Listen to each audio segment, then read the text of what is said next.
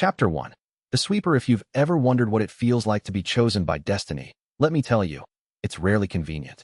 I learned this on the morning the sky split open and a legendary sword decided I was its new master. But I'm getting ahead of myself. Subscribe and ring the bell so you don't miss the moment everything changes for Chen Wei, a man who wanted nothing more than to sweep floors in peace. Chen Wei had perfected the art of being invisible. Every morning before dawn, he swept the Jade Marketplace in Lingzhou City, pushing his worn bamboo broom across the same stone paths he had swept for 5 years.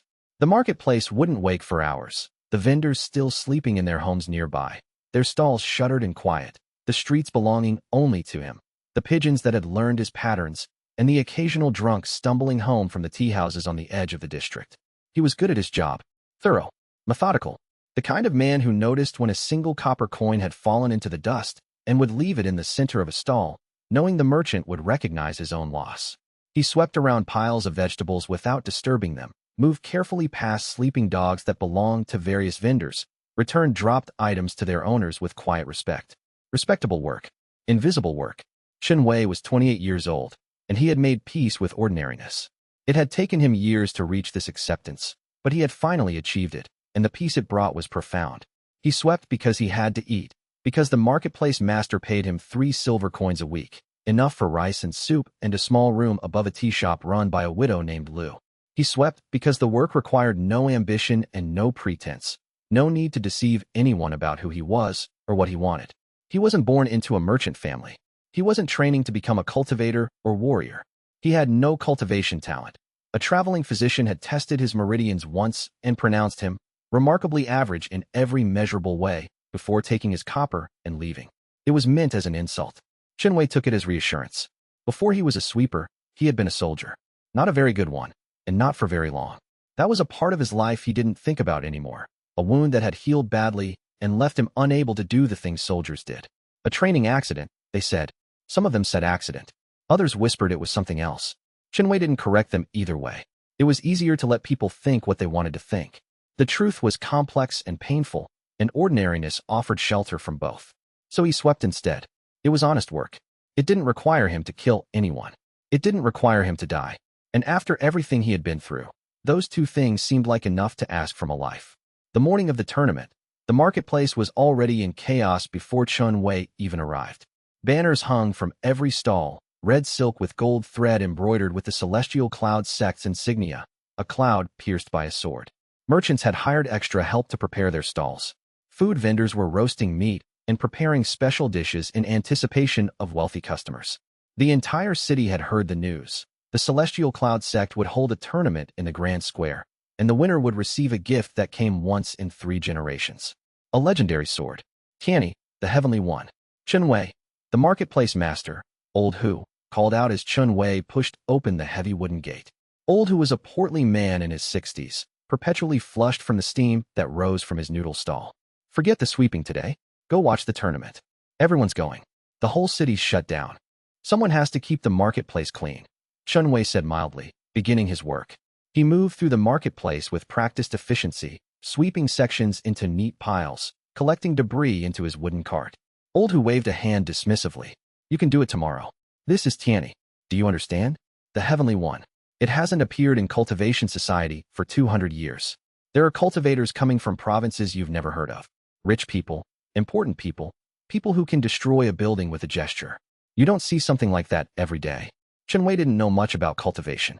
He knew that there were people who could move faster than normal humans, who could jump higher, who had opened something called meridians and could pull energy from the world around them. He knew they were rare and powerful and treated the rest of the population like interesting decorations on the world stage. He also knew they were not his problem. But Tianyi, the name meant something. Even in the marketplace gossip, which was how Chen Wei's information about the cultivation world filtered through the voices of vendors and customers, Tianyi had appeared in stories for centuries.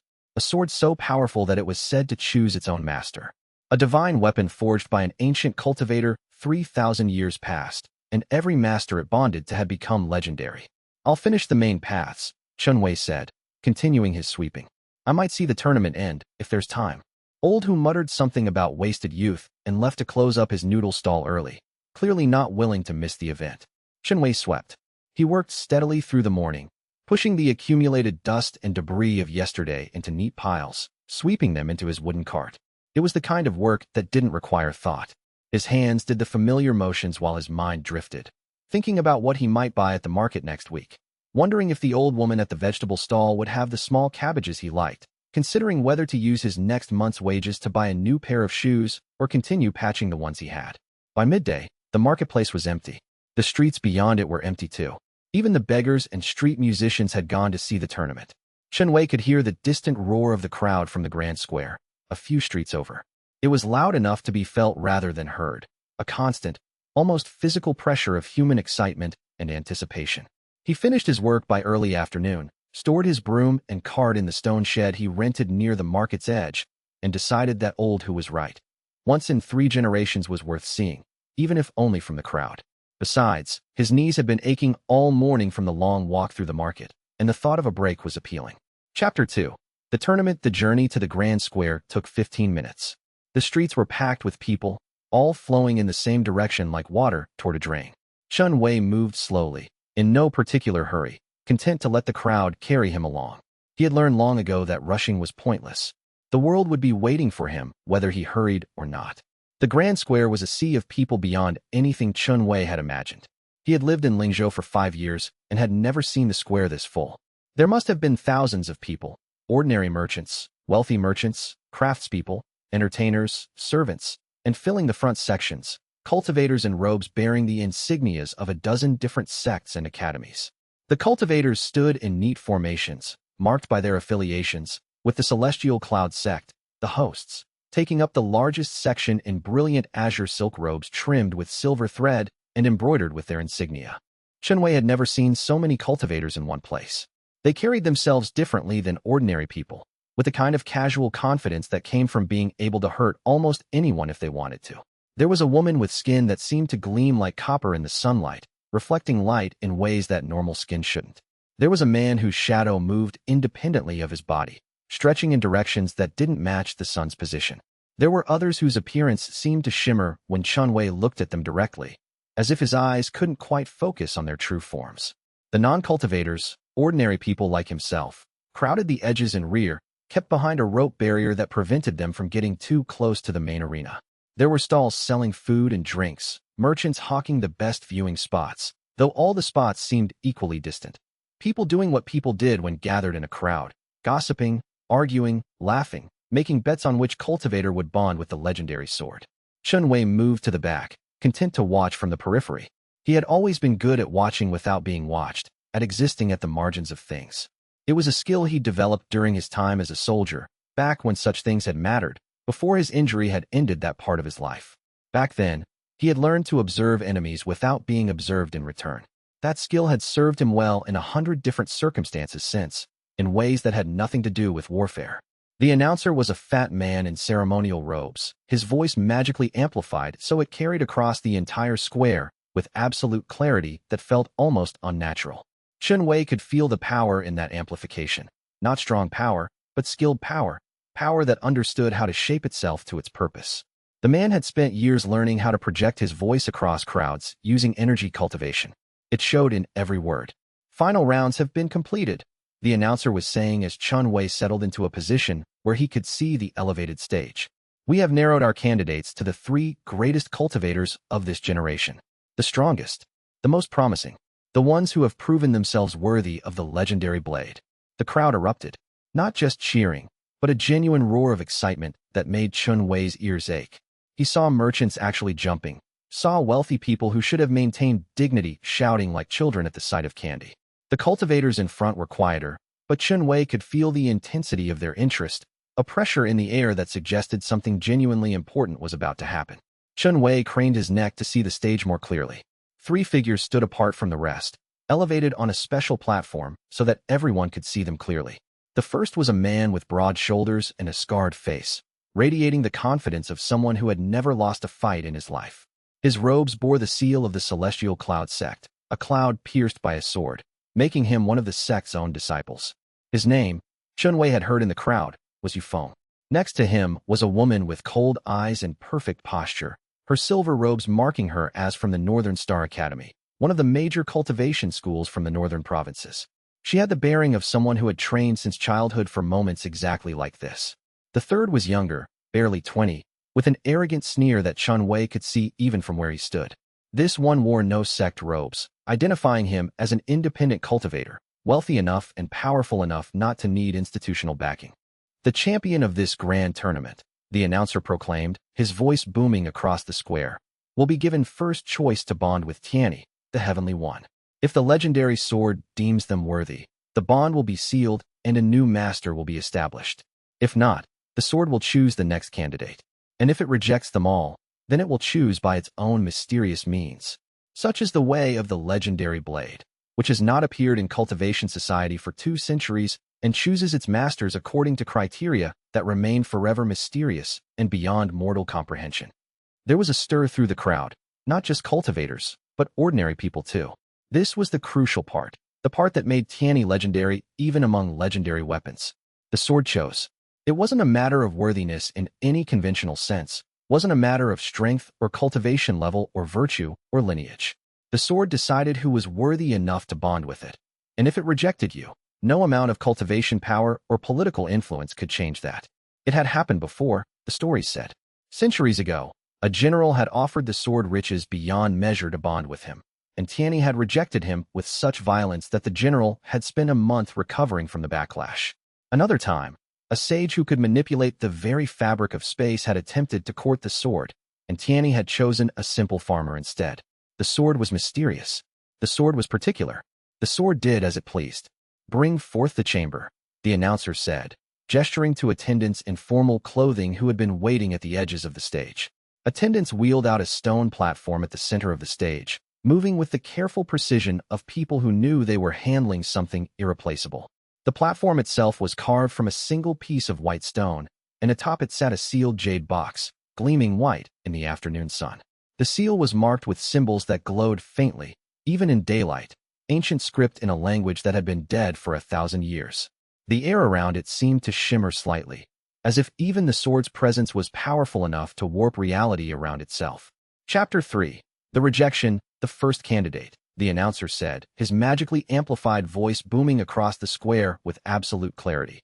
Is Yu Feng, champion of this year's tournament, and 3 times regional champion before that. The scarred man, the champion, stepped forward to enthusiastic cheering from the crowd.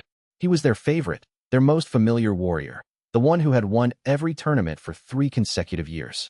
The crowd's support seemed to create a physical wave of pressure that swept across the arena. He moved with the confidence of someone who had never been rejected by anything in his life. Not by tournaments, not by women, not by cultivation advancement, not by the universe itself. His steps were measured and deliberate, his expression calm and assured. This was a man who believed in his own inevitable success. Chen Wei could see it in every movement, in every line of his body. Yu Feng had spent his entire life winning. He had been trained from childhood to be superior.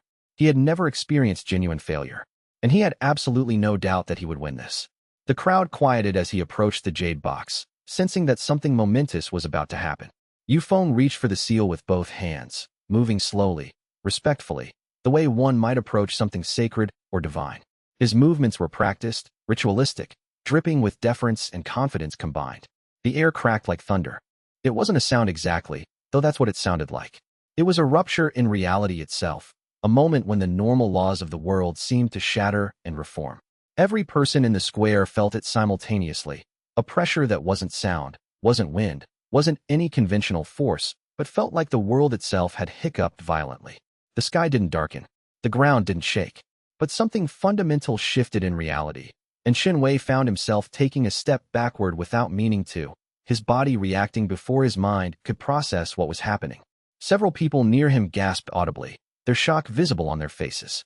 The champion jerked back from the box as if he'd touched something impossibly hot, his hands smoking slightly where they'd been touching the jade. The expression on his face was one of absolute shock, mixed with confusion and the first stirrings of genuine anger. The anger of a man who had just experienced something completely contrary to his expectations. "Your sword doesn't want me," he called out, his voice carrying a note of confusion and outrage. The suggestion that a legendary weapon would reject him seemed to violate some fundamental law of the universe. His hands were shaking, though he tried to hide it by clenching them into fists. For the first time, Chen Wei could see doubt in the man's eyes. The unshakable confidence that had been radiating from him was cracking, showing fissures. The announcer looked absolutely bewildered, his earlier confidence visibly shaken. Clearly, he had not prepared remarks for the possibility of a rejection on the first attempt. He hadn't considered this scenario. The rejection is quite clear, he said, stammering slightly. The sword has chosen not to bond with you at this time. Please step back, and we will proceed to the next candidate. The champion retreated from the stage, his face flushed dark red with embarrassment and anger. The crowd's cheering had died away completely. Those around him were whispering urgently to each other, and Chen Wei could see the doubts spreading like a contagion through the spectators. If the legendary sword didn't want the champion, the greatest warrior of this generation, what did it possibly want? The woman from the Northern Star Academy stepped forward next, clearly having learned from Yu Feng's mistake. Her approach was far more cautious, showing far more respect. She bowed deeply to the jade box before even reaching for the seal, moving with ritual precision that suggested years of training in the proper forms of respect. This was a cultivator who took tradition seriously, who understood the proper protocols. It didn't matter. The rejection was even more violent. The sword's power lashed out like a whip, striking her before she could even touch the seal. The woman was thrown backward by an invisible force, her body tumbling across the stone stage before she managed to catch herself on her hands and knees. She didn't try to rise again, just crouched there, breathing hard, clearly shocked by the sheer force of the rejection. There was no mercy in it, no subtlety. The crowd murmured uneasily, the sound like wind moving through dead leaves. 2 rejections. 2 of the strongest cultivators of their generation rejected instantly. Something was wrong, or something was fundamentally different from what everyone had expected. Either way, the anticipated bonding that had been scheduled to cement one cultivator's path to immortal status was not going to happen as planned. The young man with the arrogant sneer stepped forward third with clear contempt for the process. He moved like he thought the jade box was somehow malfunctioning, like he thought the sword was being illogical and needed to be taught a lesson by a superior cultivator, someone brilliant and strong enough to force the legendary weapon's cooperation. Chen Wei could see the problem immediately. This cultivator didn't understand what was happening. He didn't understand that the sword's rejection was genuine and absolute, not something that could be overcome with arrogance or brute cultivation power. He grabbed the seal with both hands and pulled with his full cultivation power, trying to force the box open through sheer strength, as if the divine weapon would bend to his will if he simply applied enough force.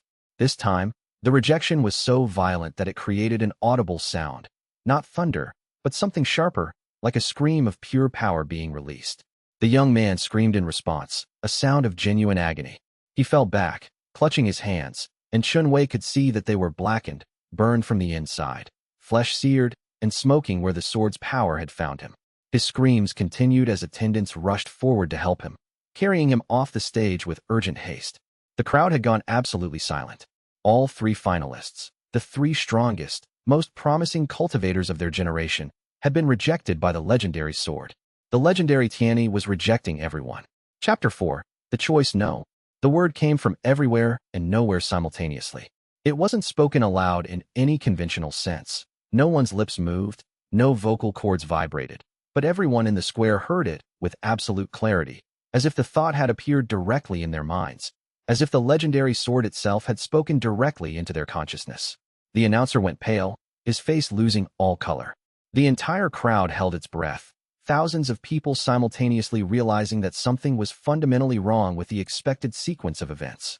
The jade box at the center of the stage began to glow, a radiance that started faint but grew steadily brighter. The light was white, pure, and absolutely blinding.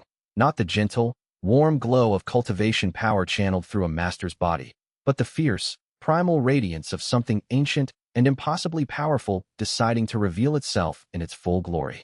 Chen Wei raised a hand to shield his eyes, but he didn't look away. Some part of him, some core of his being that had learned in childhood to observe without being observed, needed to see this, needed to understand what was happening, needed to witness the moment that would transform his entire life. He heard shouts of alarm from the crowd, heard people backing away in panic, heard the sound of people crying out in fear. The light grew brighter with each passing second, hotter, so intense that Chen Wei had to turn away completely from the stage. His eyes watered from the brilliance, tears streaming down his cheeks, even though he was squinting hard. And then, the box exploded. It wasn't a violent explosion in the conventional sense. There was no shrapnel, no blast wave, no sound of destruction. Instead, It was more like a dissolution. The jade dissolved into pure energy, shattered into fragments that fell harmlessly away, dissolving into nothing before they could hit the ground. And from the shattered container, a sword rose into the air, propelled by power that no one in that square could have measured or quantified. It was beautiful in a way that made Chen Wei's entire chest ache to look at it. The blade was pristine white, unmarred by any blemish or stain, etched with symbols that seemed to move when he looked at them directly. Ancient characters in a language that had been dead for 1,000 years or more, possibly for 5,000 years. The hilt was wrapped in silver cord, wound in intricate patterns that suggested incredible age and meticulous care, rewrapped and rebound countless times throughout its mythical existence. The guard was crafted in the shape of clouds parting to reveal the heavens beyond, and even in the brilliant daylight, the sword glowed with its own inner light, a radiance that seemed to come from somewhere very far away, from the heart of the heavens themselves. It hung in the air above the stage, perfectly still, suspended by forces that Chen Wei couldn't begin to understand or process. And then, after a moment of absolute stillness that felt like the entire world was holding its collective breath, it moved. Not toward the champion. Not toward the woman from the Northern Star Academy. Not toward any of the cultivators standing in their neat ranked sections, watching with expressions of confusion and hunger and desperate awe, all imagining themselves bonding with the legendary blade. The sword shot like an arrow through the crowd, faster than thought, faster than sight could follow. It moved with the speed of a striking eagle, a movement so fast that the human eye barely registered it. It moved in a straight line through thousands of people, cutting a path through the crowd without touching a single person. People screamed as the sword passed near them, felt the pressure of its power, but none were harmed. Cultivators reached for it instinctively, trying to slow it or catch it as it passed, but the sword moved far too fast, guided by will and purpose that transcended their comprehension. The crowd screamed louder. People dove out of the way, instinctively trying to escape the trajectory of this ancient weapon. And Chen Wei, still watching with that detached curiosity that had served him well through 5 years of trying to remain insignificant, realized with some surprise, maybe even some shock, that the sword was heading directly toward him. He didn't have time to move. More importantly, he never would have moved anyway. Where could he go? Where could anyone go when something that fast decided it was coming for you? And what was the point of running from something that moved faster than his eyes could track? The sword struck him directly in the chest. He expected pain, expected the sharp, tearing sensation of the blade penetrating his flesh, expected blood, expected his organs spilling out onto the marketplace stones, expected death arriving with white light and the power of an ancient legend, expected his life ending in the next millisecond.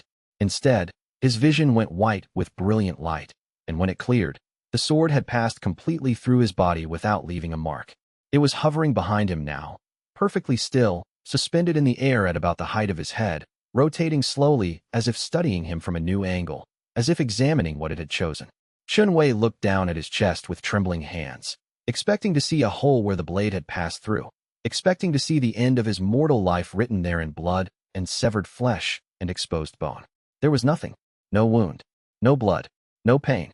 No sensation of anything being wrong. Just the pristine fabric of his worn merchant's robe, undamaged and unsoiled, as if the sword had never touched him at all. Just the legendary sword, hanging in the air behind him, perfectly still now, as if waiting for him to turn around and acknowledge what had just occurred. And in that moment, Chen Wei understood with absolute clarity that his life had changed forever. The square erupted into absolute chaos. Chapter 5, The Bond. Well, a voice said directly into Chen Wei's mind, strange and clear and absolutely, unmistakably furious. This is humiliating. The voice belonged to the sword, to Tianyi, the heaven's unity, the legendary weapon itself, and it was very, very angry. More angry than Chen Wei would have thought it possible to be. Chen Wei couldn't move. His entire body had gone into some kind of shock, the kind of shock that came from having a legendary weapon pass completely through him without causing any injury, without leaving a mark, without following any law of physics or reality that he understood. His legs felt weak. His hands were shaking. He couldn't think clearly.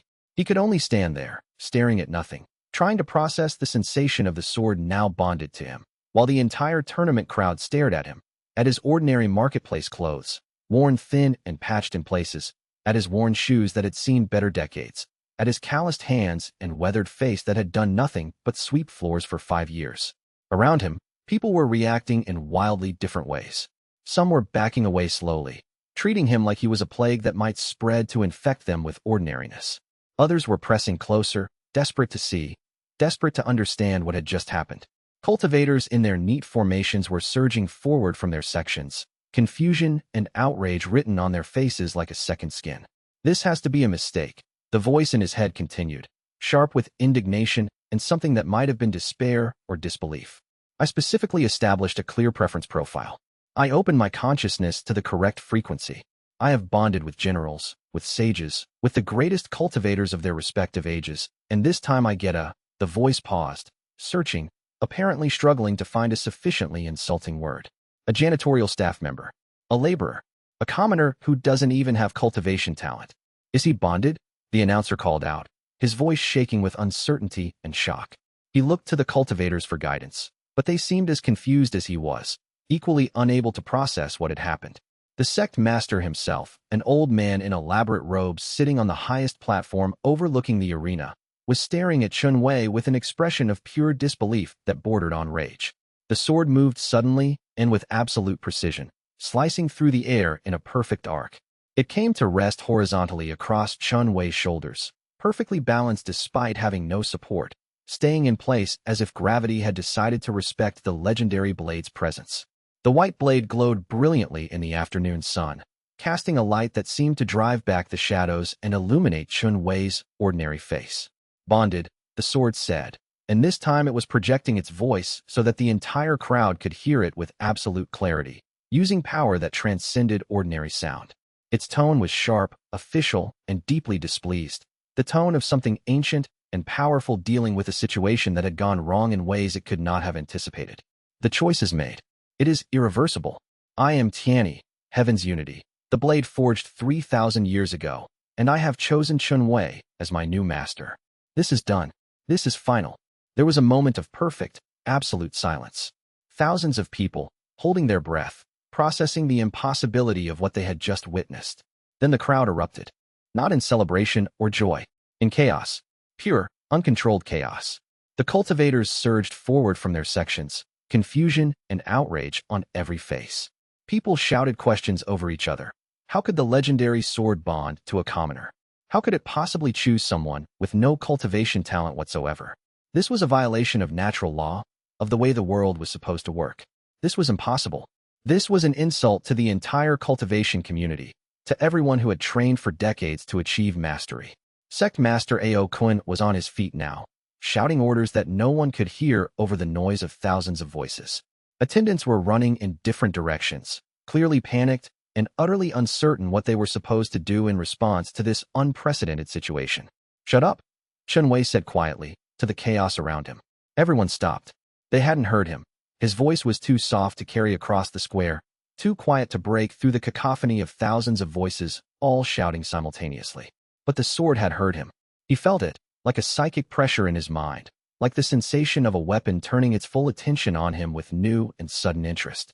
I'm sorry. Tianyi's voice in his head was sharp and dangerous. Did you just tell me to shut up?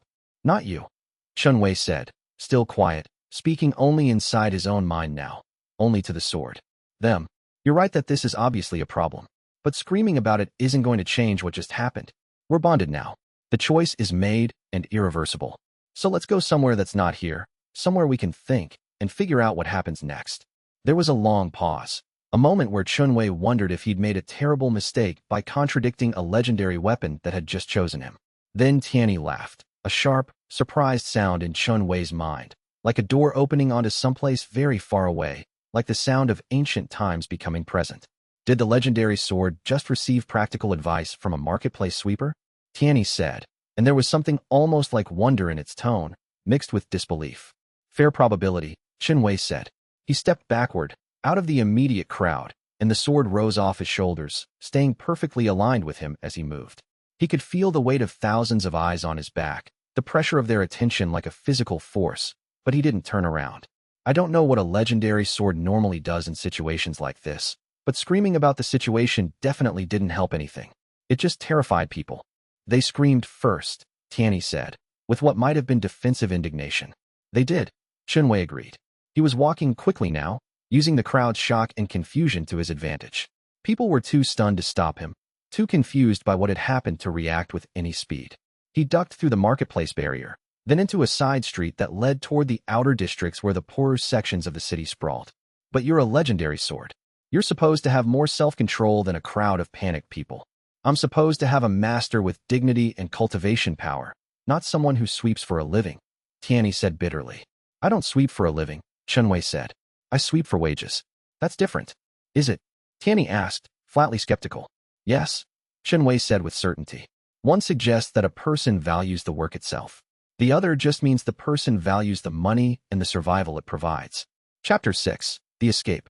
He was walking faster now, moving with clear purpose, trying to get as far from the grand square as possible before any organized pursuit could form. Behind him, he could hear the chaos of the crowd, shouting voices, people calling out orders, cultivators moving in response to the crisis. But they would be disorganized at first, scrambling to process what had just happened, trying to figure out the correct response to a legendary sword bonding to someone it absolutely shouldn't have bonded to. By his calculation, he had maybe 5 to 10 minutes before the first truly coordinated pursuit could begin. Behind us, Tianyi observed, its tone suggesting genuine interest. We're being pursued. They're mobilizing faster than I expected.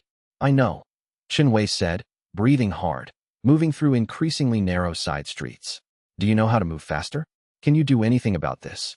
It's been bonded to a street sweeper for literally less than an hour, so I'm discovering my own limitations in real time, Tianyi said flatly, with clear frustration at the situation. But yes, I can do this. The bond grants us access to each other's power. Theoretically, I should be able to accelerate both of us. The air around Chen Wei suddenly shifted in a way his body couldn't process. It was like the world was moving slower, or he was moving faster. He honestly couldn't tell which sensation was the actual truth. His surroundings blurred violently, the buildings melting together into streaks of color, the sky becoming a vertical blur of blue. The people behind them shouting commands became distant echoes, then nothing but the wind whistling past his ears. The sensation was intensely, viscerally unpleasant, the worst thing Chen Wei had ever experienced. His stomach heaved violently. His vision spun in directions it shouldn't have been able to spin. Something that might have been every individual nerve ending in his body screamed in protest simultaneously. When the world finally solidified around him again, he was standing at the edge of the city proper, in a poor neighborhood of cramped houses and narrow streets where the wealthier districts didn't bother to extend their protection.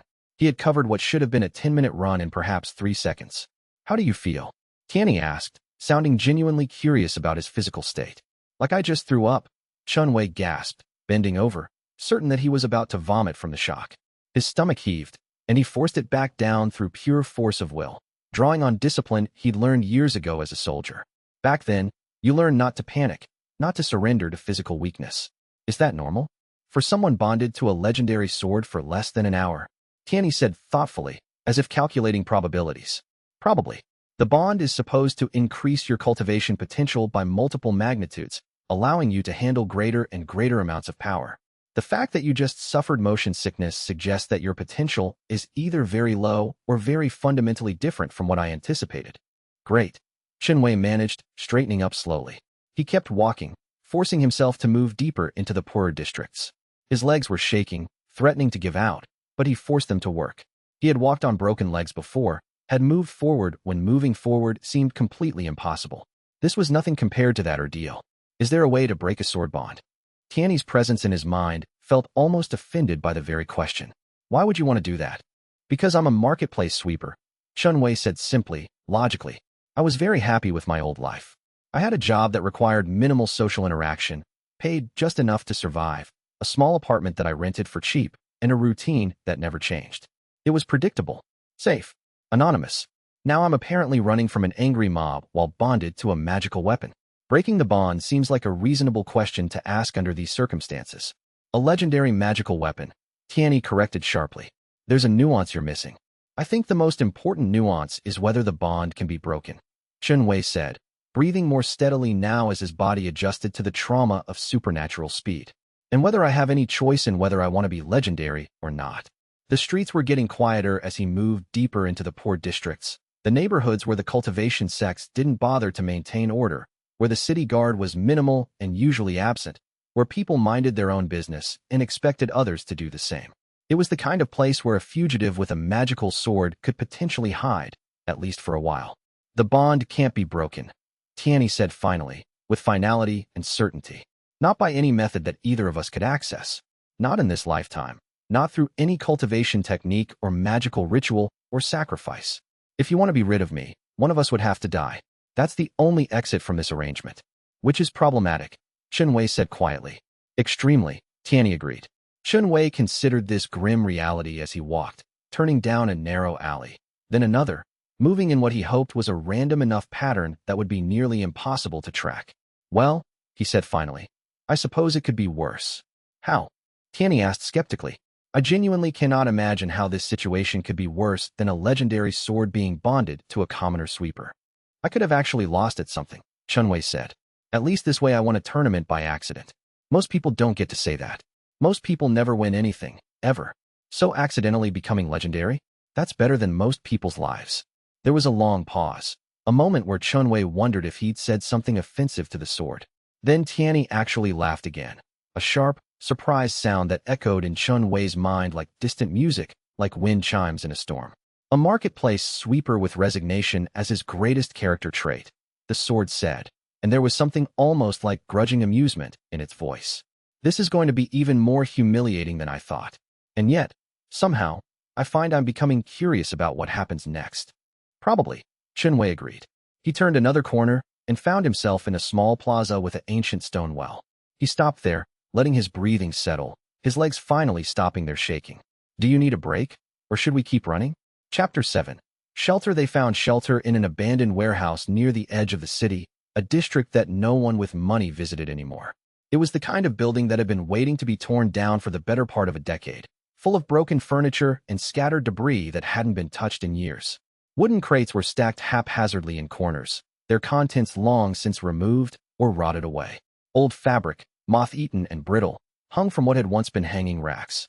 It smelled like mold and decay and the slow rot of things left to the elements. A sharp, acrid stench that made Chen Wei's nose burn. But it had a roof and walls, and most importantly, it was invisible.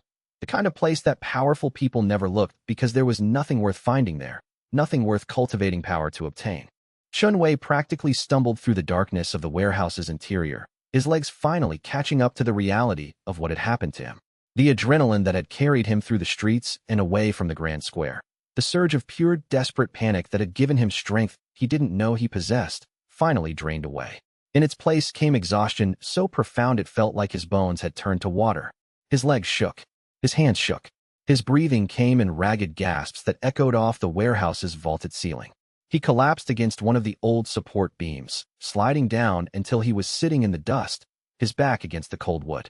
For a long moment, he couldn't move, couldn't think, couldn't do anything except breathe and try to process what had happened. A legendary sword, in his hand, bonded to him. It still felt impossible. We can rest here, Tianyi said, its voice calm and measured in his mind, as if an immortal weapon bonded to a sweeper was a perfectly ordinary occurrence. For a few hours, at least.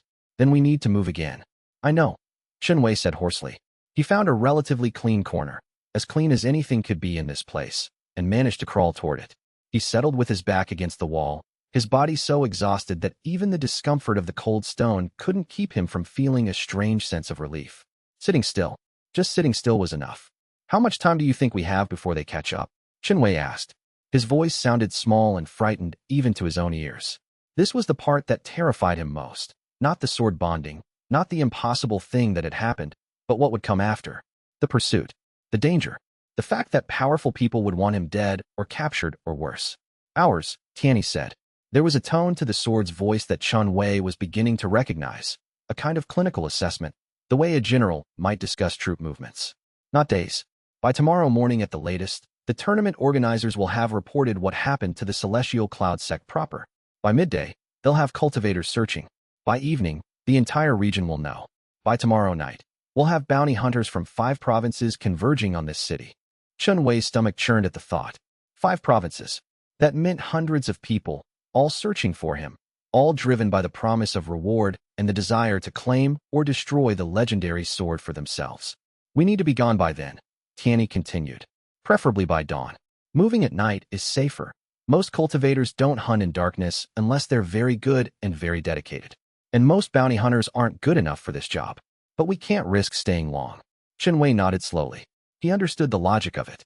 The sword bonding with a commoner was an insult to the entire cultivation world, an affront to everything they believed about worthiness and merit and the natural order of things. They wouldn't let it stand. They couldn't let it stand, because if they did, it would undermine everything they claimed to believe in. It would suggest that strength and training and breeding weren't what mattered to destiny. And that was a threat they simply could not allow to exist. So we have until dawn, Chen Wei said quietly. To rest, to plan, to figure out what happens next. Yes, Tianyi said. Make the most of it. Chen Wei closed his eyes and leaned his head back against the wall. Outside the warehouse, the city was still in chaos. He could hear distant sirens. The city guard had been mobilized. He could hear shouts and the sound of running feet. But here, in this abandoned place, there was a strange kind of peace. For the moment, they were safe. For the moment, no one was coming. It wouldn't last. But for now, it was enough. Chapter 8. The Guard. The city guard caught up with them just as the sun was beginning to set, painting the sky in shades of orange and red. There were 12 of them, armed with standard-issue swords and armor that marked them as belonging to the city's Central District Protection Force. They were led by a man named Lu, who worked the Central District and had always been polite and fair when checking the marketplace for trouble. Lu had sometimes bought noodles from Old Hu's stall on quiet evenings, had once helped Chen Wei carry an injured pigeon all the way to the local temple for healing, had treated the marketplace residents with genuine respect rather than contempt. He looked deeply uncomfortable now, his hand resting nervously on the hilt of his sword, clearly dreading what was about to happen. Chen Wei, Lu called out, stopping a careful distance away, making sure he had room to maneuver. His hand was trembling slightly, whether from fear or something else. Chen Wei couldn't tell. I need you to come with me. The sect master wants to speak with you. The Celestial Cloud sect's leadership is ordering your immediate detention for questioning regarding the legendary sword. No, Chen Wei said simply, the word clear and absolute. The guards came to a stop, clearly surprised by the direct refusal. The warehouse that they'd taken shelter in was surrounded on 3 sides by open courtyard space, giving Chen Wei nowhere to run, nowhere to hide, no obvious escape route. He was backed against the stone wall of the building, Tianyi resting horizontally across his shoulders like a living cloak, perfect and still. Lu's hand tightened on his sword hilt until his knuckles went white. I'm going to have to insist. You don't have a choice in this matter. I understand, Chen Wei said quietly. He was trying to think clearly, trying to assess the situation with the cold logic that had served him well during his time as a soldier years ago. 12 guards, probably decent combat training, definitely equipped. 1 legendary sword with 3,000 years of combat experience and power beyond normal comprehension. The mathematical outcome was almost certain, but Chen Wei didn't want to hurt Lu, didn't want to spill blood unnecessarily. But a sword that has decided it wants me and a city guard who has decided he has a duty to capture me are probably going to have a serious problem if they try to fight. I don't want to hurt you, Lu. You've always been fair to the marketplace people. You actually seem to care about the people you protected instead of just collecting taxes and bribes like some of the other guards. Lu's face went red with a mixture of anger and frustration. You understand that refusing a direct order from the Celestial Cloud sect is treason? It's punishable by death. It would be, if I were a citizen of their sect, Chen Wei said. But I'm not. I'm a marketplace sweeper. The sword chose me. I didn't volunteer for this bonding. So unless your laws have changed to include mandatory bonding and mandatory cooperation with sects that decide to claim people, I'm not breaking any official rules by not wanting to talk to your sect master yet. The sword is a national treasure, Lu said tightly, desperation entering his voice. The sect's jurisdiction over it is absolute. Property of the nation, under sect administration. The sword bonded itself to me, Chen Wei said, his voice steady. That doesn't make me property of the sect or the nation. I think that gives me some say in who gets to interrogate it and potentially try to separate us. Lu looked like he was in genuine pain, wrestling with conflicting loyalties and duties. I'm done talking, he said finally, his voice heavy with regret. He drew his sword, a normal one, nothing like the brilliant white blade that had become a familiar weight against Chen Wei's shoulders. Stand down. Tianyi moved faster than Lu could possibly follow. One moment Chen Wei was standing with his hands visible and open, completely unarmed. The next moment he was transformed into someone who was armed, the white blade moving in a graceful arc to meet Lu's strike with a sound like bells ringing across a temple. But Tianyi didn't cut.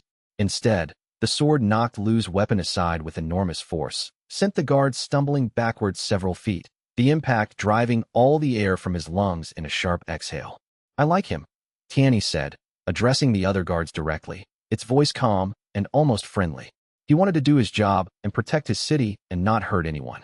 He was trying his best with an impossible situation. So don't make this complicated for yourselves. Stand down. The other guards looked at each other uncertainly.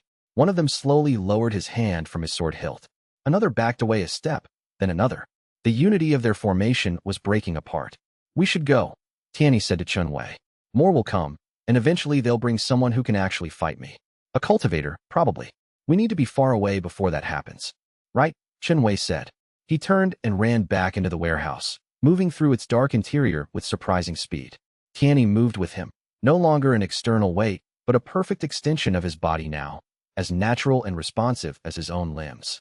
Behind them, Lu was shouting orders, trying to rally his guards to pursue, but they were too disorganized, and Chen Wei was already moving toward the back exit. They didn't catch up. Chapter 9. Into the hills. By the time darkness fell completely, swallowing the landscape in shadow, Chen Wei was out of the city entirely, moving into the hills that surrounded Lingzhou on all sides.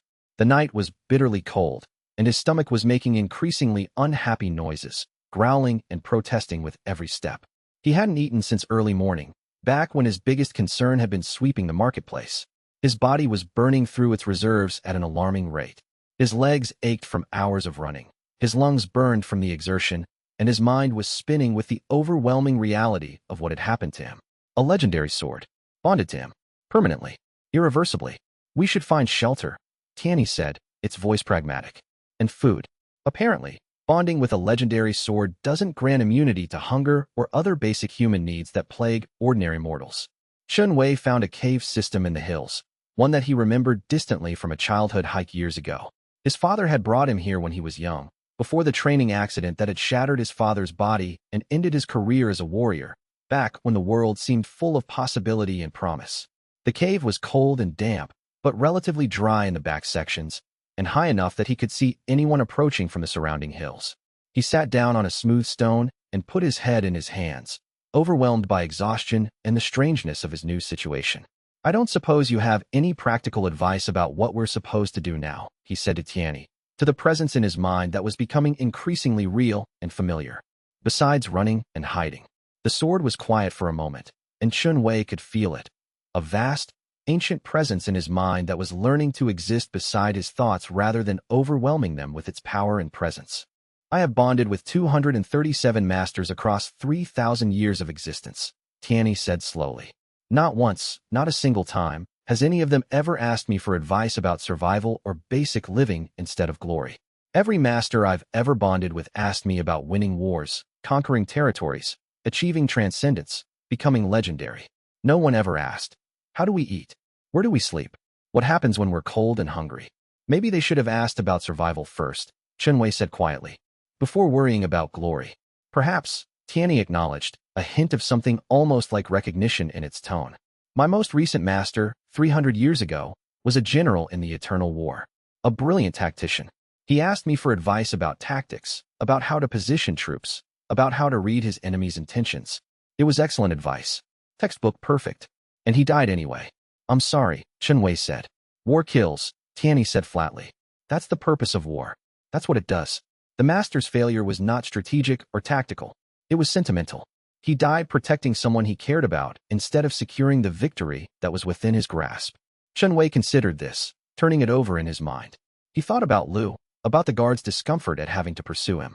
He thought about the young cultivator who had burned his hands on the jade box in his arrogance. He thought about Old Hu in the marketplace, and about all the other people whose lives had been disrupted by the sword's choice to bond with the sweeper. Do you think he made the wrong choice? Chen Wei asked. Your predecessor, I mean. The general. Do you think he was wrong to protect someone he cared about? That's not the question, Tianyi said coldly. He made his choice. It resulted in his death. That's what matters. I think the real question is whether he was happy with his choice, Chen Wei said. Whether he died happy, knowing he'd chosen to protect someone over his own life. Tianyi was silent for a very long time. Your predecessor chose to protect someone he cared about, Chen Wei continued, his voice soft in the darkness of the cave. Most people would say that's the most important choice anyone can make. I've swept floors in a marketplace for 5 years. I've seen people buy and sell everything. Their dignity, their morals, their families, their honor, their principles. But the ones who seemed happiest, who seemed at peace, were the ones who chose something greater than profit. Who chose someone over safety? And where did that choice leave them? Tianyi asked, its tone sharp and critical. Poor, Chen Wei said. Hungry. Exactly like me, right now, sitting in a cold cave with nothing to eat. But they looked at peace. They slept without fear. He lay down on the cave floor and curled up, shivering in the cold that seemed to penetrate the stone itself. Tianyi came to rest across his body, the blade warming him slightly with its supernatural heat, and for the first time since the binding had occurred, the sword didn't argue with him or criticize him. Tomorrow we need to find food, Tianyi said, and water, and figure out a plan for what happens next. But tonight, rest. Tomorrow, Chen Wei agreed, his eyes already closing, his body finally surrendering to exhaustion. We'll figure it out tomorrow. Chapter 10. Master Sun Kuo the next morning brought news. A cultivator moving through the hills with the kind of supernatural speed that only a serious cultivator could achieve.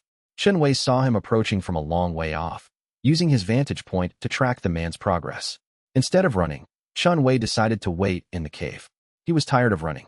The man who entered was in his 50s, thin as a pine tree, with eyes that looked like they could see through walls. When he saw Chen Wei, he smiled, genuinely, like he had just encountered something unexpected and pleasantly surprising. Chen Wei, he said politely, sitting down on a rock across from Chen Wei without asking permission. I'm Master Sun Kuo. I was sent to retrieve you, but I suspect that won't work. Correct, Chen Wei said. Good, Master Sun Kuo said. That makes this much more interesting. The sect master would like to study you, you understand. He's interested in why the sword bonded to you when it rejected 3 legitimate candidates and destroyed a young cultivator's hands in the process. He wants to know if there's something special about you, some hidden power, some defect in the bonding that might be rectifiable. I don't know why, Chen Wei said. I wouldn't mind not finding out. Is there any possibility that you might just let me go? No, Master Sun Kuo said cheerfully. But I'm also not going to drag you back to the sect master.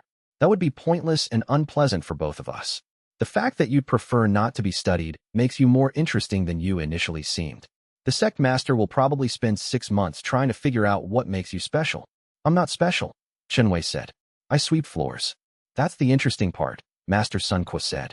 He stood up and walked around Chen Wei slowly, studying him with the careful attention of someone examining a piece of art.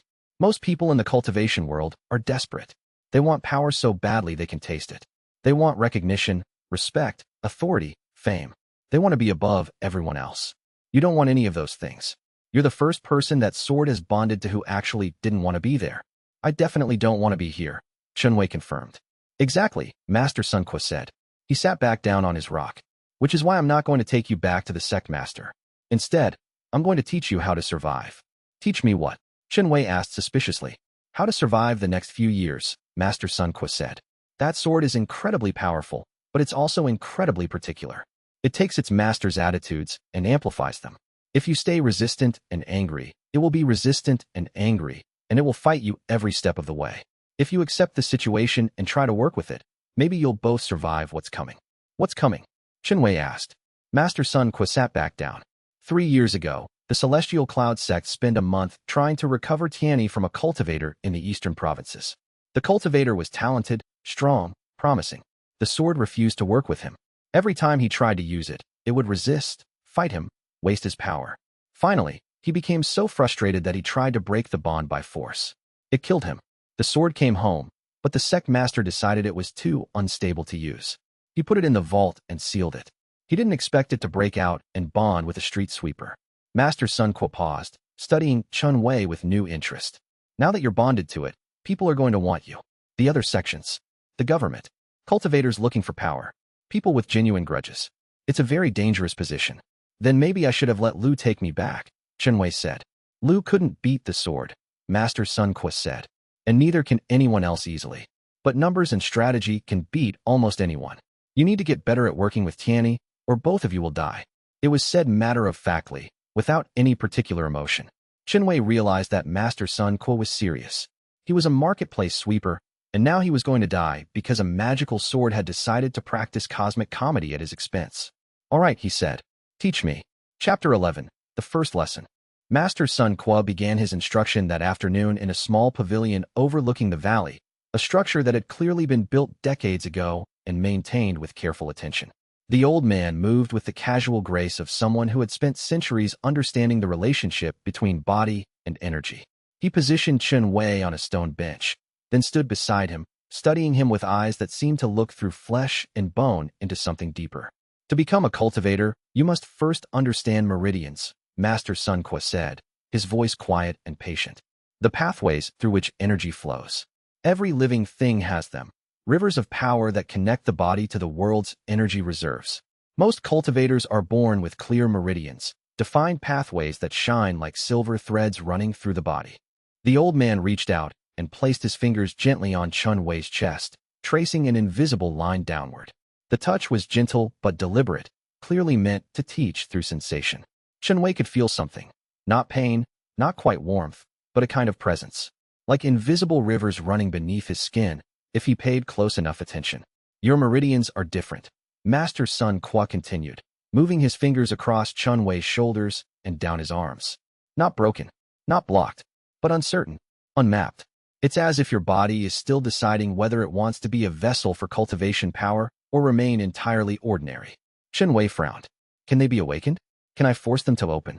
Forcing is rarely the answer in cultivation, Master Sun Qua said, releasing him and stepping back. But the sword bonded with you, Chen Wei. That is a profound thing. A legendary weapon does not bond to someone who has absolutely no potential. Somewhere within you, something resonates with cultivation power. It is quiet and subtle, perhaps, but it is there. We will attempt to awaken it. Over the next few hours, Master Sun Qua taught him the fundamentals. They began with breathing exercises, simple patterns of inhalation and exhalation, timed to the beating of his heart. Then meditation techniques, methods for quieting the mind and turning internal attention inward, like a lantern being lit in a dark room. Then, most importantly, methods for sensing the energy that flowed through all living things. The practice was difficult in ways Chen Wei hadn't anticipated. When he tried to sense his meridians, he found them uncertain and hard to locate, unlike the clear pathways that cultivators described. It was like trying to see something in dim light. The harder he looked, the more elusive it became. The more he reached for it, the further it retreated. But Master Sun Qua was patient. Over and over, he adjusted Chen Wei's posture, corrected his breathing, guided his attention inward. And slowly, after hours of effort, Chen Wei began to feel something. Not clear pathways, not yet, but a presence. A sense of energy moving through him, like wind moving through a forest at night. Felt more than seen, understood more through intuition than direct sensation. Good, Master Sun Qua said. Very good. You have the foundation. Now comes the difficult part. That evening, Master Sun Qua brought out a spirit stone, a small crystal no larger than a fingernail, gleaming with an inner light that seemed to pulse in rhythm with the evening. This will accelerate your progress, he said, placing it on Chen Wei's palm. Hold it while you meditate. It will help your meridians attune to cultivation power. The effect was immediate. With the spirit stone, Chen Wei's meditation became clearer, sharper. The uncertain meridians that had been so hard to sense suddenly became brighter, more defined. He could feel energy flowing through him like water, finding its course. Hours of meditation that should have been exhausting instead left him energized, exhilarated, as if he'd drunk wine and found it delicious. Days turned into weeks. Master Sun Qua continued to teach him, introducing new techniques, pushing him toward deeper meditation states. And Tianyi, listening from within his mind, slowly and grudgingly began to offer guidance. At first, the sword's comments were as contemptuous as ever. But gradually, over days and weeks of practice, something shifted. The sword's contempt didn't disappear entirely, but it transformed. It became less like mockery and more like the critical assessment of a master watching a clumsy student finally begin to understand the fundamentals. By the third week, Chen Wei realized that what he was experiencing might have been respect. Chapter 12. Progress. Your control is improving, Tianyi said after weeks of intensive training, its voice arriving in Chen Wei's mind with the tone of a master assessing a promising but still clumsy apprentice. You're not the complete disaster you were when we bonded. There was genuine potential that the bonding might have been a mistake. I'm less convinced of that now. Chen Wei smiled despite his exhaustion. Is that praise, or something approaching it? Observation, Tianyi said crisply. Factual assessment. Your meridians have stabilized. Your control has measurably improved. That is not the same as achieving genuine competence. Don't let it go to your head. But Chen Wei could feel the difference himself, a transformation happening at the deepest level of his being. His meridians, which had been uncertain and hard to locate just weeks ago, were becoming solid, defined, real, no longer like trying to sense invisible rivers, but like understanding the geography of his own body. The energy in his dantian, the cultivation center located in his lower abdomen, was growing stronger with each passing day, accumulating power that had taken cultivators decades to build. His body was changing, not in appearance, at least not visibly, but in the way it responded to the world. He could move faster than before. He could hold his breath longer. His senses had sharpened. When he walked through the forest surrounding Master Sun Qua's retreat, he could now perceive things that had been invisible to him before. The flow of energy through plants, the subtle vibrations of small animals, the pressure of cultivated power when Master Sun Qua was near. He practiced meditation for hours each day now, far longer than when he'd started, his mind growing stronger and his concentration deeper with each session. He would sit in the pavilion overlooking the valley and focus inward, watching the energy move through his meridians like a map being drawn in light. 3 hours became 4. 4 became 5. By the 4th week, he could meditate for 6 hours straight without his attention wavering. He worked with the spirit stone, learning to pull energy directly from its concentrated reserves rather than trying to draw power from the ambient world. The spirit stone was easier to sense, easier to work with. Its energy was condensed and pure, a beacon of power that his meridians could latch onto and follow. He learned to circulate this energy through his meridians in the patterns that Master Sun Qua had taught him, moving it through his body in precise pathways, slowly increasing the speed and intensity as his control improved. The patterns themselves were sacred, having been refined over thousands of years. The 8 flows of heaven, Master Sun Qua called them, pathways that connected to the deepest sources of cultivation power. Some flowed upward, energizing the mind and the spirit. Some flowed downward, grounding him to the earth. Some circled inward, concentrating power in his core. Some spiraled outward, distributing power throughout his body. And Tianyi watched, always watching. The sword would offer criticism when Chen Wei's concentration wavered, when he made mistakes in the circulation patterns, when he let his control slip for even a moment. But occasionally, very occasionally, so rarely that it meant something, the sword would offer what might have been approval. That was adequately done, Tianyi might say after a particularly difficult meditation session. Or, your circulation pattern is approaching something resembling competence. These small moments of acknowledgement drove Chen Wei harder than any harsh criticism could have.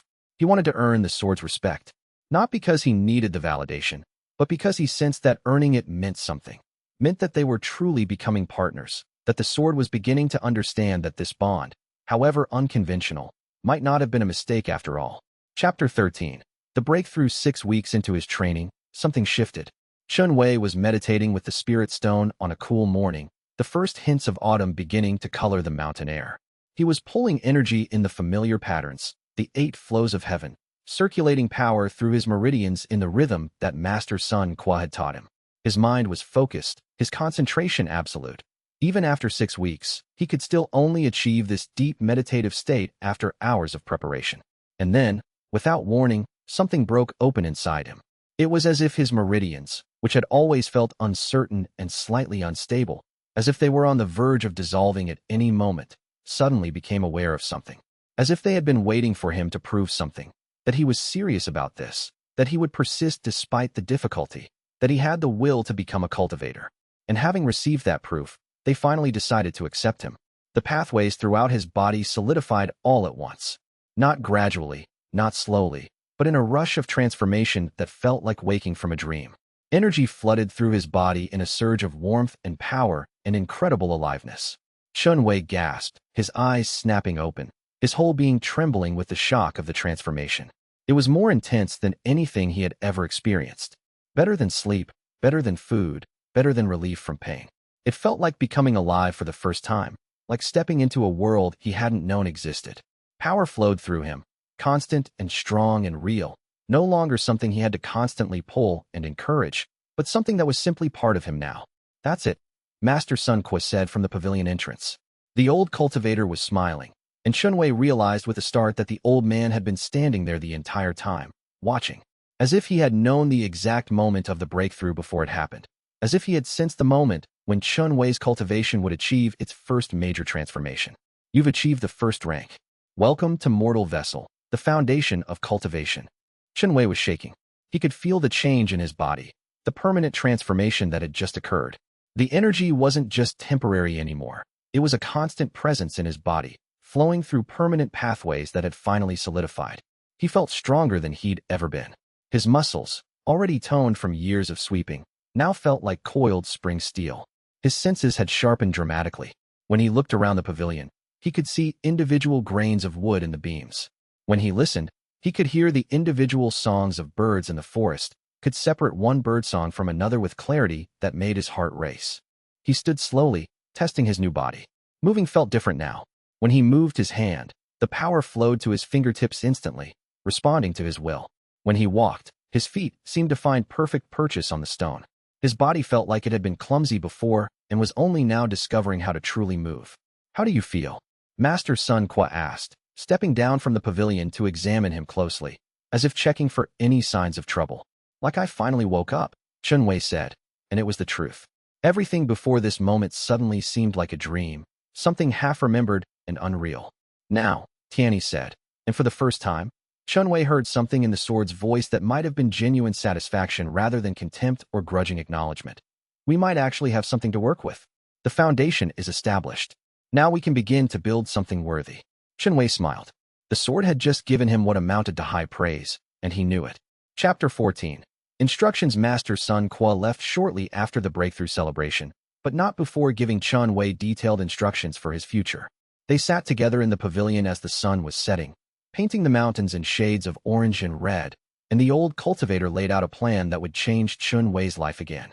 "You're no longer going to hide in this cave," he said firmly, his aged voice carrying the unmistakable tone of authority. "Hiding is a temporary solution, and time is a luxury you don't have. Starting tomorrow, you're going to start moving. You're going to travel south, toward the Violet Peak Mountains. The journey will take you several days if you walk at normal speed, less if you push yourself now that you've broken through to mortal vessel." "Where exactly am I going?" Chen Wei asked. "There's a town called Jade River at the base of the Violet Peak Mountains," Sun Qua continued. "It's a significant settlement, large enough to have cultivators passing through, but small enough that the Celestial Cloud sect won't focus their initial search efforts there. I have a friend there who runs a tea house called the Misty Pavilion, a place of safety for travelers and cultivators alike. His name is Zhou Kai. Tell him you were sent by me. Tell him I said, the wanderer seeks shelter. That phrase will let him know you're legitimate and that you can be trusted." "And then what?" Chen Wei asked. "He'll give you shelter," Sun Qua said. "He'll give you resources, money, supplies, information about what's happening in the wider cultivation world. More importantly, he'll give you access to a martial training ground where you can learn to actually fight instead of just sitting and meditating. You've achieved a breakthrough in cultivation power, which is excellent. But power without skill is useless. You need to learn how to channel that power into combat. You need to learn weapons forms, fighting techniques, tactics for fighting opponents stronger than you are." "Why?" Chen Wei asked. "Why do all of this? Why not just let me disappear?" "Because staying in one place makes you too easy to find," Sun Qua said. "Movement is your only protection now. And because you need to actually become something more than a marketplace sweeper if you're going to survive what's coming. The sword bonded to you. That means people will be looking for you. And not just people who want to study you. People who want to kill you. People who want to capture you. People who want the sword at any cost. What is coming?" Chen Wei asked directly. "You said the changes would accelerate. What exactly should I be prepared for?" "I don't know yet," Sun Qua admitted, and that admission frightened Chen Wei more than any specific threat could have. "But your life changed fundamentally the moment that sword bonded to you. The entire cultivation world trembled when Tianyi chose you. That's not a small thing. That's not an event that passes unnoticed. And I don't think the changes are going to stop anytime soon. They're going to accelerate. New challenges, new enemies, new possibilities." The old cultivator reached into his robe and withdrew a small jade token, exquisitely carved into the shape of a simple cloud floating across an empty sky. It was warm to the touch, and Chen Wei could feel a subtle pulse of power within it. "This is a jade token linked to my cultivation base," Sun Qua said, placing it in Chen Wei's palm. "If you're in serious danger, I mean genuinely mortal danger, not just difficulty, break this and call out to me. I can feel it from anywhere in the province, and possibly further. It will take me an hour to arrive, maybe less if I'm lucky. Use it wisely. Don't use it for problems you can solve yourself. But use it if you need to." "Why would you help me?" Chen Wei asked. "I'm nothing to you. A stranger, a sweeper. Why do this?" "Because I was young once," Master Sun Qua said quietly. "And I made some choices that I regretted. Choices that seemed right at the time, but that cost me dearly. People I cared about suffered because of my decisions. If I can help someone else avoid the path I took, Help them navigate the dangerous waters of cultivation politics and power struggles, then I will. It's a small thing, but it's something I can do. He paused, his ancient eyes twinkling with something that might have been amusement. Also, because Sect Master Ao Kuan is insufferable and arrogant, and the fact that a legendary sword chose a marketplace sweeper over his precious tournament disciples makes me smile every time I think about it. That alone is worth helping you. He stood and walked to the pavilion's edge, looking out over the mountains. Tomorrow morning, you begin your journey. Travel south. Don't stop moving. And when you reach Jade River, remember what I told you to say. With that, he turned and left in a shimmer of golden power, moving up the hill with the kind of blinding speed that made Chen Wei's head hurt trying to track it. In seconds, he was gone, leaving Chen Wei alone with Tianyi and the full weight of his new destiny. Chapter 15. The journey begins. The journey south began on a clear morning in late summer, when the sun was bright and the sky was a perfect, unblemished blue. Chen Wei spent an hour packing what few possessions he had. The spirit stone, wrapped carefully in cloth and placed in a leather pouch. The jade token that Sun Qua had given him, which he wore on a cord around his neck. A simple bedroll made of canvas and stuffed with straw, and what food the cave had accumulated over the weeks of their stay. He took the scroll that Master Sun Qua had left him, a carefully written document containing all the meditation techniques, energy circulation patterns, breathing exercises, and cultivation secrets he would need for the next stages of his journey. Tianyi came with him, of course. The sword had taken to resting across Chen Wei's back when they weren't actively training, sheathed in a simple scabbard that Chen Wei had crafted from wood and cloth. There was a strange comfort in that familiar weight, the perfect balance of sword and scabbard, the knowledge that the blade was there, part of him. It was ceasing to feel alien and invasive, and instead beginning to feel like the sword was becoming part of his body, an extension of his will rather than something foreign bonded to him against both their will. So, Tianyi said as they started walking through the forested hills, moving away from the cave and toward the south. We're fugitives now, wanderers, wanted criminals in the eyes of cultivation society. I suppose we are, Chen Wei said, moving carefully down a forest path. The trees were old here, massive trunks that had stood for centuries, their canopy so thick that even in daylight only filtered green light reached the ground. It's not quite what I imagined for myself, but then again, nothing about the last few weeks has been what I imagined. Are you afraid? The sword asked, its tone almost clinical, as if it was asking a scientific question. Chen Wei considered the question seriously, examining his own heart and emotions the way he might have swept through a marketplace looking for lost items. Methodical, careful, honest. I was terrified when the tournament started and you destroyed everything, he said. I was terrified when we fled the city and the guards were chasing us. I was terrified when Lu's guards came to the warehouse, trying to capture us. I was terrified during the first week of meditation, when I thought I might shatter from the power coursing through me. But I'm not terrified now. I think maybe I've used up my entire allotment of terror for the next few years. I've been so scared so many times that fear seems almost normal now. That's the stupidest approach to fear I've ever encountered, Tianyi said, with clear disapproval. And I've existed for 3,000 years, bonding with warriors and generals and legendary cultivators. None of them ever expressed such a pathetic attitude toward genuine danger. Probably, Chen Wei agreed. But it seems to be working so far. I'm not panicked. I'm thinking clearly. I'm still alive. That seems like success to me. They walked in silence for a while. The only sounds the crunch of their footsteps on the forest floor, the occasional bird call, and the whisper of wind through the leaves overhead. The forest was beautiful in a way that made Chen Wei's heart ache, full of birdsong and the smell of growing things and the sense of ancient peace. The trees here were so old that they'd watched empires rise and fall. They didn't care about tournaments or cultivation sects or legendary swords. They just existed, growing steadily, creating shelter and life. In another life, Chen Wei would have been content to spend months or years just walking like this, watching the seasons change gradually from summer to autumn to winter and back again, existing peacefully in nature, being nothing more than another part of the forest. That had always been his fantasy, to disappear into wilderness, to stop being bothered by the complications and demands of other people. But that life was gone. That simple, quiet, invisible life had ended the moment the sword chose him in that tournament square. The moment Tianyi's power had rushed through him and bonded them together. The moment he became someone important, someone that people cared about and hunted and wanted to possess. In this life, walking south with a legendary sword strapped to his back, he was a fugitive with a magical weapon and a destiny he had never chosen. But at least it wasn't boring. At least his life meant something now. even if that something was chaos and danger and the uncertainty of not knowing what came next. Maybe that was better than invisibility. Maybe that was enough. Chapter 16. The road south. Days became weeks, and weeks began to blur together into a rhythm of movement. The travel became routine in a way that Chen Wei found comforting, perhaps because his mind had been trained by 5 years of identical daily routines to find peace in repetition. They moved south through the hills and forests, following the rough path that Master Sun Qua had described so carefully. Not a road in any formal sense, exactly, but a route that other travelers had established and refined over centuries, marked by worn stones and deliberately cleared branches that indicated the preferred passage. The pattern of each day became familiar. Early morning departures, just as the sun was beginning to lighten the sky. Long hours of walking through increasingly varied terrain. Evening camps in forest clearings or the occasional small town where they could purchase supplies and information. Chen Wei's legs, which had ached terribly in the first week, eventually grew accustomed to the constant travel. His feet developed calluses on top of calluses. His endurance increased daily. They encountered other travelers occasionally, merchants moving trade goods between provinces, their wagons loaded with bolts of cloth or jars of spices. Buddhist monks on religious pilgrimage, dressed in simple robes and moving slowly. Scholars traveling to distant academies, carrying precious books in protective cases.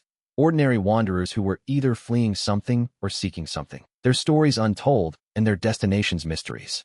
But critically, they encountered no cultivators, no bounty hunters with wanted posters, no one who seemed to be pursuing them with any urgency or special interest. Either the celestial cloud sect had decided that Chen Wei wasn't worth the long-term effort and expense of pursuit, or, more likely, they were being strategically smart about it. Perhaps they were calculating that the optimal approach was to let Chen Wei move far enough south that any immediate capture became impossible. After all, he'd already achieved his breakthrough to mortal vessel rank and had weeks to continue developing his skills. A frontal assault might be more trouble than it was worth. The deeper they traveled into the southern provinces, the more dramatically the landscape changed around them. The harsh, unforgiving mountain terrain of the regions surrounding Master Sun Qua's retreat gradually gave way to gentler, rolling hills. Then to farmland, carefully maintained and worked, with neat rows of crops growing in orderly fashion. The forests became less dense and wild, more managed and cultivated, interspersed with small villages and towns that served the agricultural communities. On one particular evening, as they were climbing a steep hillside toward higher elevation where they could see the landscape spread out below them like a map, Tianyi broke a silence that had lasted for hours. "Tell me something," the sword said, its voice thoughtful in a way that Chen Wei hadn't heard before. "Why did you choose to accept the bonding so quickly? I've bonded with hundreds of potential masters over the millennia, perhaps thousands, counting unsuccessful attempts. Most of them fight it. They absolutely rage against the connection, spending months or even years refusing reality and attempting to break the bond entirely. They demand respect from me. They demand that the sword prove itself to them. They demand explanations for why I chose them. You just accepted it. Completely. Immediately. Without resistance or complaint or demands." Chen Wei was quiet for a long moment, considering the question carefully, looking inside himself to understand his own motivations. "Because it was real," he finally said. "You were real. The bonding was real. The power flowing through my meridians was real and undeniable. And fighting something that's real and permanent won't change it. You can't fight reality and expect to win in the end. You can only adapt to it, try to keep living, and try to make the best of what you've been given." "Wise advice," Tianyi said. "Common sense," Chen Wei corrected quietly. "For a street sweeper, those might be the same thing. People like me don't have the luxury of fighting reality, of refusing what has happened, of demanding that the universe respect our preferences. We have to work with what life gives us, whether we like it or not." "For a street sweeper," Tianyi said, and there was something almost like genuine respect in its voice now. Not condescension, not mockery, but real acknowledgement. Those might be the only thing that truly matters. The rest, the arrogance, the demands, the belief that the world should bend to your will, that reality should conform to your preferences, those are luxuries. Privileges granted only to those with power and freedom. You can't afford them. You never could. And perhaps that's why you're going to survive when so many masters who came before you didn't. The sun was setting below the distant horizon now, painting the sky in a riot of colors, orange and purple and deep blue, with hints of crimson at the clouds' edges. Somewhere to the south, beyond the hills they could see but not quite reach, was Jade River and the misty pavilion that awaited them. Somewhere beyond that lay the Violet Peak Mountains and whatever challenges and discoveries waited there. But for now, in this particular moment, with the sun dying and the night approaching and the road stretching behind and ahead of them, Chen Wei felt something that approached peace. Not happiness, exactly. There was still too much uncertainty ahead, too much danger lurking in his future for something as simple as happiness. But peace, genuine acceptance, the knowledge that he was moving forward, that he was becoming something more significant than he had ever been, that whatever came next, he would face it as he had faced everything else since the sword bonded with him, with calm acceptance and practical focus on what needed to be done next. Chapter 17. Strange company on the third week of travel. As they were moving through a farming region near a town called South March, they encountered a band of soldiers from the local garrison. There were 6 of them, riding horses, moving along the main road toward the town. They had the bearing of professional soldiers, alert, organized, moving with the kind of discipline that came from proper training.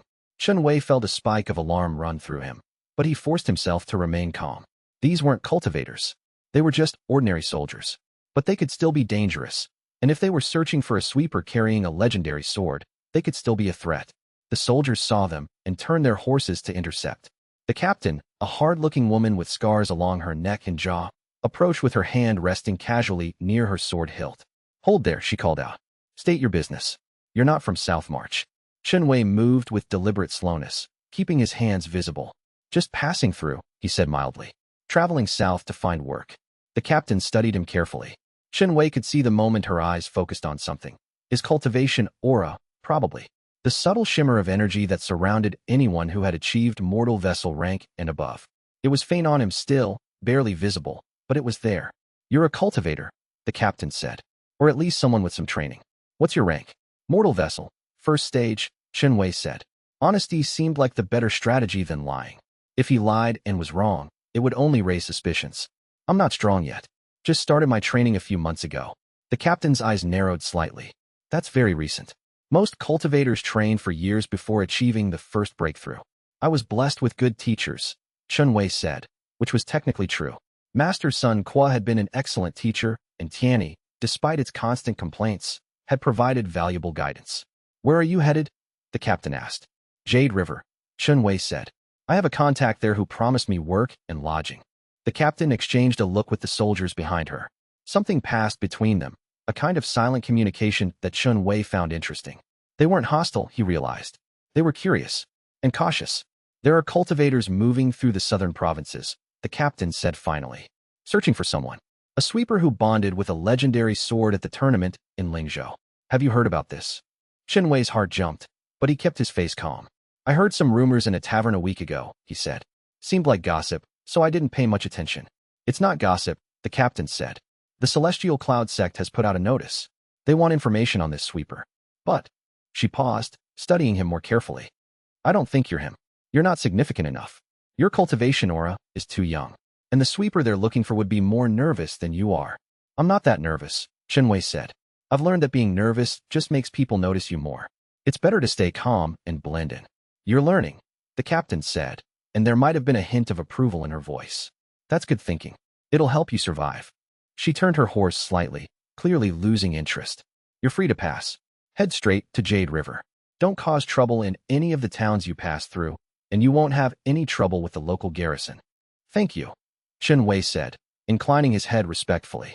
As the soldiers rode past them, Tianyi spoke in his mind, its tone carrying clear respect. "You're learning the most important skill, how to blend in, how to give people exactly what they expect to see and nothing more. The simple truth, nothing withheld, just presented in a way that doesn't raise alarm. It's elegant." "I learned it sweeping floors," Chen Wei said quietly once the soldiers were far enough away that they couldn't hear. "When you spend years cleaning in a marketplace, you learn how people work. You learn what they expect. You learn that if you give them what they expect to see, they'll see it and leave you alone. If you fight against their expectations, you create friction. Friction creates problems."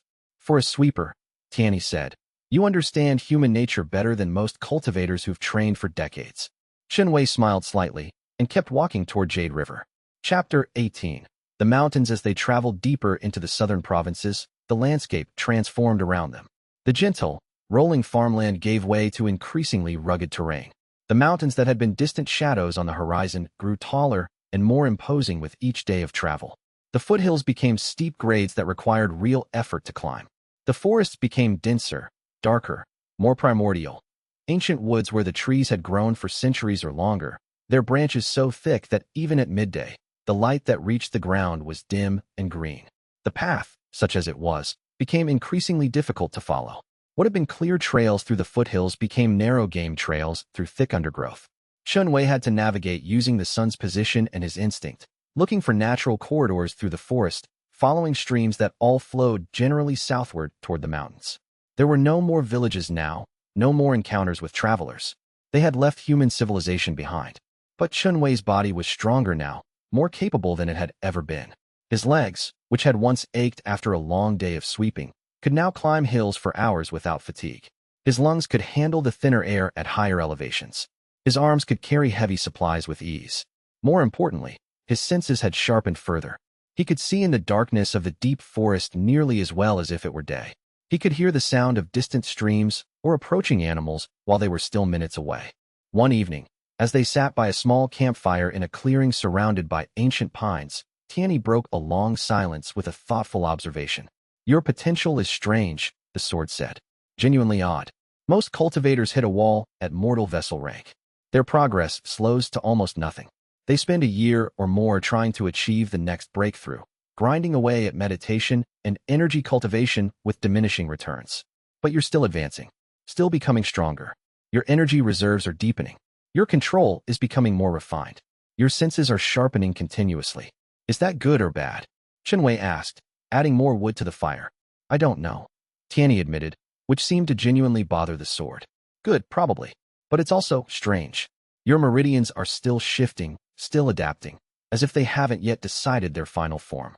It's as if your cultivation pathway is still being written, rather than having been established when you broke through. Most cultivators' meridians solidify at the first breakthrough. Yours didn't. Yours are still fluid, still evolving." Chen Wei considered this in silence, watching the flames dance in the darkness. "Does that mean I'm special?" "Special is a useless word," Tianyi said dismissively. "But unique? Unusual? Yes, certainly. In 3,000 years of existence, I've bonded with many masters. Hundreds of them, possibly thousands if you count encounters that didn't result in permanent bonding. Warlords, generals, sages who could manipulate the fabric of reality itself. Monks who had meditated for centuries until they achieved enlightenment. And none of them were quite like you. None of them had meridians that continued to evolve long after the initial breakthrough. None of them possessed this kind of openness, I suppose. This capacity to continue changing and improving indefinitely. Is that why you chose me?" Chen Wei asked. "Because I was different?" "No," Tianyi said. "I chose you because everyone else rejected you. Because you were the only option remaining. Because I was forced to choose someone. And you were literally the last person in the tournament who hadn't been explicitly rejected by me. But now," the sword paused, and there was something in that pause that suggested genuine reflection. "Now I'm beginning to think that perhaps it wasn't as terrible a choice as I believed it to be at the time." For a legendary sword that had spent the first month of their bonding calling Chen Wei worthless and contemptible, that statement came very close to being an apology. Chapter 19. The Valley. A month into their journey south, 5 weeks after leaving Master Sun Qua's mountain retreat, they emerged from the dark forest into a valley that seemed to exist in its own isolated world. It was the kind of place that felt untouched by time itself, unmarked by human civilization or cultivation sect presence. Sheer cliffs rose on all 4 sides of the valley, natural walls of gray stone that stretched hundreds of feet upward, so tall that Chen Wei had to crane his neck to see the sky at the top. The cliffs were weathered smooth by millennia of wind and water, but unscalable to anyone without significant cultivation power. From the northern cliff face, a waterfall cascaded down in a thin, silvery ribbon of falling water that created a constant roar of sound. The water fell nearly 200 feet before striking the valley floor and flowing into a pool of the most impossibly clear water that Chen Wei had ever seen. The pool was perhaps 50 feet across and incredibly deep. Chen Wei could see down to the bottom, where smooth stones were visible beneath the crystalline water. The whole valley had the quality of a place that existed outside of time, a pocket of natural beauty that civilization had somehow missed. "Jade River is just over those mountains," Chen Wei said, consulting the rough map Master Sun Qua had drawn for him before they'd parted. The map was carefully detailed, marked with paths and landmarks and notes about safe places to rest. "According to the map, we should be another week away." Maybe less if we push hard and the terrain cooperates. But Tianyi surprised him by responding with what sounded like weariness. No, the sword said. We stop here. For a few days, at least. I can feel your exhaustion, even if you're too stubborn to acknowledge it. And more importantly, we need to deepen the bond before we arrive at Jade River. If there are cultivators waiting for us there, or if something goes wrong, I want to be certain that I can trust you to respond correctly in combat situations. Chen Wei considered the suggestion and realized that the sword was right. Despite his improved strength and endurance, months of constant travel and adjustment to his new abilities were beginning to take their toll. And Tianyi was correct. Their bond, while significantly improved, was still relatively new. They had weeks of training and meditation together, but not months of actual combat experience where they would move as a unified whole. All right, he said. We'll stay for a few days. They set up camp in the valley, in a small cave that Chen Wei found near the waterfall. The cave was dry, elevated above the valley floor, clearly used by travelers in the past. Chen Wei gathered wood. The forest surrounding the valley had plenty of dead branches and fallen trees, and within a few hours, they had established a comfortable camp. For the next 3 days, Chen Wei did things he hadn't had the luxury to do on the road. He practiced his meditation techniques for hours at a time, deeper meditation than he'd achieved since his breakthrough, pushing his consciousness inward and exploring the landscape of his own cultivation foundation. His meridians had continued to evolve, becoming stronger and more defined, but also more complex. The simple pathways he'd learned were branching, creating secondary and tertiary flows of energy that he hadn't anticipated. Tianyi guided him through these new pathways, helping him understand and integrate them. He practiced circulating energy at higher speeds, pushing his control to its limits. He practiced sensing the ambient energy in the valley, the power that flowed through the waterfall, through the ancient stones, through the living trees. The valley was rich with natural energy, and he could feel it responding to his presence, flowing around him in patterns that were almost musical. He explored the valley, climbing the cliffs carefully, walking the perimeter, testing the extent of his newly improved physical capabilities. He discovered a series of pools connected to the main waterfall, each one warmer than the last, likely heated by hot springs beneath the valley. He bathed in one of them, washing away weeks of road dust and sweat, feeling more human than he had in a long time. And each evening, as he sat by the fire, he would practice basic combat forms that Tianyi guided him through. Simple sword movements that were meant to build strength and teach him the fundamental techniques of sword combat. His body had no formal training in martial arts, only the physical conditioning of years of sweeping floors. But his mind was quick, his body was strong, and he had a legendary sword guiding him through every movement. By the third day, when they prepared to leave the valley, Chen Wei felt transformed. Not just because he was stronger, though he was, but because for the first time since bonding with Tianyi, he felt like they were truly moving toward becoming partners rather than master and reluctant student. Tianyi's guidance had become less critical and more collaborative. The sword seemed to have accepted that Chen Wei would never be the kind of legendary warrior it had bonded with in the past, but perhaps that was all right. Perhaps a marketplace sweeper who was persistent, practical, and willing to learn could be something valuable in his own right. Chapter 20. The end of the beginning. As the sun set over the mountains on their last evening in the valley, bleeding crimson and gold across the western sky, Chen Wei sat by their small campfire and felt the full weight of his new life settling on him like a familiar garment, something worn and comfortable, despite being utterly foreign just weeks ago. He was no longer a sweeper. That identity had been burned away by the bonding with Tianyi. He was no longer ordinary. No man who could circulate energy through mystical pathways and communicate telepathically with a legendary sword could claim to be ordinary anymore. He was bonded to Tianyi, the Heavenly One, a sword that had chosen him out of thousands at the tournament. What did that make him? A cultivator, certainly.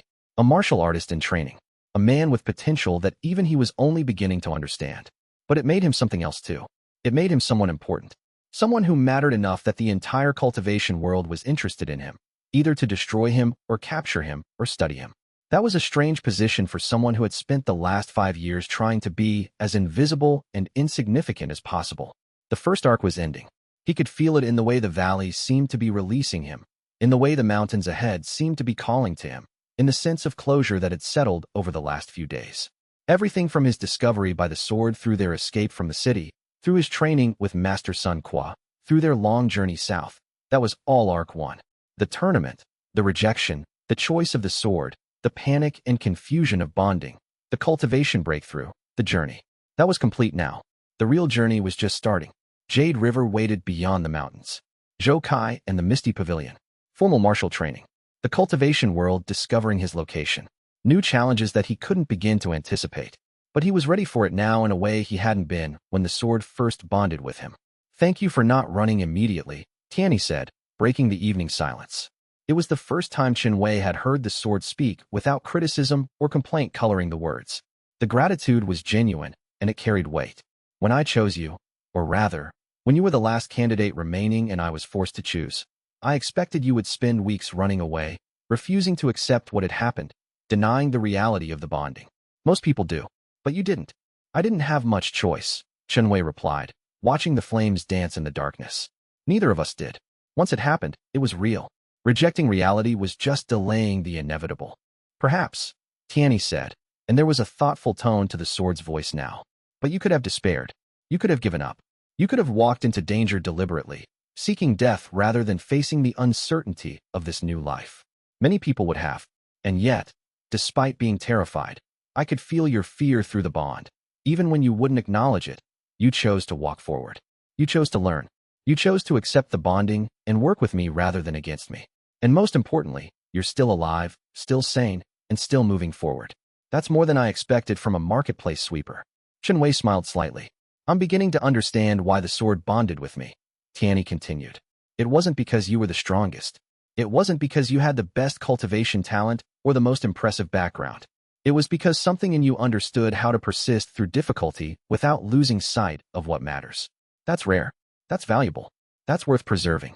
They sat in silence for a while longer, watching the sun disappear completely behind the western mountains, watching the stars begin to emerge in the darkening sky.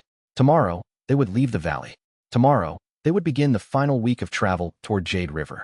Tomorrow, Arc 2 would truly begin. But tonight, sitting by the fire with a legendary sword that no longer viewed him with contempt, Chen Wei allowed himself to simply exist in the moment, to acknowledge how far he'd come in just a few weeks, to appreciate the fact that against all odds, against every expectation, a sweeper had bonded with a sword and was somehow still alive. And somewhere in that future ahead, whether he wanted it or not, whether he had chosen it or not, lay destiny. New friendships, new enemies, cultivation secrets that would reshape his understanding of power and possibility, challenges that would test him in ways he couldn't anticipate. Romance, perhaps. Betrayal, certainly. Victory and defeat. The full spectrum of what it meant to truly live, rather than simply exist in the margins as he had before. Chen Wei had spent his adult life becoming invisible, becoming ordinary, becoming nothing. The sword had changed all of that in a single moment. Now, he would have to learn what it meant to become something, to become important, to become worthy of the legendary blade that had chosen him. The journey south was complete. The real journey was only just beginning. Chapter 21. The road to Jade River. The southern road from Lingzhou stretched before Chen Wei like a ribbon of dust and memory. He had left the city 3 days ago, moving at the pace of someone who had nowhere to be and had discovered, much to his surprise, that the revelation was liberating. Every step carried him farther from the celestial cloud sect's searchlights and the price on his head, a price that seemed to double every time someone spotted him and survived to spread the word. 300 taels, the last he'd heard in a roadside tea house. Chen Wei had never been worth 300 taels in his entire life. Tianyi found this fact endlessly amusing, which meant endlessly insulting. A street sweeper commanding a price higher than a provincial official's yearly salary. The sword's voice drawled from the sheath at his hip. If irony could be weaponized, you'd be devastatingly powerful. Better than if it could be monetized, Chen Wei replied mildly, stepping around a muddy section of road. The sun was beginning its descent, and he needed to find water and shelter before dark. You'd owe me for 30 centuries of sarcasm. Bold assumption that I would honor the debt. The landscape had changed as Chen Wei walked south. The rocky highlands around Lingzhou had softened into rolling plains, and the plains were giving way to the early fingers of cultivation country proper, places where the ambient spiritual energy felt denser, more present, like walking through increasingly thicker air. Trees here seemed older, larger, more aware. The streams they crossed ran clearer and faster than any he'd seen in the city. Even the rocks looked different, worn smooth by something other than water. It was the landscape of a world that had been shaped by cultivators for centuries. Zhou Kai's establishment is another day's travel, Tianyi said, sounding almost bored. Assuming you don't stumble off a cliff or get robbed by brigands. The second seems statistically likely. Chen Wei smiled. In the weeks since the bonding, he had learned to recognize Tiany's patterns. The insults came in layers. The most vicious were the ones that were partially true, and Zhou Kai being in a remote location was partially true. Master Sun Qua had mentioned the fact 17 times before he'd left, in increasingly elaborate detail, as if repetition might somehow improve Chen Wei's chances of arrival. 17 times. Do you know Zhou Kai? Chen Wei asked, genuinely curious. In all his conversations with Tiany, he had never gotten a straight answer about the sword's previous history. There was a long pause. Tiany's silences had become their own form of communication. The sword was learning that human curiosity didn't go away just because you ignored it. The sword was also, Chen Wei suspected, learning the art of the dramatic pause for effect. I have encountered him, Tiany finally said, with the air of someone admitting to an embarrassing coincidence. 800 years ago, perhaps 9. Time becomes difficult to track when you are not dead. What was he like? Competent, Tiany said, for someone not carrying a 3,000-year-old weapon. He was a sword master by trade, though the designation seems meaningless now. They all seem to be sword masters until they meet someone who is actually skilled. Chen Wei filed this away with the same careful attention he brought to everything Tiany told him. The sword was many things: arrogant, dramatic, prone to excessive violence in response to minor provocations, but it was rarely dishonest. Exaggerated, certainly. Designed to make itself look better and everyone else look worse, absolutely. But the core facts were usually accurate. Will he help me? Chen Wei asked. If he doesn't, I will burn his house down, Tiany replied flatly. I have exactly that level of patience remaining, and it decreases daily in your company. Chen Wei believed him. Mostly. The road crested a hill as the sun touched the horizon, and Zhou Kai's house appeared below like an answer to a question Chen Wei hadn't known to ask. It wasn't what he'd expected. The house was built into the side of a massive rocky outcropping, so integrated with the landscape that it seemed less like a building had been placed there and more like the rock itself had decided to house someone. The walls were carved from the stone, the roof shingled with tiles that had weathered to the color of old copper. A small stream ran past it. Actual water, running clear and fast, and the entire area was ringed with bamboo stalks that clicked softly against each other in the evening breeze. It looked like the kind of place where a sword master would live if he wanted the world to know he was serious about not being bothered. Well, Tiany said, sounding almost approving. He has at least developed some aesthetic sensibility since we last met. Chen Wei began the descent toward the house, moving carefully on the slope. As he drew closer, he could hear the sound of a sword singing. Not the ordinary sound of blade against blade, but the distinctive high-pitched hum of a weapon being tested, being moved through patterns with the kind of precision that only came from centuries of practice. The sword singing stopped.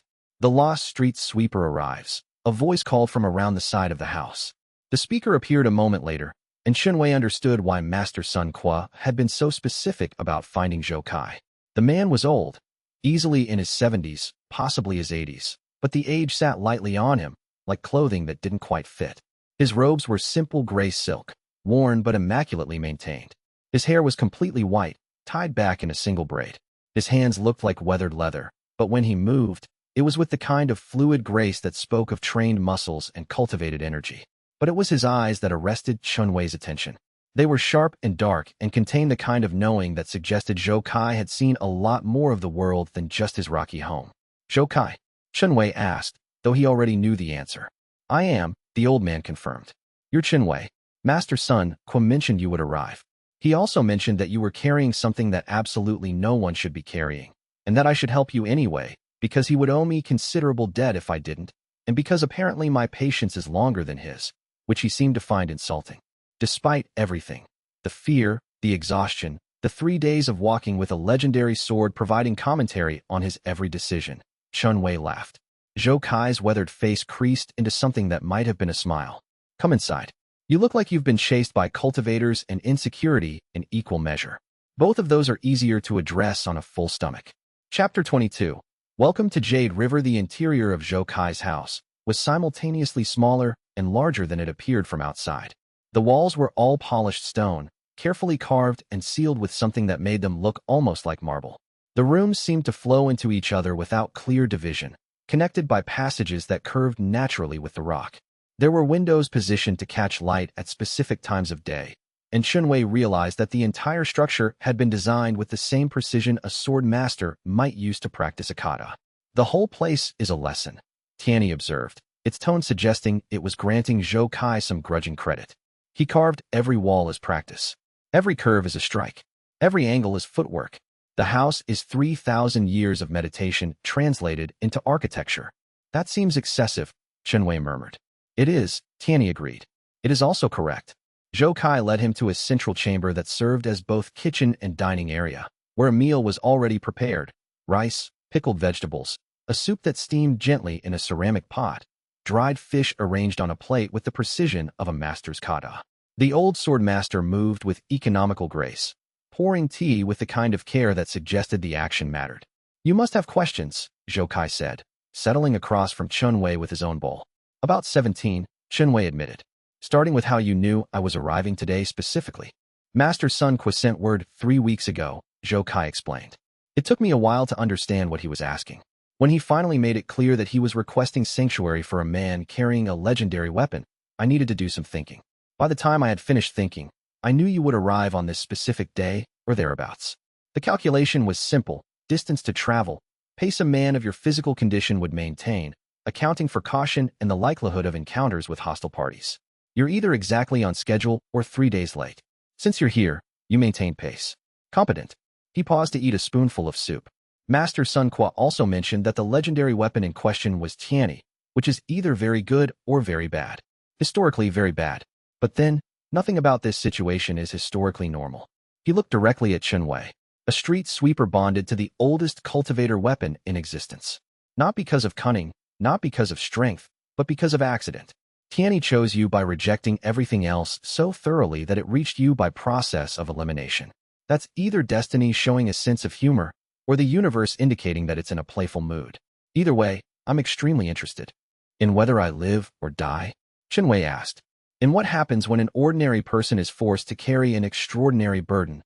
Zhou Kai replied. Master Sun Qua and I have known each other for 40 years. In that time, I have learned to trust his instincts about people. His instinct about you seemed to be that you were worth saving, despite every practical reason to let you die in Lingzhou. So I chose to listen. Tianyi made a small, satisfied noise from the sheath. Finally, a human with reasonable priorities. The next morning, before dawn, Zhou Kai woke Chen Wei with a simple instruction: come to the training grounds. The training grounds were an open space near the back of the house, carved into the rock itself. The ground was packed earth, worn smooth by decades of footsteps. The walls surrounding it were 10 feet high, providing both privacy and the kind of acoustic properties that meant every movement echoed back to the user like feedback. There was a stone post for striking practice, a series of stepping stones arranged in a pattern, and an arrangement of wooden dummies at varying heights. Zhou Kai stood at the center, holding his sword, not drawn, just held loosely in his hand in a way that suggested the position was natural as breathing. Show me what you know, the old sword master said. Chen Wei drew Tianyi. The sword sang as it emerged from the sheath, a note that seemed to resonate with the stone around them. In the dawn light, the blade caught the sun and threw it back at him like a question. This should be interesting, Tianyi murmured. I don't really know anything, Chen Wei said honestly. You've been teaching me theory since we bonded, but I haven't actually. Show me, Zhou Kai repeated, and the shift in his tone made it clear that honesty was not what he'd asked for. Chen Wei took a breath. He thought about everything Tianyi had told him, about centering, about the flow of energy, about not controlling the sword but partnering with it. He thought about the moment he'd accidentally blocked Lu Jian's blow, that split second when sword and user had moved as one. Then he attacked. His strike was clumsy, the angle wrong, his footwork uncertain. Zhou Kai moved to counter, and everything went wrong in the way only a real fight could make clear. Chen Wei's balance broke. His follow-up strike was easy to avoid. He stumbled forward and nearly fell over his own feet. Zhou Kai let him struggle for 30 seconds before stepping back. That, the old sword master said, is exactly what I needed to see. That I'm terrible? Chen Wei asked, breathing hard. That you have instinct, but no training, Zhou Kai corrected. Instinct can be shaped. No training is actually preferable to wrong training. You have been carrying a legendary weapon for weeks without developing bad habits, which suggests that Tianyi has been forcibly preventing you from doing anything too stupid, and that your own sense has kept you from overestimating your capabilities. Both of these things are rare. He turned and began walking back toward the house. We start in earnest tomorrow. Today you rest, eat, acclimate to the energy density of this place. Your meridians are already beginning to adjust to the increased ambient qi, and forcing training on top of that adjustment would be counterproductive. What about the celestial cloud sect? Chen Wei asked. They're searching for us. Let them search, Zhou Kai said. This place is warded. They won't find you without knowing exactly where to look, and they won't know exactly where to look. Besides, if they try to force their way here, I will handle it. I'm old, but I'm not so old that I've forgotten how to be irritating to people who think strength is a substitute for skill. Tianyi made an approving sound. See? This is how you talk about combat. That is a sword master. Chapter 23. The problem of teaching genius to an ordinary man. The training began in earnest the next morning, when Zhou Kai appeared in the central chamber and announced that the real work was about to start. Zhou Kai had a system for cultivation training that was both simple and profound. Every day started with meditation. Chen Wei sitting in the dawn stillness for an hour with nothing to do but observe his own breathing and the way his energy moved through his meridians. It was boring in the way that only meditation can be boring, which is to say that it was so intensely boring it became profound, boring until it transcended boredom and became something approaching enlightenment.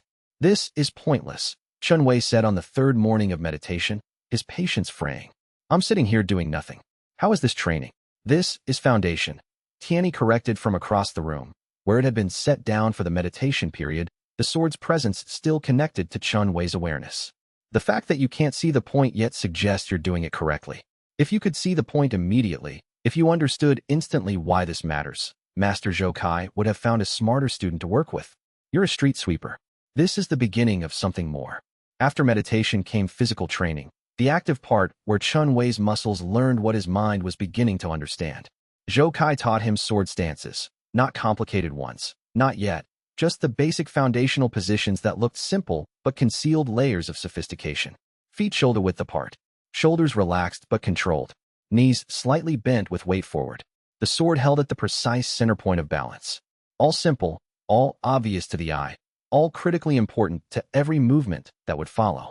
Most people think stance is just position, Zhou Kai explained patiently, guiding Chen Wei's shoulders into proper alignment, adjusting his hips, correcting the angle of his knees. They learn how to stand correctly and think they have learned stance. But stance is not position. Stance is stability. Stance is foundation. Stance is the fundamental thing that allows all other movements to flow through you without tearing you apart. A good stance means that every movement flows from your center, from the core of your body, with perfect efficiency. A bad stance means that every movement breaks you down gradually, slowly, until eventually your body quits before your opponent does, and then you die. He demonstrated, moving through a series of basic strikes that looked slow and easy until you realized that speed was utterly irrelevant. Each strike was perfect and inevitable, each transition seamless and natural, each movement as inevitable as gravity pulling water downhill. Okay, Chen Wei said, finally understanding. I see. After the physical training came the intellectual part, where understanding had to catch up with instinct. Zhou Kai would sit Chen Wei down and explain cultivation theory in a way that was completely different from how Tianyi explained it. Where the sword was abstract and dramatic and spoke in metaphors about destiny and legendary power, Zhou Kai was concrete and practical and focused on mechanism. Your meridians are pathways, Zhou Kai explained, drawing careful diagrams on a piece of paper with the precision of an artist. Think of them like rivers flowing through your body. When you're born, they're blocked, solid, impenetrable, dormant. As you cultivate, you're opening them, making them wider, letting the chi flow through them like water through channels. In your case, at mortal vessel rank, you have opened only the most basic pathways. The next rank, chi gathering, requires you to open deeper ones. The ones that connect your core to your extremities, allowing power to flow to where it's needed. How do I know which ones to open? Chen Wei asked. There are thousands of them. How would I know which to target? Tianyi will guide you, Zhou Kai said simply. That's what the bond means. The sword can see your meridians clearly. It's ancient and powerful enough to perceive things human eyes can't. It can sense blockages you can't feel. It can guide the energy flow in ways your conscious mind never could, no matter how hard you try. This is why the sword bonds to masters, not the other way around. The sword is the interface between the human mind and the physical reality of cultivation pathways. The sword is the tool that bridges conscious intention and body transformation. Is that why Tianyi has been so particular about my breathing? Chen Wei asked, remembering the sword's constant complaints about his technique. Making me breathe in specific ways at specific times. That's why it's been torturing you about your breathing, Zhou Kai corrected mildly. Yes, the breathing controls the energy flow. Incorrect breathing means the energy moves wrong, which can damage your meridians or waste months of progress. The sword doesn't complain to be cruel. It complains because the work matters and because doing it wrong hurts more than doing it right. The training continued for weeks, and slowly, very slowly, Chen Wei began to notice that things were changing in his body and his awareness. His physical form began to feel different, lighter, more responsive, as if gravity had decreased or his body had learned how to move with more efficiency. His meditation became easier, less a process of fighting distraction and more a natural state of focus that he could slip into like a familiar robe. His stances became unconscious, automatic, the way that physical knowledge eventually becomes when you practice it enough times. "You're not terrible," Tianyi announced one morning as Chen Wei flowed through the 12 basic forms with increasing grace. "You're still mediocre, and your timing is occasionally baffling and inefficient, but you're no longer terrible. This is progress I can acknowledge without wanting to burn something down or destroy the entire mountain range out of frustration."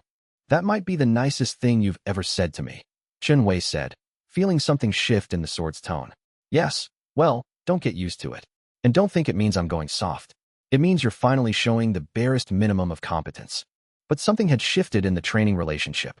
The insults had become less vicious, less like contempt and more like the criticism a master craftsman might offer to an apprentice he was starting to take seriously.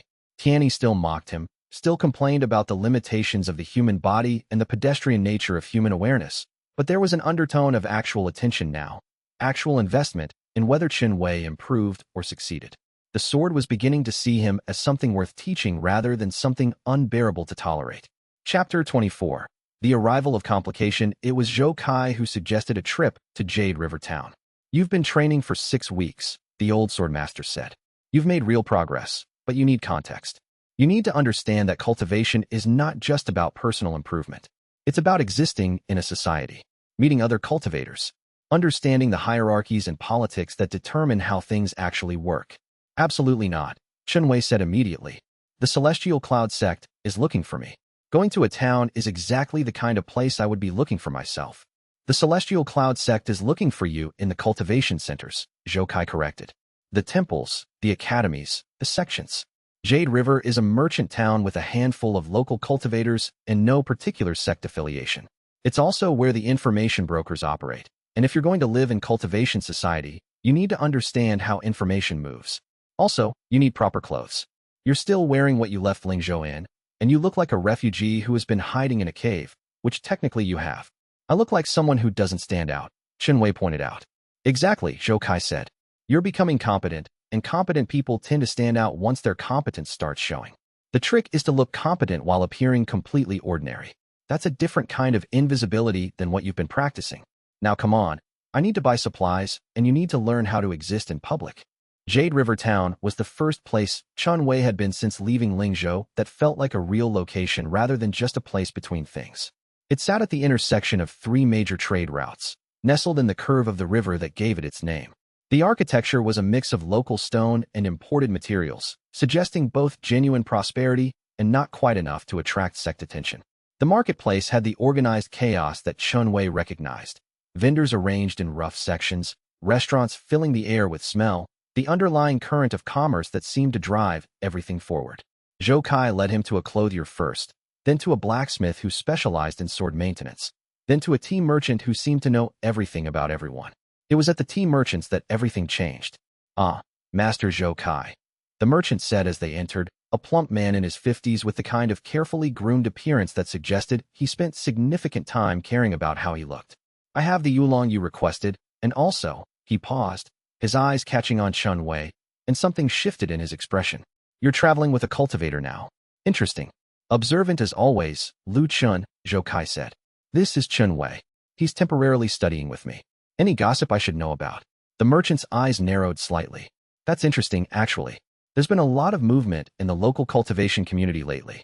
The Celestial Cloud sect has been asking questions, offering reward money.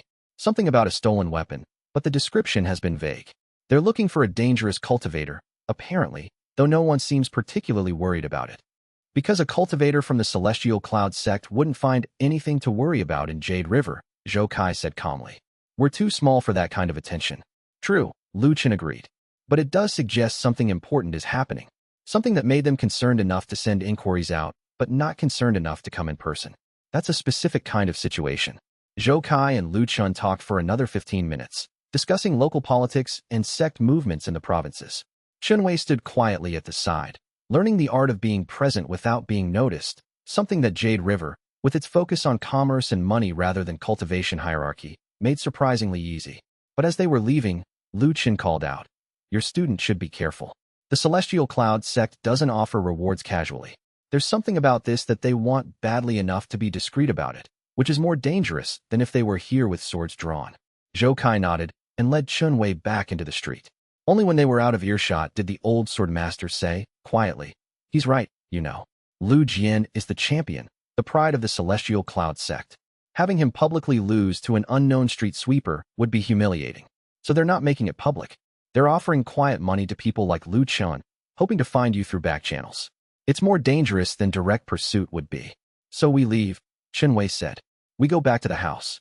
Eventually, Zhou Kai said. "But first, we do something more important." He led Chen Wei to a quiet corner of the marketplace, where a woman in simple gray robes was examining a bolt of fabric. She had the bearing of a cultivator, but something about her presence was different from others Chen Wei had observed.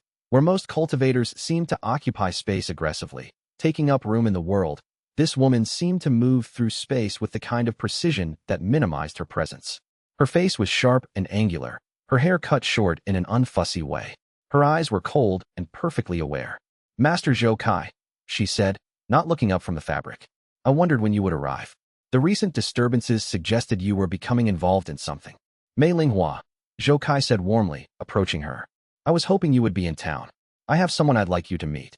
The woman's eyes finally left the fabric, turning instead to Chen Wei with the intensity of a sword blade seeking a target. Chapter 25. The rule follower meets the anomaly. Mei Linghua's first impression of Chen Wei was entirely negative, and she was not someone who was easily impressed in the first place. "You're the one," she said flatly, after Zhou Kai had introduced them and politely excused himself to examine tea leaves with Lu Chun. "The one the Celestial Cloud sect is searching for with such discretion. You're carrying Tianni." It was not a question. "Yes," Chen Wei said. Mei Linghua looked at him the way one might examine a mathematical equation that didn't quite work.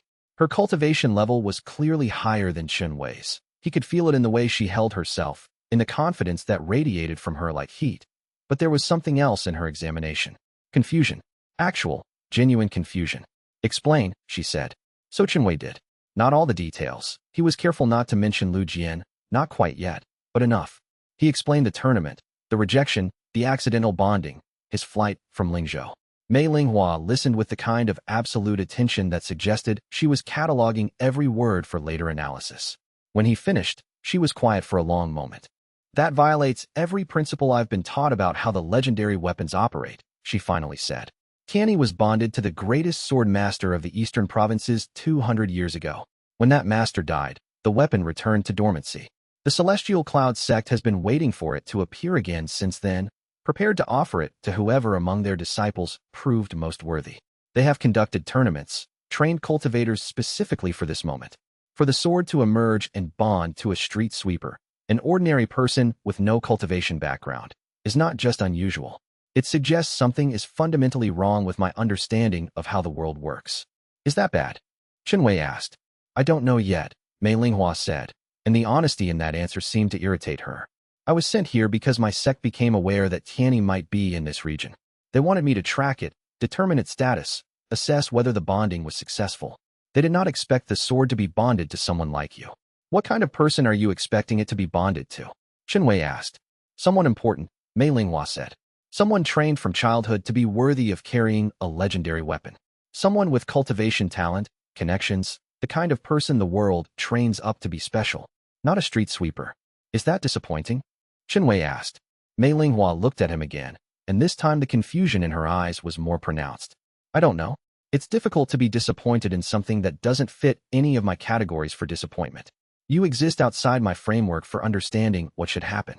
The Celestial Cloud sect would declare this a violation of natural law. My sect would call it an anomaly requiring investigation. I call it uncomfortable. Welcome to knowing Tianni," Chen Wei said. Something that might have been a smile crossed Mei Linghua's face, so briefly that Chen Wei almost missed it. "I want to spar with you. Right now, before I leave Jade River." I want to understand what it means that Tianyi bonded to someone like you. And I can only do that by fighting you. I don't think that's a good idea, Chen Wei said. I don't care what you think, Mei Linghua replied. But I am offering you the courtesy of knowing in advance. Meet me at the training ground north of town at sunset. If you don't come, I'll come find you, and it will be considerably more complicated. Choose the easy way. She walked away before he could respond, disappearing into the marketplace with the kind of purposeful grace that suggested she knew exactly where she was going and why. Well, Tianyi said from its sheath, and the tone was something Chen Wei had never heard from the sword before, something like uncertainty mixed with interest. That's unexpected. A female cultivator of some power, trained in a sect I almost recognize, sent to investigate us. And she wants to fight you. You sound almost excited, Chen Wei said. I'm interested in seeing whether your training has reached the point where you can survive someone who actually knows what she's doing, Tianyi replied. Whether you can partner with me in a way that produces something other than embarrassment. This will be educational. For whom? Chen Wei asked. Everyone, hopefully. Bring a towel. You're going to sweat. Chapter 26. The Sunset Spar, the training ground north of Jade River, was different from the one at Zhou Kai's house. Open, relatively flat, surrounded by wild grass that whispered in the evening wind. There was no audience, no witnesses, just the two of them and the declining sun. Mei Linghua was already there when Chen Wei arrived, her sword drawn, waiting with the kind of patience that suggested she could wait all night if necessary. Thank you for coming, she said, as if Chen Wei had actually had a choice in the matter. This should answer some questions. She attacked without any further preamble. The strike was precise, the kind of perfect technique that came from years of professional training. It was faster than Chen Wei had learned to move, stronger than his current cultivation could match, and it came at an angle that would have left him no good defense options if he were fighting with his own instincts. But he wasn't fighting with his instincts. Partner with me, Tianyi said, so calmly that it might have been commenting on the weather. Don't control. Don't anticipate. Just trust what the sword is doing. Chen Wei did something he had been practicing with Zhou Kai, but hadn't quite managed to execute in real combat. He stopped trying to predict what would happen next, and just responded to what was happening. His blade met Mei Linghua's, not in a block, but in a deflection, and the force of her strike slid past him, carrying her forward by momentum. She recovered faster than should have been possible, pivoting and attacking again from a new angle. This time Chen Wei found himself moving with a speed that surprised him, Tianyi guiding his blade into a position that converted her strike into an opening. They exchanged 7 strikes in rapid succession, and then Mei Linghua disengaged, stepping back to breathing distance. Again, she said, and this time there was something different in her voice. Not respect, exactly, but a kind of recognition. The spar lasted 20 minutes. They didn't exchange words, just blades, and with each exchange Chen Wei learned something about fighting someone who knew what she was doing. Mei Linghua was looking for something, probing his responses, testing his reactions. She was faster than he was, stronger than he was, but she wasn't trying to hurt him. She was trying to understand him.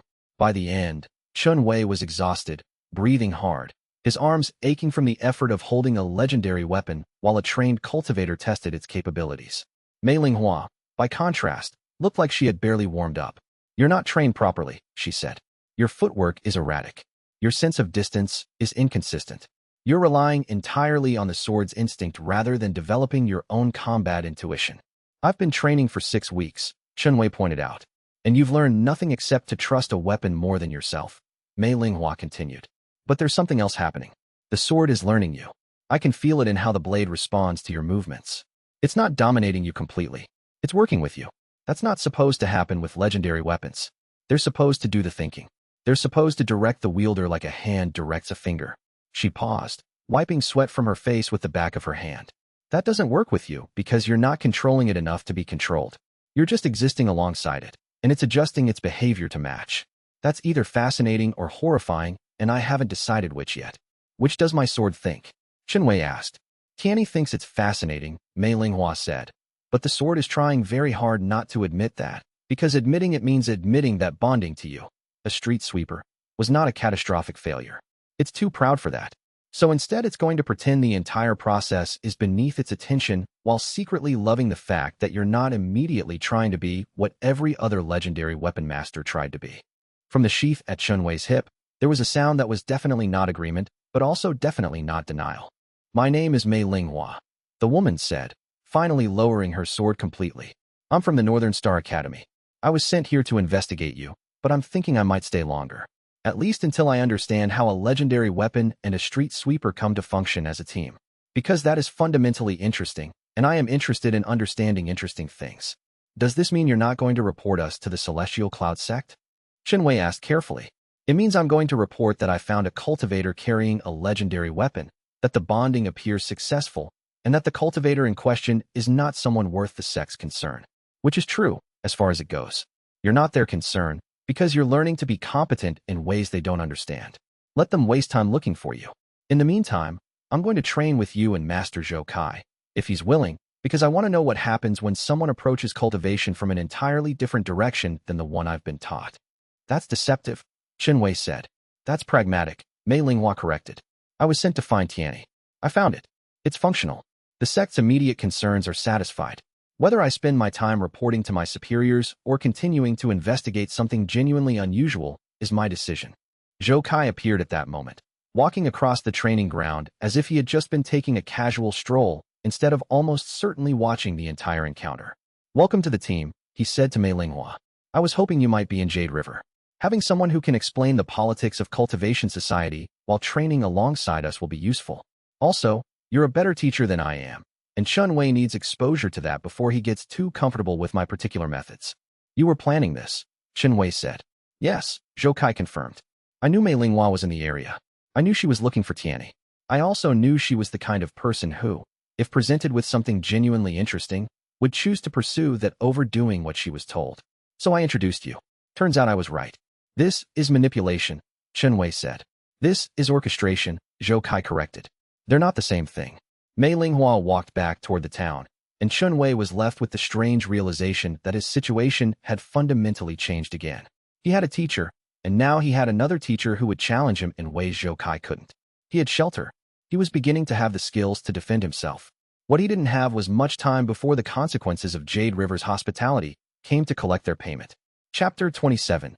Deepening the bond. The addition of Mei Linghua to the training regimen changed everything. Where Zhou Kai taught philosophy and foundation, Mei Linghua taught technique and adaptation. She would watch Chen Wei spar, then halt the practice to correct his form, his footwork, his energy management. She was precise in a way that Zhou Kai, for all his skill, had never quite been. Where the old sword master offered broad guidance, Mei Linghua offered specific corrections. Your shoulders rise too early before a strike, she would say. You're telegraphing your movement. By the time your blade reaches your opponent, they already know where it's going. Try again. This time, keep your shoulders relaxed. Or, you're breathing too deep. Your cultivation is at a point where shallow breathing is more efficient. Your meditation has been teaching you the wrong pattern. Adjust. She was not unkind, but she was uncompromising. Perfection was possible, and anything less than pursuing it was laziness. She didn't tolerate excuses. She didn't tolerate limitations. She tolerated only improvement. And slowly, very slowly, Chen Wei improved. His strikes became faster. His responses became more instinctive. His ability to partner with Tianyi moved from conscious decision-making to something that felt almost natural. Where once he had to remind himself to trust the sword, now the trust was automatic. The sword and user had begun moving as a unit, responding to each other's impulses without the intermediary of conscious thought. You're getting better, Tianyi observed one morning, after Chen Wei had spent 3 hours training and was beginning to approach something like competence. Only marginally. Only in very specific ways. And your baseline remains mediocre. But the trajectory is improving, which is something I can acknowledge without actively wanting to harm you. That's quite an endorsement, Chen Wei said, breathing hard. I know, the sword replied. Enjoy it while it lasts. It was Mei Linghua who first explicitly acknowledged what was happening. You're resonating with the sword, she said, after watching Chen Wei spar with her. I felt it during our first encounter, but I wasn't certain. Now I'm sure. Tianyi isn't controlling you. You're not controlling Tianyi. You're moving in parallel, each of you responding to what the other is doing, creating something that exists between control and freedom. It's like watching two dancers who have never trained together produce perfect synchronization through pure empathy. Is that good? Chen Wei asked. It's unprecedented, Mei Linghua said. In the entire recorded history of legendary weapons, I have never read a description of this kind of partnership. The weapons always dominate. They always take control. This, she paused, searching for words. This is something new. Is my sect concerned by something new? Chen Wei asked carefully.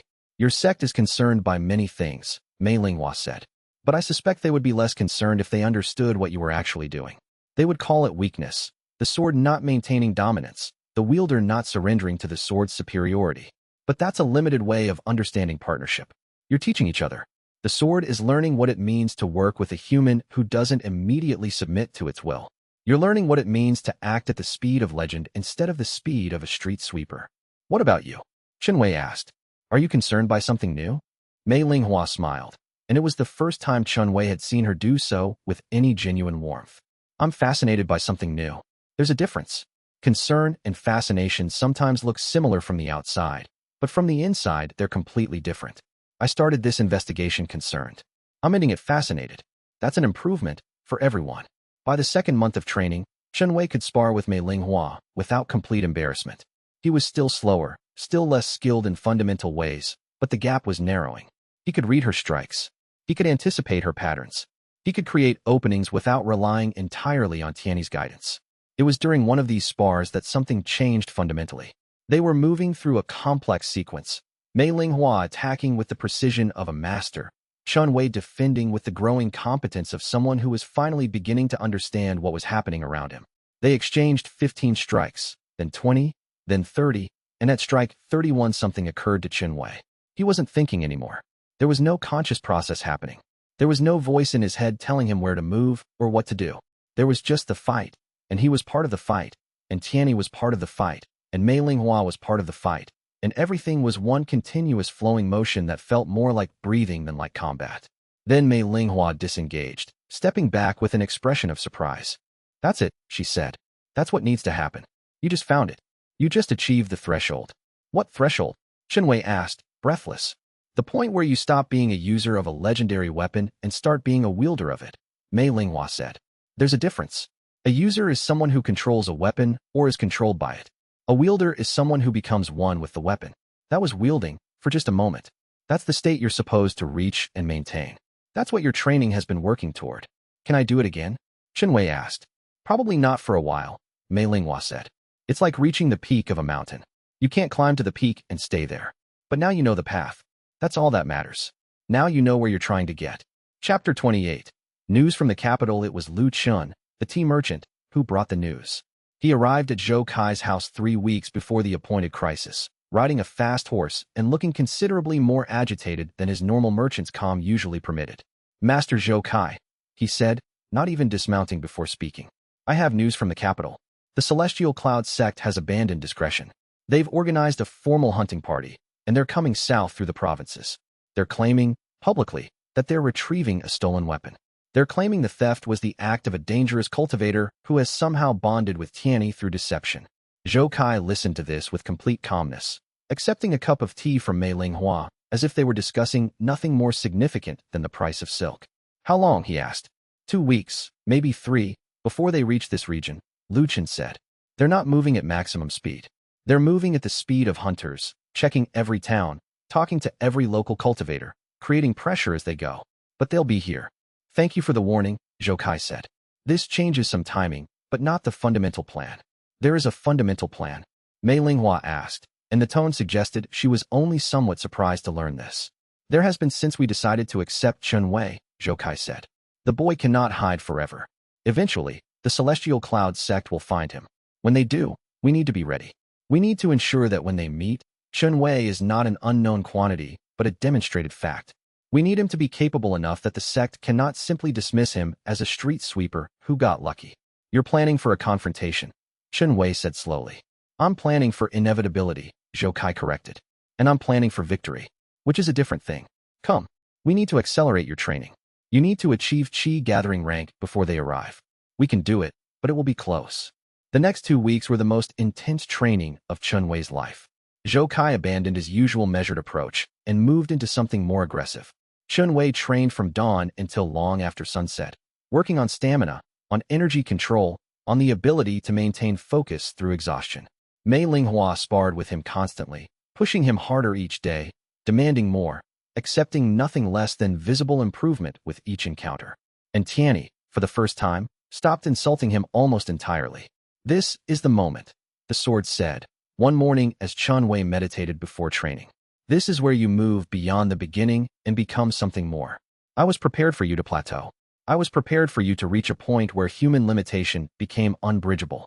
I was not prepared for this. You're going to cross into Qi gathering rank before they arrive. And when you do, everything changes. How does it change? Chen Wei asked. You'll be connected to me in a way you're not yet, Tianyi said. At Mortal Vessel, you can use my power. At Qi gathering, you'll be able to feel my power. There's a difference.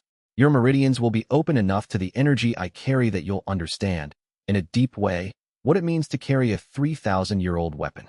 It won't be comfortable, but it will be real. On the 13th day of accelerated training, something gave way inside Chen Wei's body. He was meditating, and suddenly his core meridian, the channel that ran from his center outward to his extremities, opened. Not slowly, not gradually, but all at once, like a dam breaking and a river flowing free. Energy flooded through him, and he gasped, feeling the shock of it, the intensity. For a moment, it hurt. His entire body felt like it was on fire. His muscles screamed. His bones ached with the intensity of the power moving through them. Then Tianyi was there, not metaphorically but actually, the sword's consciousness extending through the bond, guiding the energy, shaping it, teaching it where to flow. The sword moved through his meridians like it was reminding them of their purpose, and the pain transformed into something else. Not pain, but intense sensation, the feeling of being alive in a way he had never quite experienced before. And he understood. For the first time, he actually understood what Tianyi had been trying to teach him. He wasn't just carrying the sword. He was part of the sword, and the sword was part of him. The blade had its existence, and he had his. But they overlapped now, wove together, created something that was neither one nor the other but a combination of both. When the meditation ended, Chen Wei opened his eyes. Qi gathering rank, Zhou Kai said simply. Welcome to the second stage of cultivation. You crossed the threshold last night. I was wondering when you would notice. Mei Linghua nodded, as if she had been expecting this for some time. Can you feel it? She asked. The change in the ambient energy? Chen Wei could. The world suddenly had texture that it hadn't had before. The qi in the air around him had presence and direction. He could sense it moving through plants, accumulating in certain places, thinning in others. It was like he had suddenly developed a new sense, and the world was vastly more complex than he had believed. The celestial cloud sect arrives tomorrow, Lu Chen said, arriving with the news as if on cue. The hunting party crossed into the region this morning. They're moving toward Jade River Town. They'll arrive by evening. Zhou Kai and Chen Wei exchanged a look. Then we meet them tomorrow, Zhou Kai said. Not in hiding, not in fear. We meet them as what we are. A student, a teacher, and a legendary sword bonded to someone the world didn't expect. Let them see it. Let them understand that the world is not always as they plan it to be. Chapter 29. The champions return. Lu Jian arrived with 6 cultivators, all wearing the azure robes of the celestial cloud sect, moving with the kind of coordinated efficiency that came from being part of a major sect's operational structure. They came to Jade River Town in the morning, moving with the kind of confident directness that suggested they were not interested in subtlety or negotiation. They went to the marketplace, questioned merchants, talked to anyone who would listen, asked specific questions about a young man carrying a legendary weapon who had been seen in the area. Their approach was methodical and direct, the approach of people who expected obedience and cooperation as a matter of course. Lu Chen sent word to Zhou Kai within an hour, appearing breathless at the house from the exertion of the ride. They're calling themselves an official recovery party, the merchant reported. They're saying the weapon was stolen from the sect's vault by someone who violated sacred trusts. They're demanding that anyone who has encountered the thief report immediately or face questioning themselves. They're implying that helping Chen Wei would make them accomplices to a theft. Subtle, Mei Linghua said dryly from where she was meditating. Truly, the Celestial Cloud sect is known for its delicate and nuanced diplomatic approach. They never resort to simple intimidation and threats. Zhou Kai stood and began preparing for combat with the methodical efficiency of someone who had done this many times before, in 100 different forms, across 100 different conflicts. He checked his sword. He centered himself through breathing exercises. He moved into a neutral stance, checking his balance. All the small physical preparations that preceded conflict. We meet them at sunset, he said, his voice calm but carrying absolute certainty. On the training ground where Chen Wei first sparred with Mei Linghua. It's open space. It's neutral ground. It's far enough from town that any collateral damage from the conflict will be minimal and won't endanger ordinary people. You're planning to fight them, Chen Wei said, more statement than question. I'm planning to teach them, Zhou Kai corrected gently. There's a difference that's important to understand. You fight people you're trying to defeat, to destroy, to eliminate. You teach people who need to understand something important that they haven't grasped yet. This is a teaching moment. By sunset, they were at the training ground, positioned and waiting. Lu Jian arrived with 4 of his 6 companions. Apparently 2 had been left behind in town to maintain a presence and gather information. The tournament champion looked exactly as he had at the Grand Square in Lingzhou when Tianyi had rejected him, except now there was something else in his expression, something that had been missing before. Fury, barely restrained beneath a veneer of professionalism. The fury of someone who had been handed something precious and then had it taken away by forces beyond his control or understanding. Chen Wei, Lu Jian said, not bothering with the courtesies of formal greetings. Come back to Lingzhou with us. The Celestial Cloud sect is being generous in its terms. You'll be tried, certainly, and you'll answer for your theft. But we'll allow you to remain alive. You'll work for the sect, paying back your debt for the theft of Tianyi, until you've served sufficient time and earned redemption. I didn't steal anything, Chen Wei said mildly, his voice carrying no aggression or defensiveness. Tianyi chose to bond with me. You were rejected. There's a difference between theft and choosing one person over another. The sword chose you because you're holding it. Lu Jian shouted, and the first crack appeared in his carefully maintained control, years of training struggling against raw emotion. The bond isn't real. You haven't bonded with Tianyi. You're a thief carrying a legendary weapon you have no right to touch, no right to wield, no right to exist with. Only one way to know for certain, Mei Linghua said, stepping forward with a calm that suggested she had been planning this intervention since the moment she heard about Lu Jian's arrival. A test. You versus Chen Wei. If your claim is true, if Chen Wei really is a thief with no legitimate bond, then you should be able to take the sword from him. Legendary weapons are specific things. They resist bonds they don't recognize. They can be stolen, yes, but they actively reject wielders they don't acknowledge. If Chen Wei is a thief without a real bond, Tianyi should reject him the moment you pressure him and force a true conflict. Lu Jian's eyes narrowed, recognizing the trap, but unable to find a way out without losing face. You're from the Northern Star Academy. I am, Mei Linghua confirmed. I was sent to investigate the bonding personally, to understand this anomaly of the legendary sword bonding with someone who shouldn't have been able to carry it. I've been here for 2 months observing the training and the partnership. And I can confirm to you and to anyone who asks that the bond between Chen Wei and Tianyi is not only real, it's unprecedented in how functional and complete it is. But I understand your skepticism. Let's settle it with a test. You and him. No large audience except us. No interference. Just 2 cultivators, 1 legendary sword, and the undeniable truth. It was a perfect trap, and Mei Linghua had said it perfectly. If Lu Jian refused, it would look like cowardice, like he wasn't confident enough in his own skills.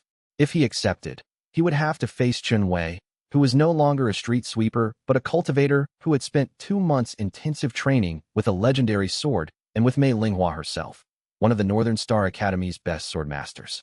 Fine, Lu Jian said finally, drawing his own sword with aggressive precision. I'll prove that the bond is false, that you're wielding stolen power. Chen Wei stepped onto the training ground with no hesitation and drew Tianyi. The moment the blade emerged from its sheath, something shifted in the air. Lu Jian felt it immediately. The undeniable presence of the sword, the unmistakable resonance of a real bonding, the absolute reality that Tianyi recognized Chen Wei as its chosen wielder. For a moment, the tournament champion looked like he had been physically struck by that understanding. The hope he had been clinging to destroyed in an instant. It doesn't matter, he said finally, recovering his composure and his conviction. A street sweeper wielding a legendary blade is still just a street sweeper. Power doesn't change your core nature. I'll prove it. He attacked with the fury of all his months of hatred and frustration. Chapter 30. The truth of the blade. Lu Jian fought with the kind of perfectly trained technique that came from years of instruction in a major sect. Every strike was precise. Every movement was efficient. He was stronger than Chen Wei, faster than Chen Wei, trained in ways that a street sweeper could never be trained. But he was fighting the wrong enemy. He thought he was fighting Chen Wei. He wasn't. He was fighting the partnership between Chen Wei and Tianyi, and that was something completely different. The sword didn't wait for Chen Wei to decide how to respond. It moved in concert with him, anticipating his thoughts, complementing his movements, creating defenses he wouldn't have thought to create. You're thinking too much, Tianyi said, its voice clear in Chen Wei's mind as they moved. Stop thinking about technique. Stop thinking about what you learned. Stop thinking. Just be. Chen Wei did. He stopped trying to execute the forms he had been taught. He stopped trying to predict Lu Jian's movements. He stopped trying to be a good fighter. He just existed, moment by moment, responding to what was happening without the interference of his own expectations. And the sword flowed through his movements like water finding its course. Lu Jian pressed him hard. The tournament champion wasn't giving ground, wasn't accepting that he was losing. He attacked with the fury of someone who had been denied what he was absolutely certain he deserved, and his strikes were powerful enough that they would have devastated most opponents.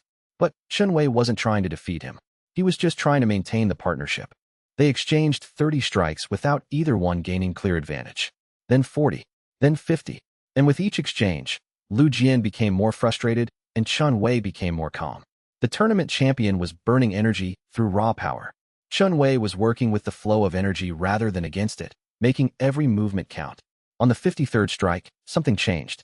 Lu Jian overextended, pushing too hard, exhaustion beginning to affect his technique. For just a fraction of a second, there was an opening, and Tianyi, guided by Chen Wei's understanding of the moment, moved through that opening with absolute precision.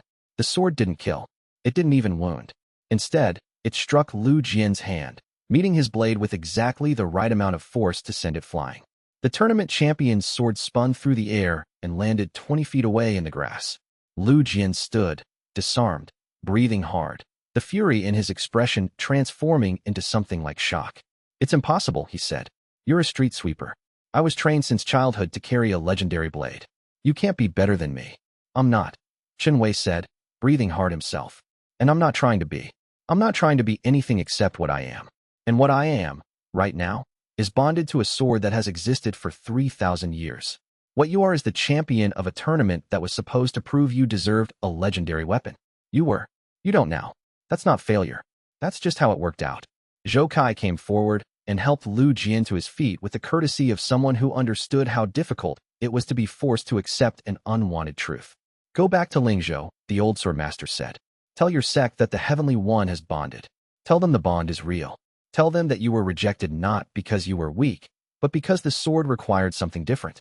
Tell them that you can either accept that or spend the rest of your life bitter about it.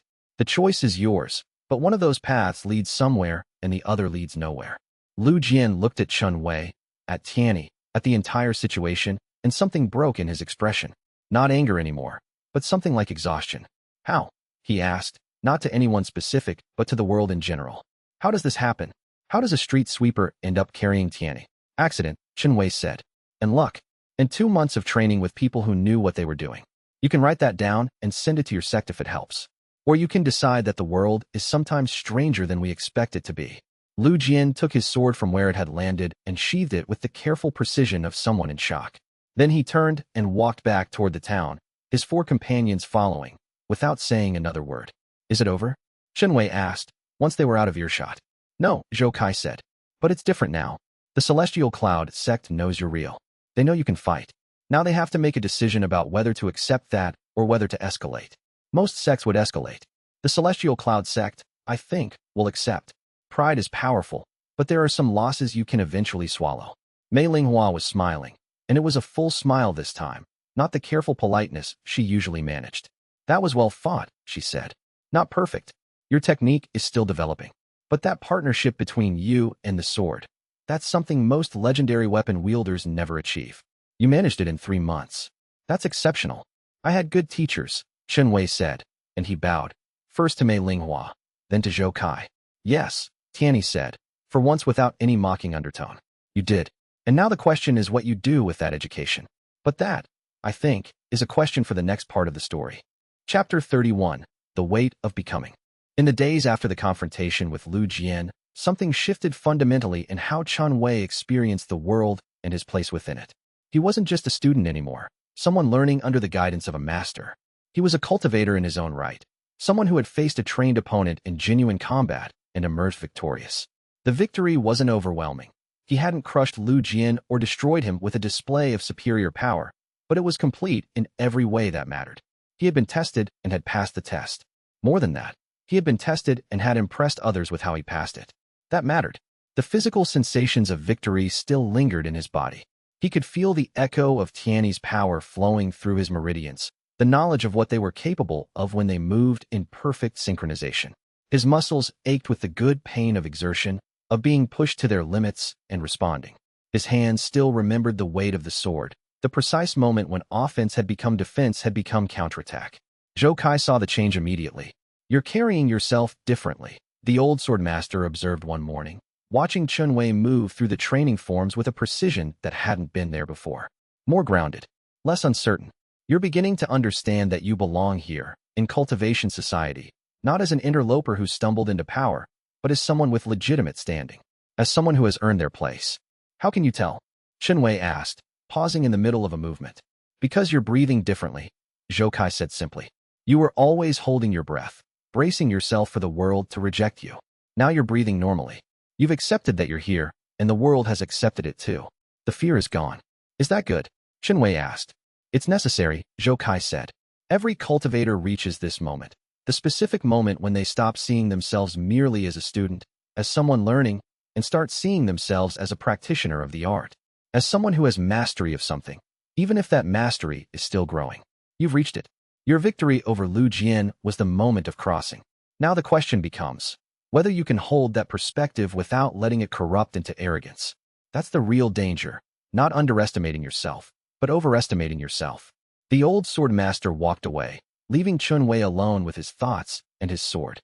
Mei Linghua was preparing to leave for the capital, and her departure carried with it a sense of finality. My sect will want a report, she told Chen Wei, a week after the spar with Lu Jian, as they stood on the training grounds in the evening light. They sent me to investigate Tianyi, to understand this anomaly of the legendary sword bonding with someone who shouldn't have been able to carry it. I'm going to tell them that the sword is bonded successfully, that the wielder is competent and likely to improve further, that there is no immediate threat to regional stability or the balance of power. Will they believe you? Chen Wei asked. They may or may not believe me, Mei Linghua said thoughtfully, depending on how much credence they give to a cultivator's direct testimony. But I'm telling them what I've observed. I'm also telling them something more important, that there is something new happening in cultivation society, something that doesn't fit the old patterns, and that they should pay close attention to it, because things that don't fit patterns are often the most dangerous or the most transformative. Will that create problems for you? Chen Wei asked, concerned. Possibly, Mei Linghua said. But interesting problems are better than boring ones, and your situation is definitely interesting. Besides, my sect already knows that the legendary weapons are not as firmly under their control as they'd like to believe. This is just another data point that proves it. Another confirmation that power doesn't follow the rules they've tried to establish. She held out her hand in the formal gesture of respect between cultivators, and after a moment of hesitation, Chen Wei clasped it. You'll be fine, she said, and there was no condescension in her voice, only certainty. You're stubborn, which is not the same thing as strong, and stubbornness alone won't save you against truly powerful enemies. But stubbornness has kept more cultivators alive than raw talent ever did. Raw talent makes you dangerous. Stubbornness makes you persistent. Use that. She left at dawn, riding the horse that had brought Lu Chun to the house weeks before. Chen Wei watched her go from the training grounds, watching until she disappeared over the ridge and the dust from her passage settled. The departure felt like a door closing on a chapter of his life, a chapter where he had been learning, where he had been uncertain, where he had wondered if any of this was real. She's not coming back, is she? He asked Tianyi quietly, feeling the absence like a physical thing. Probably not, the sword said gently. She's too valuable to her sect to leave absent for extended periods. They'll need her in the capital, advancing their interests, maintaining their position. But you've made an impression on her that will echo through her organization. That matters in cultivation society in ways that ordinary power sometimes doesn't. Cultivators carry impressions of each other through networks of relationship and respect. You're becoming someone worth knowing, which is a different and often more important kind of visibility than being someone worth hunting. Chen Wei stood in the training grounds alone, Mei Linghua's horse long gone, and felt something like the beginning of certainty settling into his bones. Chapter 32. The weight of responsibility with Mei Linghua gone and the immediate threat of the Celestial Cloud sect diminished. The daily training continued, but something about it felt different. The physical danger that had driven Chen Wei's early improvements had lessened, but in its place came something more subtle and far more demanding, the weight of expectation, the weight of potential, the weight of knowing that people were watching and waiting to see what he would do next. Chen Wei was no longer training just to improve himself out of necessity or self-preservation. He was training because improvement was now his responsibility, not just to himself, but to everyone around him. People were looking at him. Zhou Kai, Lu Chun the tea merchant, the local cultivators in Jade River who had heard about his victory over Lu Jian. They were trying to understand what he meant, What his bonding with Tianyi implied about the nature of cultivation itself. Some looked at him with hope, others with skepticism, a few with outright resentment.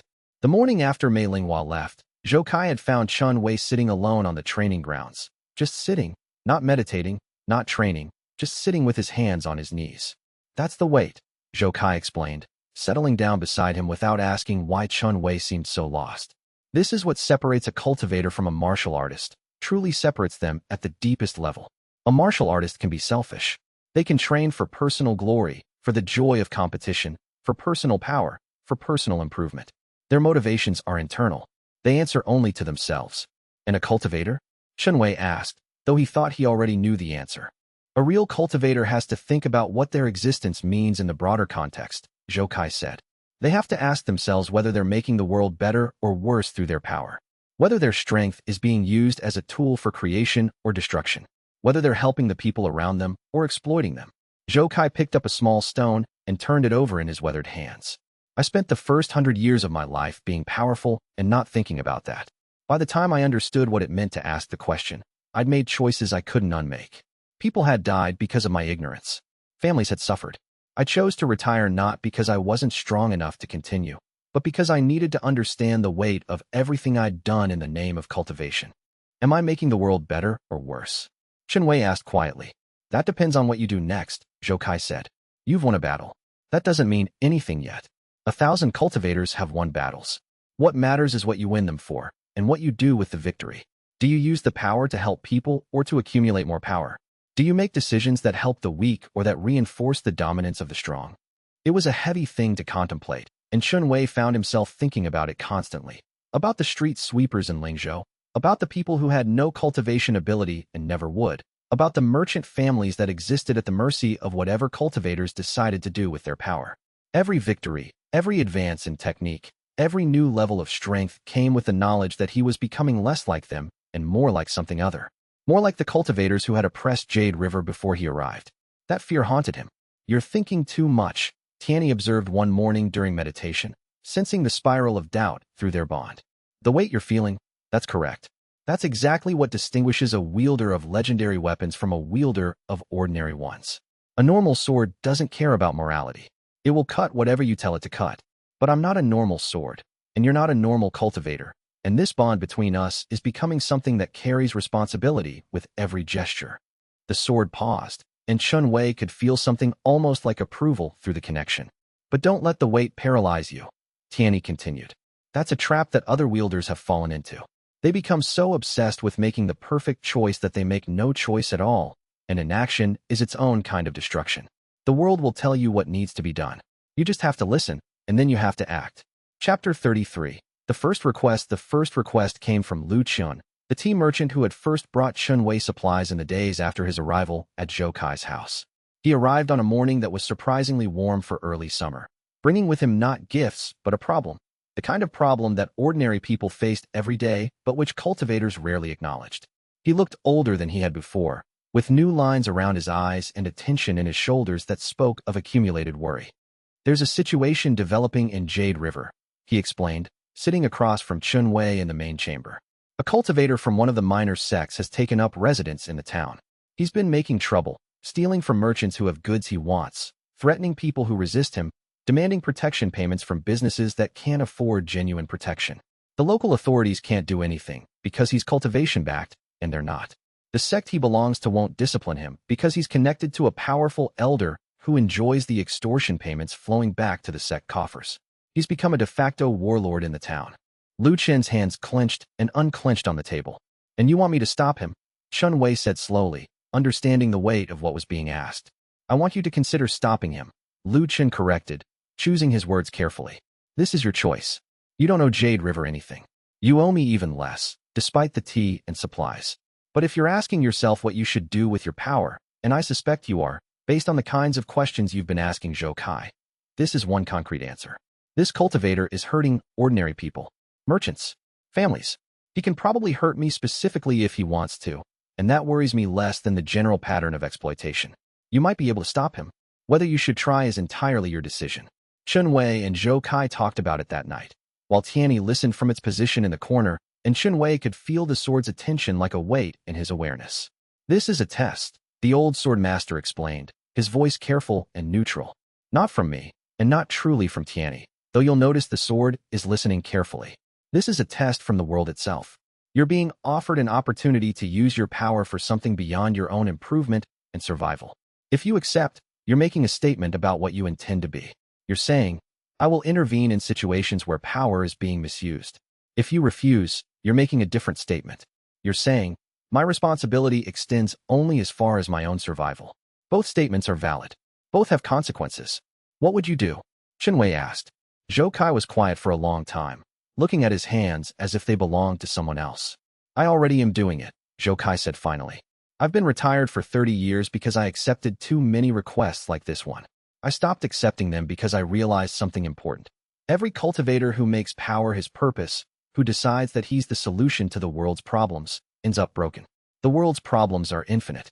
A single person's power is finite. Eventually, you encounter a problem you can't solve, and that breaks something in you. I've seen it happen. I've experienced it. The old sword master looked directly at Chen Wei. But I'm not you. I'm old and tired, and I've made my choices. Your answer might be different from mine, and maybe that's the correct answer. Maybe the world needs cultivators who are willing to help ordinary people fight back against exploitation. Maybe I made the wrong choice when I decided to stop. I'll do it, Chen Wei said finally, feeling the weight of the decision settle into him. But I'll do it with backup. I'm not confident enough to face an unknown cultivator alone, and I'm not confident enough to know if I'll make the right decision when facing him. I need witnesses. I need people who can tell me if I've overstepped. Wise, Tianyi said approvingly from the corner. The strongest cultivators are the ones who understand their limitations. The weakest are the ones who don't. The cultivator's name was Chen Wei, and he was significantly more dangerous than Lu Qin's description had suggested. He was also, as it turned out, only the beginning of what this decision would eventually lead to. Chapter 34. The Business of Justice. They found him in one of the more expensive restaurants in Jade River's Central District, eating an expensive meal with the casual indifference of someone who had paid for nothing with his own resources. The restaurant owner hovered nervously nearby, the kind of nervous that came from knowing you were being coerced into providing services you didn't want to provide to someone you didn't want to serve. Chen Wei looked up as Chen Wei, Zhou Kai, and Lu Qin entered, his hand moving casually to rest on the table. He was a man in his 40s, with the kind of confident bearing that came from knowing, with absolute certainty, that he was more powerful than the people around him. He took a moment to recognize who Chen Wei was, and then amusement crossed his face, the amusement of a predator recognizing a smaller creature. The legendary sword wielder, he said, setting down his chopsticks with deliberate slowness. Come to stop me from making a living? This should be entertaining. You're not making a living, Chen Wei said quietly, his voice steady. You're stealing from people who can't defend themselves. You're taking money you haven't earned. That's not the same thing as working. That's exploitation. No, Chen Wei agreed, standing up with the kind of casual grace that spoke of decades of formal training. It's easier than working. Why would I labor for money when I can simply take what I want? The local authorities won't stop me. They're not cultivators. My sect won't discipline me. I'm connected to a powerful elder. And apparently, I'm worth the attention of the Heavenly One's wielder, which suggests I'm more important than I realized and makes all of this even more entertaining. He moved out from behind the table with the controlled precision of someone who had practiced movement for so long it had become like breathing. His cultivation level was higher than Chen Wei's. The young man could feel it immediately, could sense the depth of power that Chen Wei carried like accumulated weight. This was not Lu Jian, fresh from a tournament and angry about an unfair result, with wounded pride driving him forward. This was a cultivator with experience, with actual skill, with nothing to prove and no emotional investment in the outcome except for his own amusement. I'm going to give you an opportunity, Chen Wei said, his tone suggesting he was doing Chen Wei a favor. You and me, cultivator to cultivator. If you beat me, I'll leave Jade River. I'll stop my activities here. I'll go find somewhere else to operate, some other town where local cultivators haven't decided to be morally interesting. If I beat you, you'll do the same. You'll leave this town and stop interfering with my business. You'll go back to wherever you came from and let people like me do as we will. Deal. Why would you agree to those terms if you think you're stronger? Chen Wei asked, trying to understand the logic. Because it's more entertaining this way, Chen Wei said. Because I've been bored lately, and a real fight with an actual opponent is interesting. Because I want to see if the legendary sword makes you special or if you're just carrying it as a decoration. Come on. You claimed you used your power for justice. Prove it. They took the fight outside, to a clear area behind the restaurant where there would be room to move, and where the natural stone would dampen some of the collateral damage. Chen Wei moved like someone who had been fighting his entire life. Efficient, controlled, with the kind of absolute confidence that came from never having lost to anyone who mattered. But he moved like someone who had been fighting people weaker than him for so long that he had forgotten what fighting someone comparable felt like. Against Lu Jian, Chen Wei's advantages had been the rapidly deepening partnership with Tianyi and his own fundamental calm. Against Chen Wei, his advantage was that his opponent fundamentally underestimated the quality of training he had received. Chen Wei expected a street sweeper with a good sword. He got someone trained by a legendary sword master who had lived for centuries and a cultivator from the Northern Star Academy who was herself elite level in skill. The fight lasted 40 minutes, longer than any Chen Wei had fought before. It was exhausting, physically draining, emotionally intense. Chen Wei landed strikes that hurt, that made Chen Wei's vision swim with pain and the shock of impact. But Chen Wei kept moving, kept fighting, kept partnering with Tianyi to find ways through the cultivator's defenses, learning with each exchange. Chen Wei's technique was better initially. His cultivation realm was higher. His experience was deeper, but he hadn't trained for growth. He had trained to dominate people weaker than him. When Chen Wei refused to break, refused to be dominated, refused to accept defeat, Chen Wei was forced into uncharted territory. And eventually, Chen Wei made a mistake. A small one, barely perceptible, just a fraction of a second where his concentration slipped, where his form broke from perfection into something merely human. Chen Wei saw it. Tianyi saw it. And they moved through that opening with the inevitability of gravity pulling water downhill. Chen Wei's sword went flying, just like Lu Jian's had, the weapon sliding across the stone and coming to rest against a wall. And when the dust settled, the cultivator was on his knees, breathing hard, looking at Chen Wei with something like shock and grudging respect in his expression. "You're not trained," Chen Wei said between breaths. "You're not old enough. You shouldn't be able to fight like that. There's a ceiling to what natural talent can do in just months." "I learned fast," Chen Wei said, also breathing hard but not as severely. "And I had good teachers. Different teachers teaching me different things. That made me adaptable." Chen Wei left Jade River that afternoon, before sunset. He didn't argue. He didn't try to negotiate or find a loophole in their agreement. He simply accepted the loss and moved on, heading north toward less populated regions where local cultivators had less tendency to interfere with his business practices. He understood the language Chen Wei was speaking now. He understood that he had lost. Chapter 35. The pattern emerges over the next weeks. Chen Wei became something he had never expected to be, not when he was a street sweeper in Lingzhou, not even when the sword had first bonded with him in chaos and destruction. Not powerful, exactly, though he was becoming that through constant training and repeated tests. Not important in the political sense, though his reputation was spreading through the regional cultivation networks. What he became instead was something more fundamental. Someone that people came to with problems. Merchants who had been threatened by cultivators and had nowhere to turn. Craftspeople whose livelihoods were being disrupted by cultivation-backed monopolies. Ordinary people who had nowhere else to go because the official systems of justice and authority weren't designed to protect them from cultivation-backed abuse.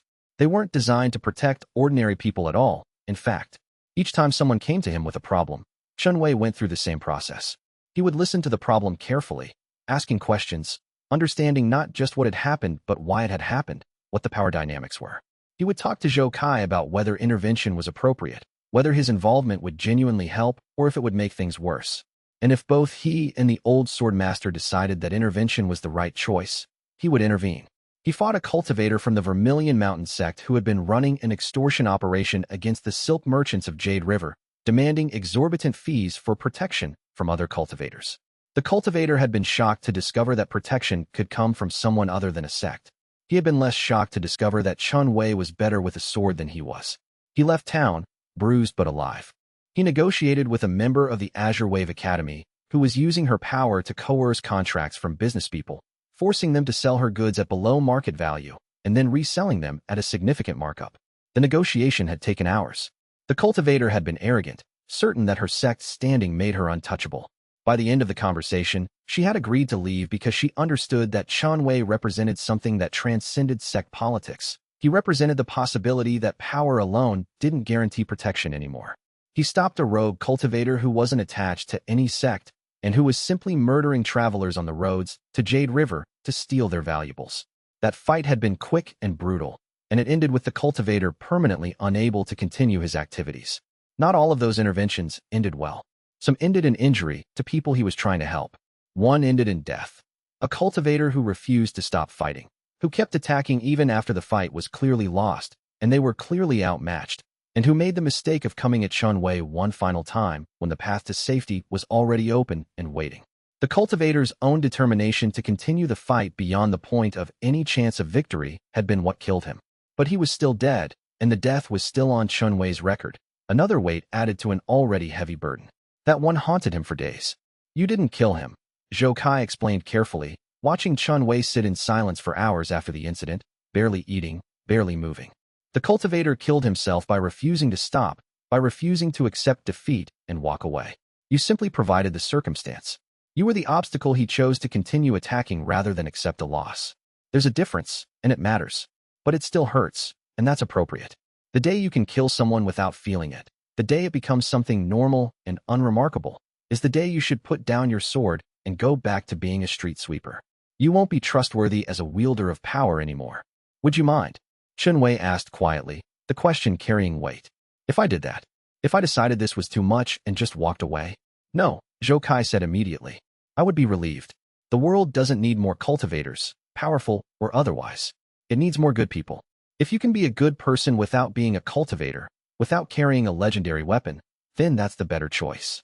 But I don't think that's what you're going to choose, and I think you know that too. I think you've accepted something you didn't even know you were accepting when you first bonded with that sword, before you even understood what bonding meant. What? Chen Wei asked, though he thought he already knew the answer. That power creates responsibility, Zhou Kai said. Not moral responsibility in the abstract philosophical sense. That's something you choose. But existential responsibility.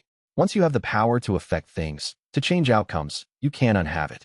You can't pretend it doesn't exist or that it doesn't matter. You either use it consciously and carefully or you don't use it, and both of those choices have meanings and consequences and ripples that extend far beyond you.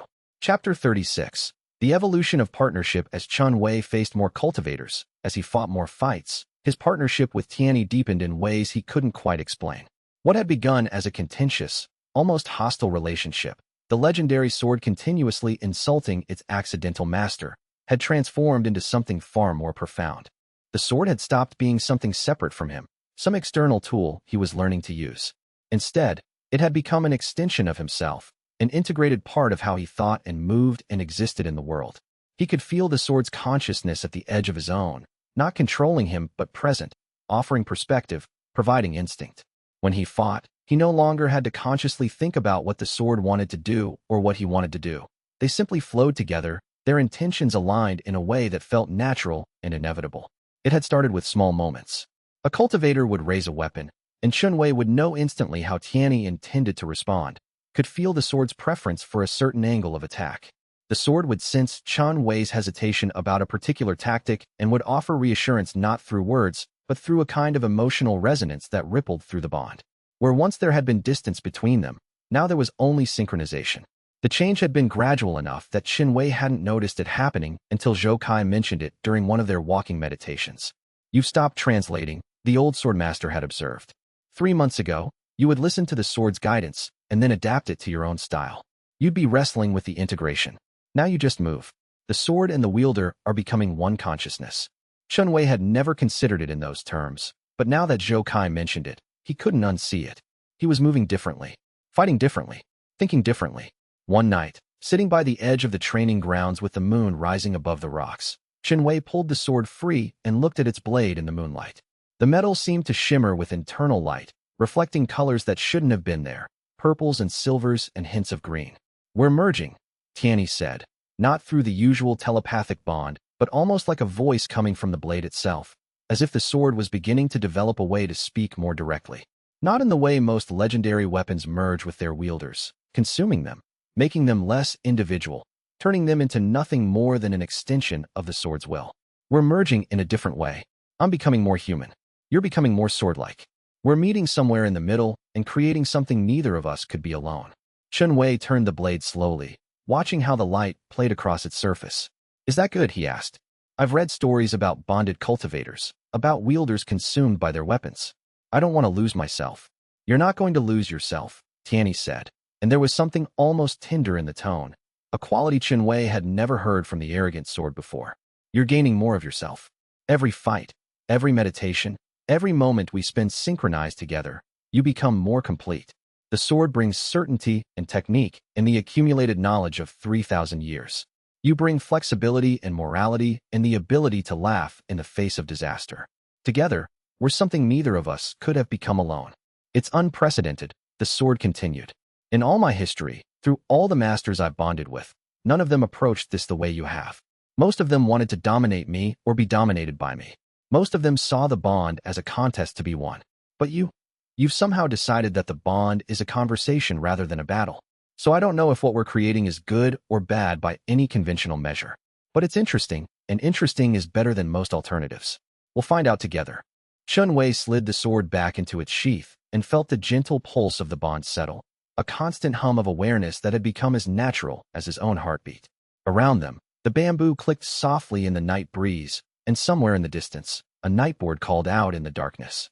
The world felt larger than it had when he'd arrived at Zhou Kai's house 6 months ago, but somehow he felt larger too, not in terms of pride or arrogance, but in terms of capacity, in terms of what he was becoming. "Thank you," he said quietly. "For what?" Tianyi asked. "For choosing me," Chen Wei said. "Even if it was by accident." The sword was silent for a long moment. When it spoke again, there was something almost like surprise in its tone. "I'm starting to think," it said slowly, "that there was no accident at all. I think the choice was more inevitable than either of us realized." Chapter 37. The confrontation. The Celestial Cloud sect didn't forget about Chen Wei, despite the passage of months and the apparent shift to other concerns.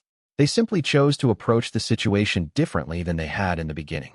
Instead of sending hunting parties of disciples meant to recapture the sword by force, instead of offering bounties that would have drawn mercenaries and rogue cultivators to Chen Wei's location, they sent an envoy, an old cultivator with the bearing and posture of someone important within the sect's hierarchical structure. The envoy, Master Qian, came to Jade River Town with a small retinue looking not for conflict, but for a negotiation. Zhou Kai invited him to the house, and Chen Wei understood that this was significant. The old sword master wouldn't have extended such hospitality if he thought the sect was coming to make war. "The sect has been aware of your activities," Master Qian explained, settling across from Chen Wei with the perfect posture of someone who had trained for decades in the cultivation way, his movements economical and precise. Street sweeper bonded to Tianyi, settling disputes in Jade River Town, fighting off other cultivators who were disrupting local commerce, intervening in situations where power was being misused. It's all very romantic, in its way. Very unusual. "Why are you here?" Chen Wei asked directly, not wasting time on courtesies he didn't fully understand. "Because the Celestial Cloud sect has made a decision," Master Qian said, his tone suggesting this decision had been hard-won through internal negotiations. "We have concluded that pursuing the matter of Tianyi is unproductive. The sword has chosen you. The bond is stable and functioning. Fighting that reality is fighting against something fundamental about how legendary weapons operate. So we will not pursue further attempts to retrieve the sword. We will publicly acknowledge that Tianyi has chosen a new master. And in exchange, we ask for 2 specific things. Those being," Chen Wei said, keeping his tone neutral. "First, that you not use the sword to actively interfere with legitimate sect activities in the region," Master Qian said. "We're not asking you to stop helping locals or to refuse requests for aid. We're asking you not to actively oppose the sect's interests in the region, not to use your power to undermine sect operations. Second, that you consider official recognition. The Celestial Cloud sect would like to offer you an associate membership, not a full disciple position. That training would be extensive and time-consuming, and we both know you're not interested in pursuing it.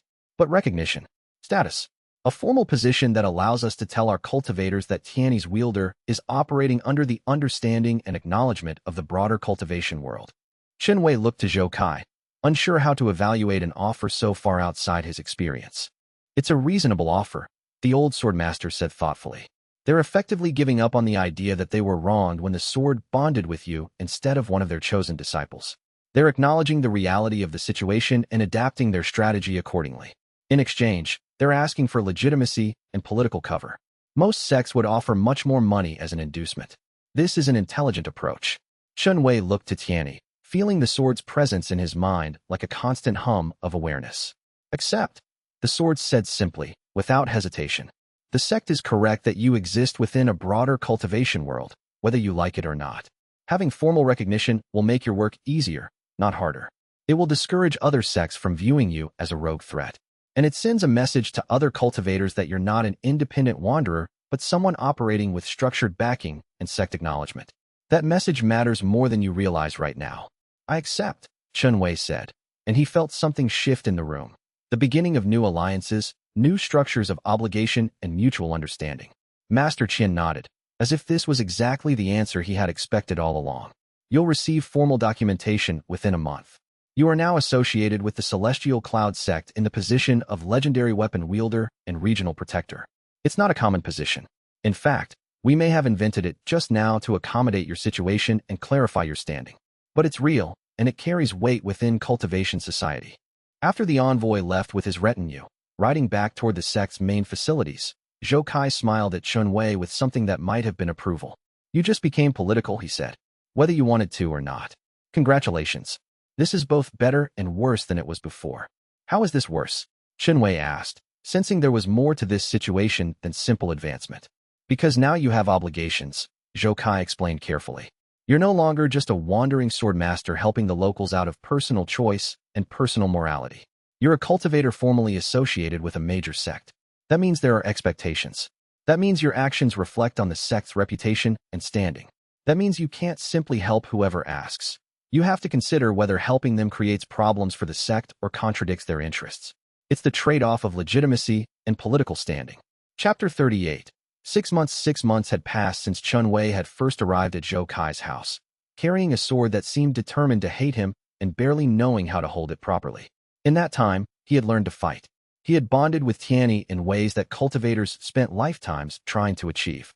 He had saved a town from cultivator abuse, intervening in disputes that had nothing to do with him simply because the right choice was clear. He had fought champions and cultivators from major sects, people who had spent decades refining their craft and their power. He had been recognized by the Celestial Cloud sect, though whether that recognition was as a potential ally or a persistent problem remained unclear. But more than any of that, he had changed. The man who had been a street sweeper in Lingzhou, content to sweep and avoid trouble and ask no questions about the larger world, had been replaced by someone else. Someone who could hold his own against cultivators who should have been able to destroy him with a gesture. Someone who had opinions about philosophy and technique and the moral obligations that came with power. Someone who could sit in meditation and feel the vast consciousness of a 3,000-year-old sword and negotiate with it as an equal. The transformation had been so gradual that it was hard to pinpoint where the old Chen Wei had ended and the new one had begun. What comes next? He asked Tianyi one morning, as they sat in meditation in the central chamber of Zhou Kai's house. Outside, rain fell steadily against the carved stone walls, and the entire structure hummed with the sound of water running through channels carved deliberately into the rock. Another of Zhou Kai's lessons made manifest in architecture. Complexity, the sword said, and there was something almost tired in its tone, as if the sword was contemplating a problem it had faced many times before over its long history. You've learned to fight. You've learned to use my power in combat, to flow with my intention and impose your own will simultaneously. You've learned to exist in the world of cultivation without being destroyed by it, which is actually a significant accomplishment. Most cultivators who reach your level have died 3 times over just getting here. That's a comforting thought, Chen Wei said dryly. It's the truth, Tianyi continued. But you haven't yet learned the thing that takes decades to truly master. How to live with power without being consumed by it. How to make decisions that affect thousands of people you'll never meet. How to carry the weight of being more than you started as and still maintain your humanity.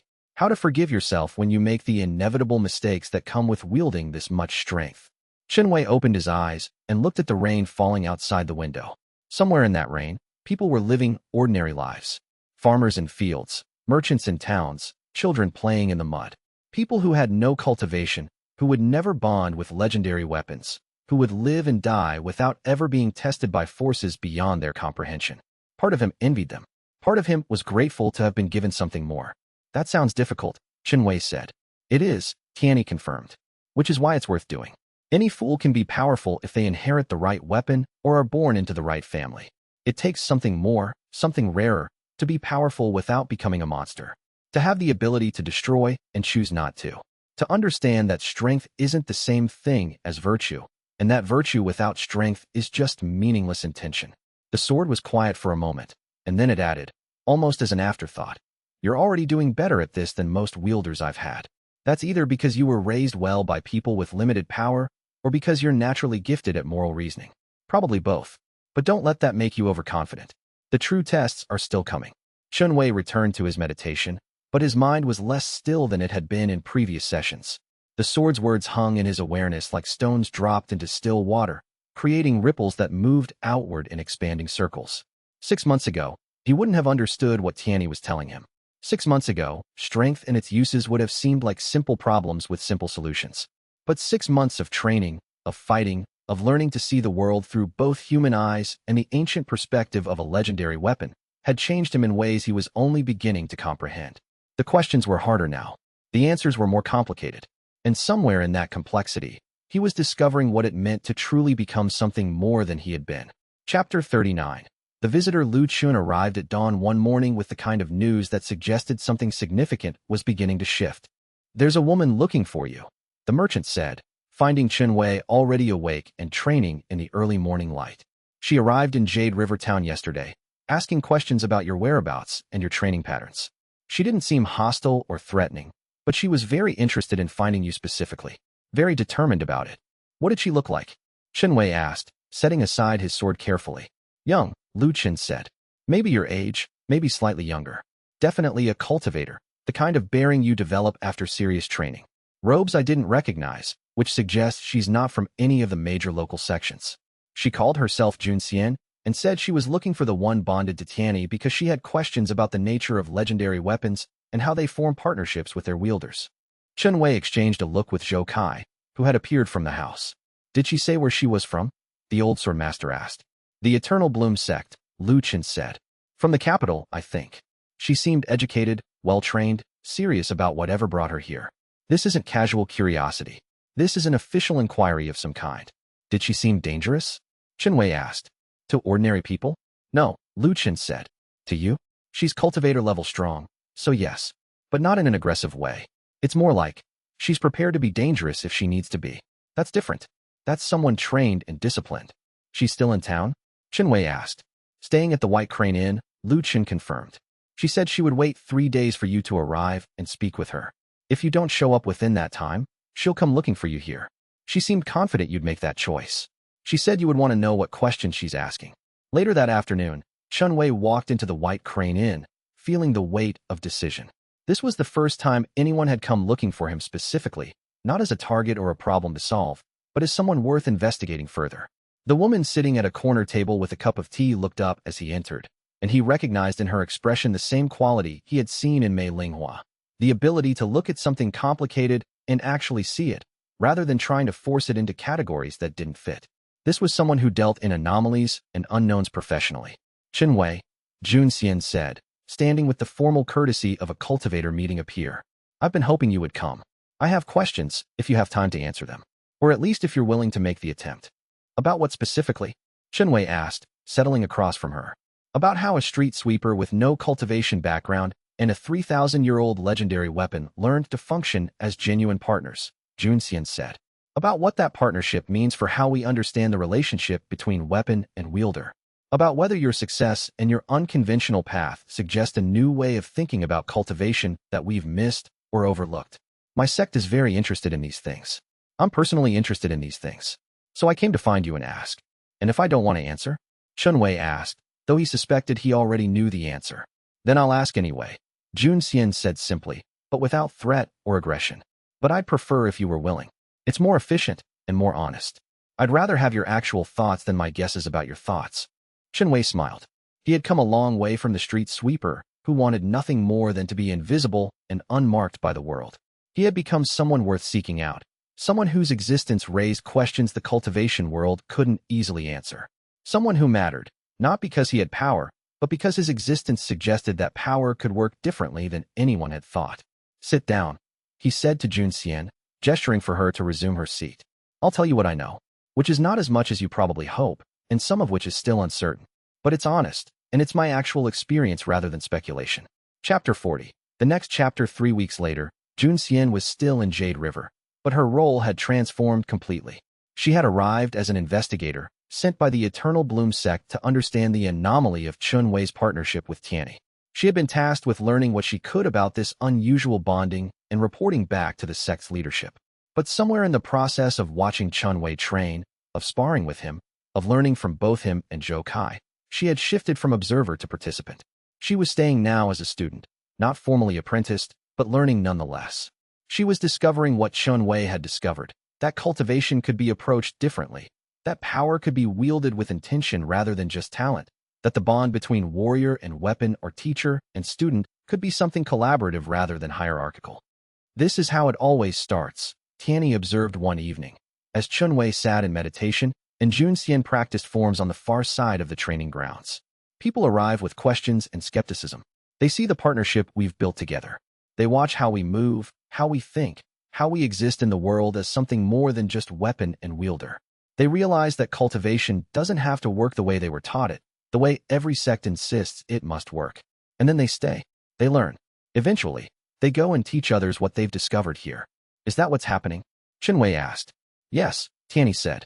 She came to observe. She'll leave to teach. You're not just a cultivator anymore, not just a wielder of a legendary weapon. You're becoming the foundation of something new, a different way of thinking about power, about partnership, about what it means to be bonded to something greater than yourself.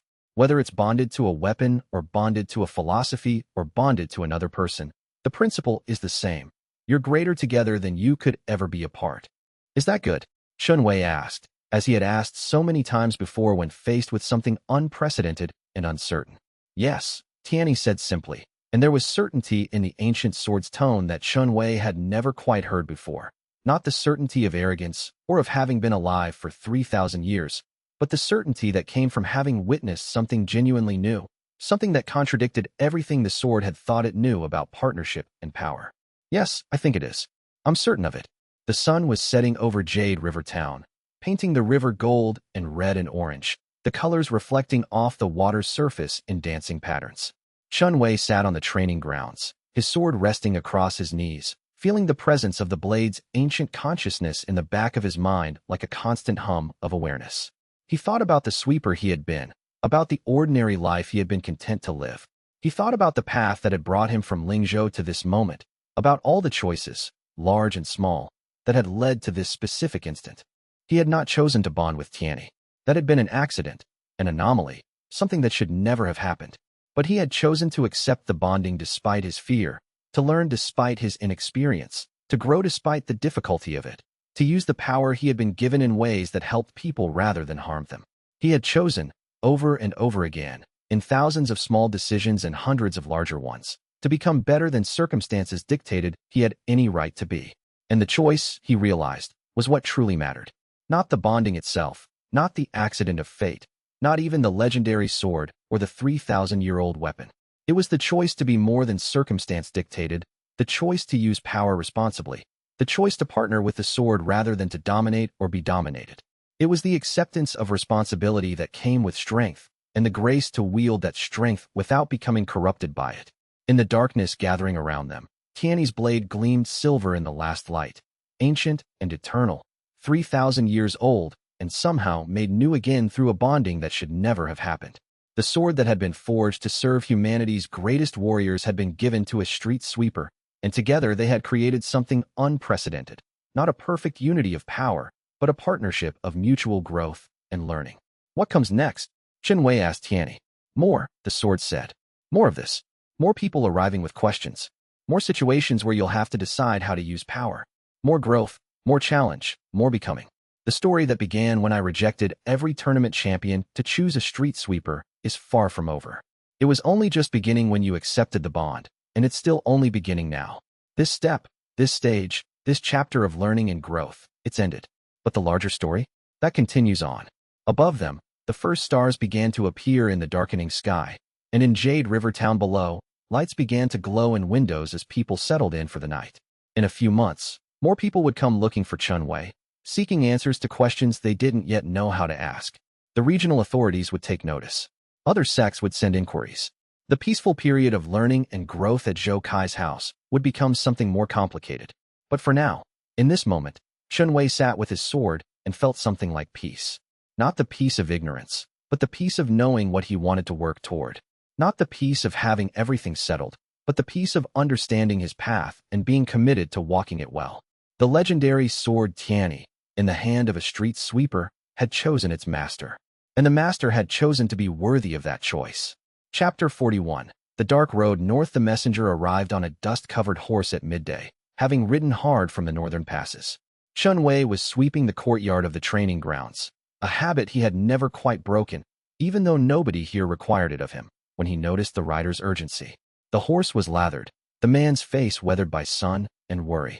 Zhou Kai emerged from the meditation hall, reading the situation the way he read everything, with immediate clarity. He spoke briefly with the messenger, then turned to Chen Wei with an expression that suggested the peace of recent weeks had been interrupted. Yufeng, Zhou Kai said simply. He's coming north. Not alone. The name carried weight. Yufeng, the tournament champion whom Chen Wei had defeated, whose pride had been publicly shattered, whose oath of vengeance had echoed across the sect grounds weeks ago. Chen Wei had expected that name to become dangerous eventually. He simply hadn't expected it to be quite this soon. How many? Ling Xiao asked. She had appeared from the training grounds, her meditation interrupted by whatever instinct warned her that something fundamental had shifted. She had a way of knowing, the moment the spiritual temperature of the world changed. Chen Wei had begun to suspect it was not merely supernatural awareness, but something simpler. She simply paid attention to everything. 20 riders, the messenger said. Perhaps more joining from settlements along the way. Yufeng hired mercenaries, debt collectors, cultivators without sect affiliation, the kind of people who ask few questions when the payment is substantial. Chen Wei leaned the broom against the courtyard wall. The action was deliberate, intentional. He was setting down the sweeper's tools and picking up something else. The shift was not merely physical, but existential. The safe time was ending. They'll be here by nightfall, Zhou Kai continued. The message was sent 2 days ago. Yufeng wants to make a statement. He wants public humiliation reversed with public victory. He's bringing numbers specifically because one-on-one combat failed him. A coward's choice, Ling Xiao said, her hand moving instinctively to her sword hilt. A dishonorable approach. Perhaps, Zhou Kai said quietly. Or perhaps simply honest. Yufeng doesn't care about honor anymore. He cares about revenge. That's far more dangerous than a warrior bound by codes. Codes are predictable. Revenge is not.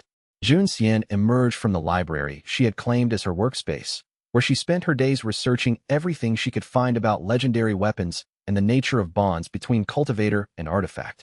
She had a scroll in hand, which she rolled and tucked away with practiced efficiency. How much time do we have? She asked. Hours, Zhou Kai said. Enough to prepare, but not enough to evacuate. Enough to make a stand, but not enough to be clever about it. Chen Wei walked to the edge of the training grounds and looked north, as if he could see through the mountains and valleys to the approaching force. He couldn't, of course, but Tianyi could. He felt the sword's ancient awareness extending outward, reading the chi signatures of the approaching group, cataloging threats, calculating variables. They're afraid. Tianyi's voice manifested in Chen Wei's mind. All of them. The mercenaries are terrified. They've been told they're hunting someone unranked, someone weak, someone whose only advantage is a legendary sword. But they can feel the sword's presence from miles away. It's like trying to walk toward a storm and pretend it doesn't disturb you. Their bodies know better. Can you sense their strength? Chen Wei asked quietly, still facing north. 3 minor cultivators, Tianyi replied. Sword students, at best. The rest are mundane fighters, skilled, perhaps, but utterly ordinary. Yufeng is sword practitioner rank, and he's angry enough that his chi is burning hot and inefficient. He's already weakened himself with rage. He won't be using his best tactics. He'll be using his biggest techniques, his most dramatic displays. He wants victory that looks impressive, not victory that is efficient. Chen Wei turned back to face the others. They're coming, he said simply. We don't run. We don't hide. We stand. The town, Ling Xiao said immediately. We need to move civilians. The conflict will attract attention, destroy property, endanger lives. Already done, Jun Xian said. I took the liberty of meeting with the town elder this morning. I had a feeling.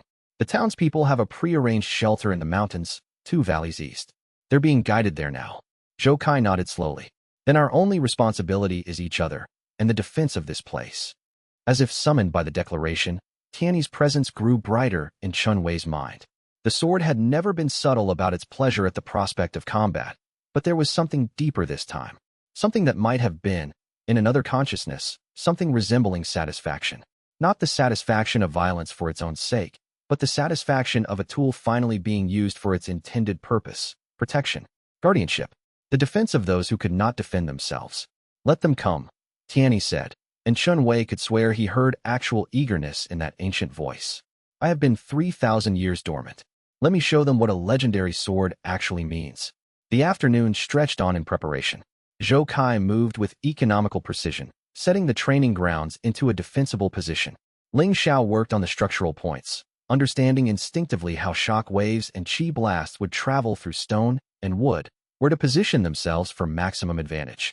Jun Xian worked on a different problem, gathering every scroll she had been studying, every note she had taken, and sealing it all in a waterproof container.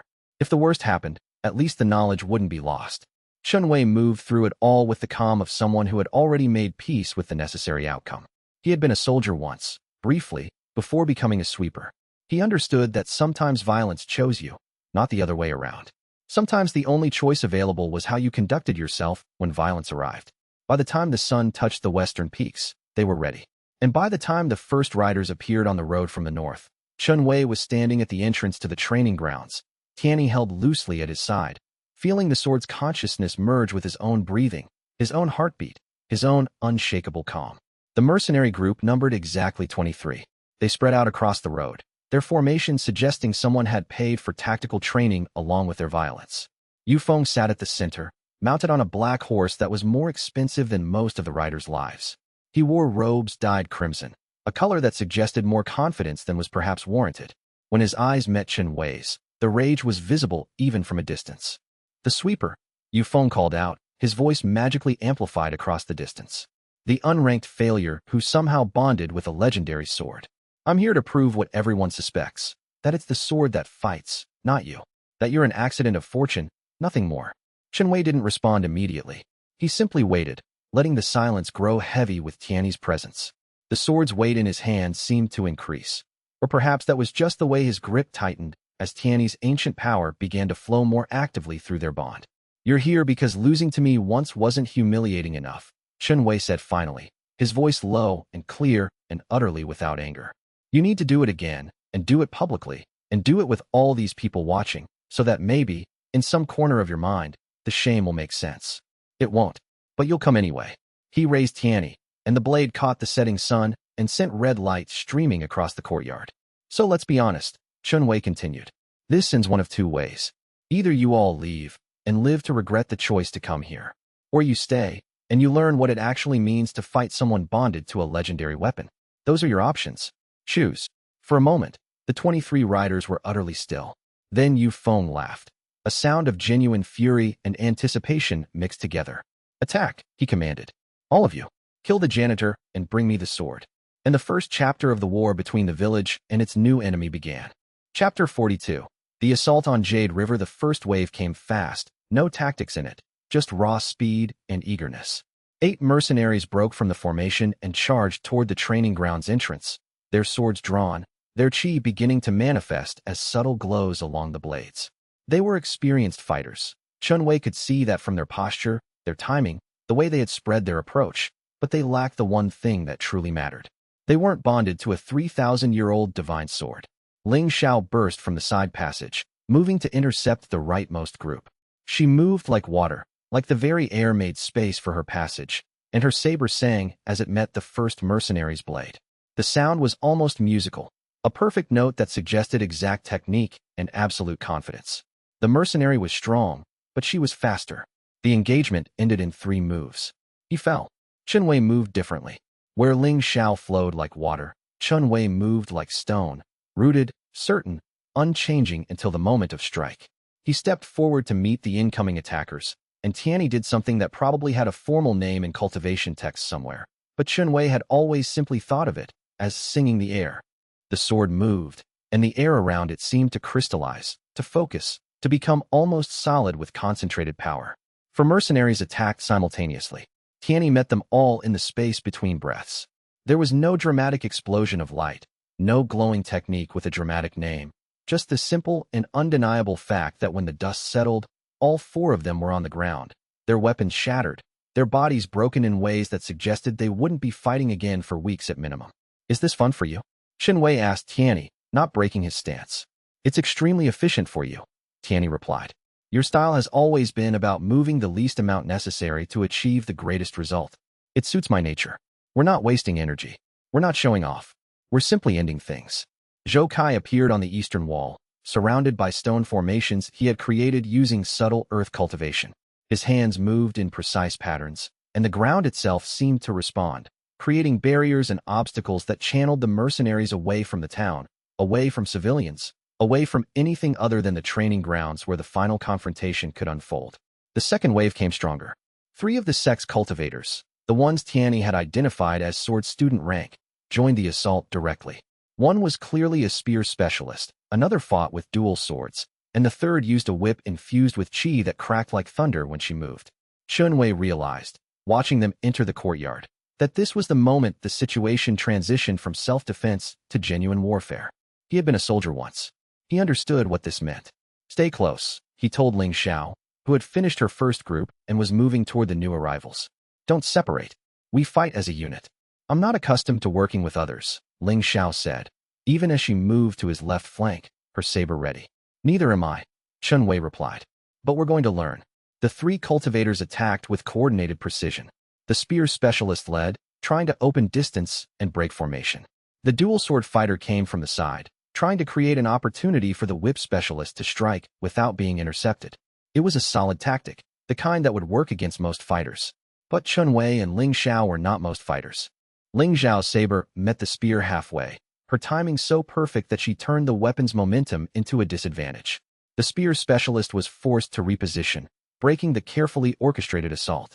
The dual sword fighter hesitated for a fraction of a second, the hesitation between recovering from one tactic and committing to the next. That was all Chen Wei needed. Tianyi moved in a way that the old texts might have called the dragon's straight path, a technique of direct, unstoppable force that went exactly where it was aimed and threw anything standing between the sword and its destination. The dual sword fighter tried to block, failed, and found himself knocked backward into the courtyard wall hard enough that the impact drove the air from his lungs. The whip specialist attacked while Chen Wei was committed. The weapon lashed out like a serpent, crackling with electricity and heat, aimed at the side of his neck. Ling Xiao intercepted it with a maneuver that probably had a name, though Chen Wei was too busy to care what it was. The saber caught the whip's length and tangled it, binding it, leaving the specialist vulnerable. 3 sword student cultivators. 3 seconds of actual combat. By the time Chen Wei had repositioned, all 3 were down, injured enough that they wouldn't be fighting again today, but not permanently damaged. Zhou Kai had instilled in him a philosophy: defeat your enemies thoroughly, but leave them alive. The world was complicated. Permanent death created permanent enemies. But the mercenaries kept coming. The sun was setting now, and the training grounds had become a chaos of light and shadow. Yufeng stood at the rear of his formation, sending groups of 10 and 12 mercenaries in waves, rotating them, testing different approaches, looking for a weakness in Chen Wei's defense. There was no weakness to find. What had started as a disadvantage, being unranked, having no cultivation talent, being forced to rely entirely on a magical weapon, had become an advantage. Chen Wei had no bad habits. He had never been trained in the orthodox methods. He moved without the assumptions that 8,000 years of cultivation tradition had built into every sect technique. When he fought, he was fighting the way a soldier fought, economically, directly, and with perfect knowledge of what he could and couldn't do. By the time full darkness fell, it was clear to everyone watching that the assault was failing. "Change tactics," Yufeng commanded, rising from his horse. His voice carried a different tone now, less confident, more calculating. "Cease the infantry assault. Everyone not ranked sword student or higher, fall back to the secondary position." The mercenaries withdrew, leaving perhaps 40 bodies on the training grounds, some unconscious, some unable to move, some simply too injured to continue. Ling Xiao had minor wounds. Zhou Kai had expended significant qi on his earth cultivation. Jun Xian had not participated in direct combat, but had spent the entire assault sending targeted strikes of compressed qi at any mercenary who tried to circle around the main defense. Chen Wei himself felt tired, but not exhausted. The strange energy that Tianyi had cultivated in him allowed for a kind of sustainable effort that normal cultivators couldn't achieve. They burned their qi as fuel. Chen Wei and Tianyi burned Tianyi's ancient power, and there seemed to be an endless supply. "The next phase will be more difficult," Tianyi observed, as Chen Wei finally had time to breathe. "He's retreating to use real techniques now. The mercenaries were to test us, to gather information. Now he knows what we are, and he'll adjust accordingly." "How long do you think this will last?" Chen Wei asked. "Until dawn," Ling Xiao said, answering before Tianyi could. She was breathing hard, her saber still stained with combat. But her eyes were bright. alive in a way they hadn't been during these peaceful weeks. He has to finish this before daylight, before cultivators in the nearby sects notice and come to investigate. A one-night assault is quick enough that he might escape punishment.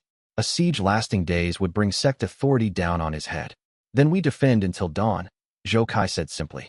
After sunrise, witnesses arrive, and the rules of engagement change. Until then, we hold what's ours. The hours between sunset and sunrise stretched long, but they were hours Chen Wei had been preparing for his entire life. Not in martial training, but in something far more fundamental. He had spent years in occupations that required the absolute mastery of fatigue, of pushing beyond what the body said was possible, of maintaining focus when every nerve screamed for rest. The mercenaries attacked again as the night deepened, but the assaults grew increasingly scattered. Yufeng was rotating his forces, trying to maintain some reserve strength while wearing down Chen Wei's resources. The strategy made sense. It would work against an ordinary opponent. But Chen Wei wasn't ordinary. And Tianyi had spent 3,000 years learning exactly how to manage an infinite supply of power and distribute it efficiently. By the time the first light of dawn touched the eastern sky, it was abundantly clear that the assault had failed. Yufeng had lost nearly 60 of his 80 mercenaries. The 3 cultivators he had hired were injured badly enough that they would need weeks to recover. And Chen Wei and his companions stood undefeated at the heart of their domain. Ling Xiao watched as Yufeng retreated, leading the remnants of his force back north. There was no fury in his expression anymore, just the cold calculation of someone who had lost and was now determining the price of that loss. He'll be back, she said quietly. Yes, Chen Wei agreed, but not in the same way. Chapter 43. Consequences and rumors. News traveled fast in the mountain villages. By noon the following day, cultivators from settlements across the region had begun to arrive, drawn by word of the assault and curious about the legendary sword that had defeated 70 mercenaries in a single night. The Celestial Cloud sect sent formal observers, disciples who were clearly gathering information for Ao Kuan's eventual decision about how to respond. The smaller local sects sent their most promising younger cultivators, ostensibly to offer help, but actually, Chen Wei suspected, to investigate the rumor themselves. The town of Jade River became overnight a focal point of cultivation attention. Jun Xian observed this development with the careful eye of a researcher. She had established herself in the library with scroll after scroll, documenting the events, cross-referencing them with historical records, looking for patterns. When Chen Wei found her 3 days after the assault, she was surrounded by nearly 40 open scrolls. I'm attempting to establish a timeline, she explained, not looking up from her work. Your sword, Tianyi, was forged by someone called the Hollow One. 3,000 years ago, cultivation was organized differently. The sect system hadn't fully developed. Power was more individual, more personal. A legendary weapon in that era was worth, perhaps twice what it would be worth now. More, even, because there were fewer of them. What does that mean? Chen Wei asked. It means, Jun Xian said, finally looking up with an expression of intense focus, that something forged 3,000 years ago to such a standard, by a craftsman famous enough to be remembered, doesn't just fall out of prominence. The Hollow One didn't simply disappear. Something happened to him. Something significant enough that a 3,000-year mystery was created. And that mystery is somehow connected to the sword. Zhou Kai appeared in the library doorway. He had recovered from his expenditures of energy during the assault, and had spent the past days training Chen Wei in something he called the mathematics of combat, teaching him to calculate angles, distances, and timing with the kind of precision that turned Chen Wei's natural calmness into a genuine tactical advantage. Ao Kuan has sent a formal request, Zhou Kai said. He wants you to acknowledge the Celestial Cloud sect's authority and agree to formalize your status within the sect hierarchy. If you accept, you become a ranked cultivator under sect protection, but you also become subject to sect governance. Chen Wei considered this. And if I refuse, then you're independent. But independent cultivators are always vulnerable. Every sect in the region will assume they have a right to your resources and your time. Pressure will increase. Other challenges will come. The assault by Yufeng was just the beginning. What do you recommend? Chen Wei asked. Zhou Kai was quiet for a long moment. When he spoke, it was with the weight of experience behind every word. I recommend you think about what you actually want. Not what the sword wants. Not what I want. Not what the sects want. What do you want, Chen Wei? What kind of life are you trying to build? The question sat with Chen Wei for hours. He walked the training grounds, feeling the weight of Tianyi at his side, trying to disentangle his own desires from the weapon's ancient hunger for recognition and respect, and the simple fact of being used.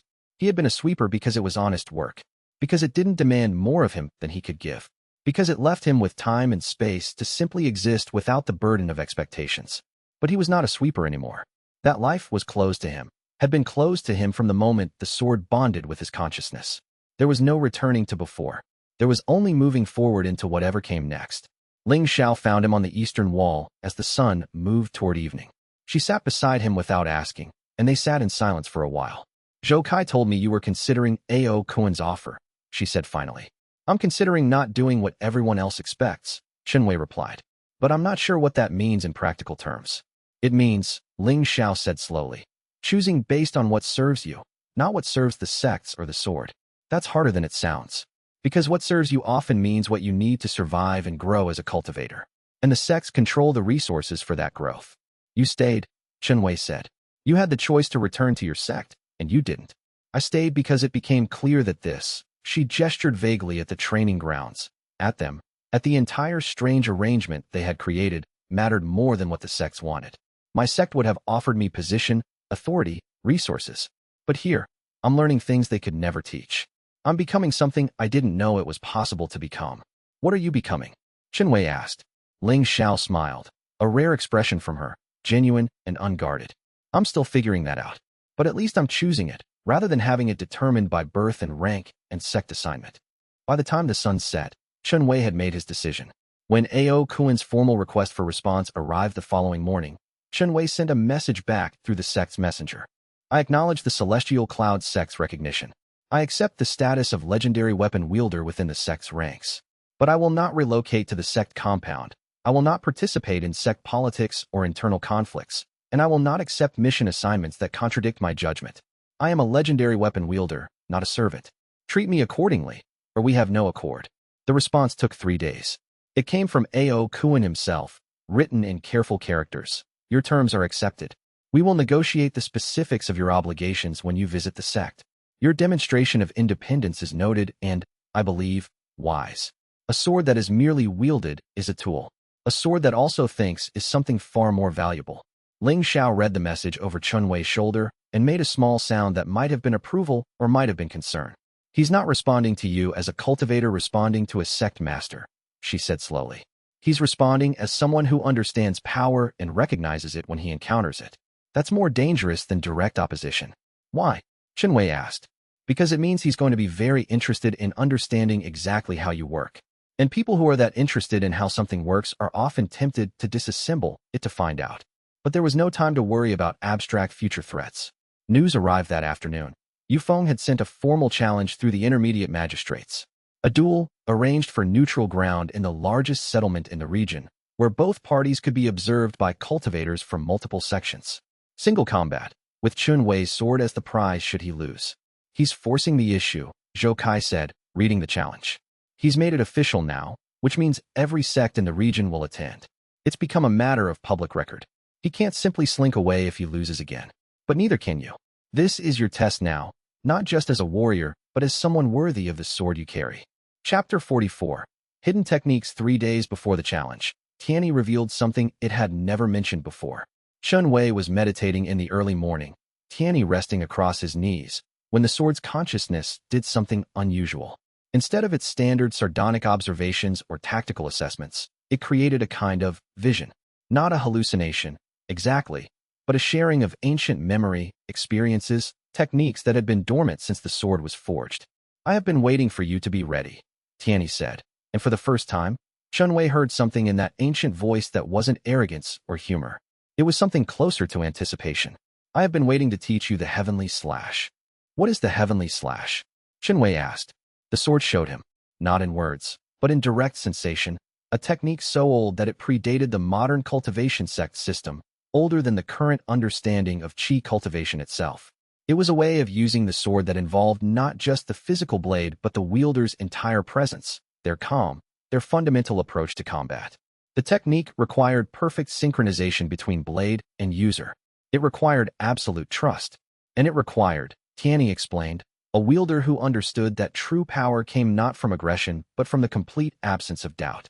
For 3 days, Chen Wei trained with Tianyi in something far more elaborate than simple sword combat. He was learning to merge his consciousness with the blade's ancient awareness, to understand how the weapon thought, how it processed information about distance and timing and the subtle flows of qi that defined the battlefield. It was the most intimate thing he had ever experienced with another being. More intimate even than combat, more intimate than romance, more intimate than family bonds. It was the merging of two minds into a single instrument of perfect efficiency. By the third day, Chen Wei understood the heavenly slash in the way one understood the movements of one's own body, automatically, without need for conscious thought. Ling Xiao watched as he demonstrated the technique in the courtyard. A simple stone post had been placed at the center of the training grounds. Chen Wei approached it without rushing, without tension, moving the way he had always moved. Then, at the moment of contact, he and Tianyi shifted into something else entirely. The world seemed to contract. Reality narrowed to the single point where sword and stone would meet. And then Chen Wei was no longer moving the sword. He and the sword were moving together, not as master and weapon, but as a single unified consciousness executing a technique that had been perfected over 3,000 years. The stone post shattered. But it didn't shatter in the violent, explosive way that raw power would have shattered it. It came apart in perfectly geometric pieces, each one exactly bisected, each break surface absolutely smooth. It was destruction that looked more like mathematics than violence. That's impossible, Ling Xiao breathed. That level of precision requires a cultivation rank I've never seen. It requires something different, Jun Xian said, having appeared from the library to observe. It requires perfect unity between wielder and weapon. Look at the pieces. They're not just cut.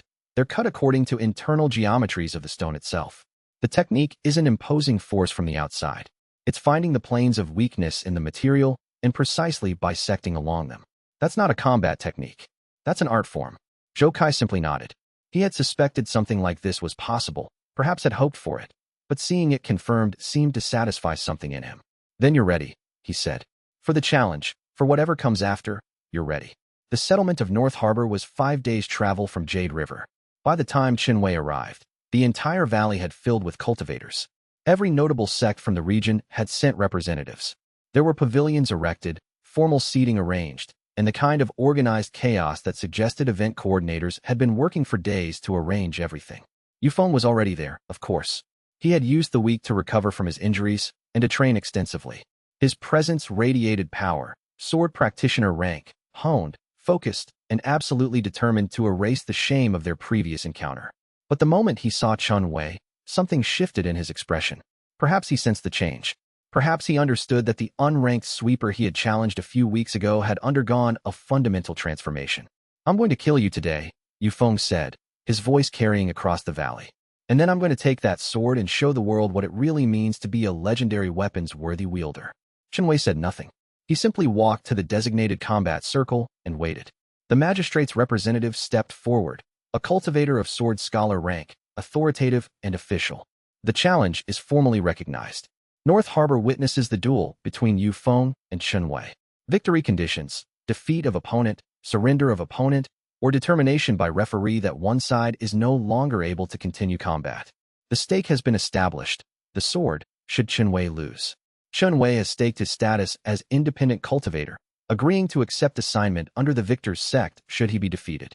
Do both parties accept these terms? Accepted, Yufeng said immediately. Accepted, Chen Wei said quietly. Then the duel may commence. Yufeng attacked immediately, not waiting for the formality of salutation. It was a valid tactic. Surprise was part of combat, but it was also a sign of his emotional state. He was too angry to play politics with tradition. He wanted victory, and he wanted it now. Tianyi sang. The word was the only way Chen Wei could describe it. The blade moved and created a sound that was almost musical, a frequency that seemed to resonate with something fundamental about the air and light and the reality of the space they occupied.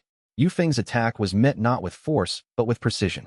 The heavenly slash didn't block his assault. It threaded through it, under it, around it.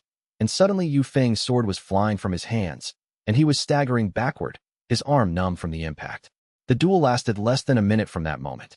Yufeng tried to recover, tried to continue, but he was completely outmatched. Tianyi had fought battles when the world was younger.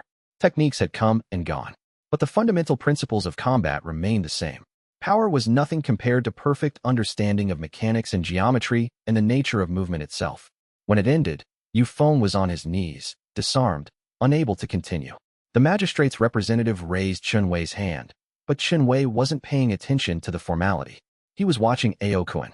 The celestial cloud sect master sat at the highest pavilion, his expression utterly unreadable. But his eyes were studying Chen Wei with the intensity of someone examining something that had appeared in the world in an unexpected form. Later, after the ceremony had concluded and the formal recognition had been recorded, Ao Kun approached Chen Wei in the quiet hours before evening. "I've been wondering," Ao Kun said without preamble, "whether you were a genius and the sword was lucky to find you, or whether the sword was a treasure and you were lucky to find it. I believe I now have my answer." "And?" Chen Wei asked. "Neither," Ao Kun said. "You're a catalyst. You and the sword together are something that neither of you would have become separately. That's rarer than genius. That's the kind of thing that changes how people think about power itself." He turned to leave, then paused. The Hollow One was a craftsman who believed that the greatest weapons were not those that imposed the will of their wielder, but those that found the wielder who could become one with them. He forged Tianyi specifically as an experiment in that philosophy. Then he disappeared. "I think," Ao Kun said slowly, "he was looking for someone like you. And I think he's still looking. Be careful, Chen Wei. Some tools, once they serve their purpose, are no longer needed." Chapter 45. Echoes of inquiry. The weeks following the duel brought a strange form of attention. Cultivators began arriving in Jade River not as threats or competitors, but as pilgrims. They came seeking to see the legendary sword, to speak with Chen Wei, to understand how someone unranked had managed to bond with an ancient artifact and master techniques that should have required decades of study. Jun Xian took it upon herself to document these visitors. She created a ledger, noting their sect affiliation, their questions, their theories about what had happened. By the fourth week, the pattern became clear. "They're asking the same question," Jun Xian explained, showing Chen Wei her notes. "Not directly, but underneath every conversation, it's the same inquiry. Is this repeatable? Can anyone bond with a legendary sword? Is the sacred nature of the sect system actually arbitrary? If you could do this, could I? Could any unranked cultivator walk into the right place at the right time and change everything?" "What do you think?" Chen Wei asked. "I think you're dangerous," Jun Xian said matter-of-factly. "Not because of what you can do with a sword, but because of what you represent. You're proof that the established order is not immutable. That changes minds. And changed minds change civilizations."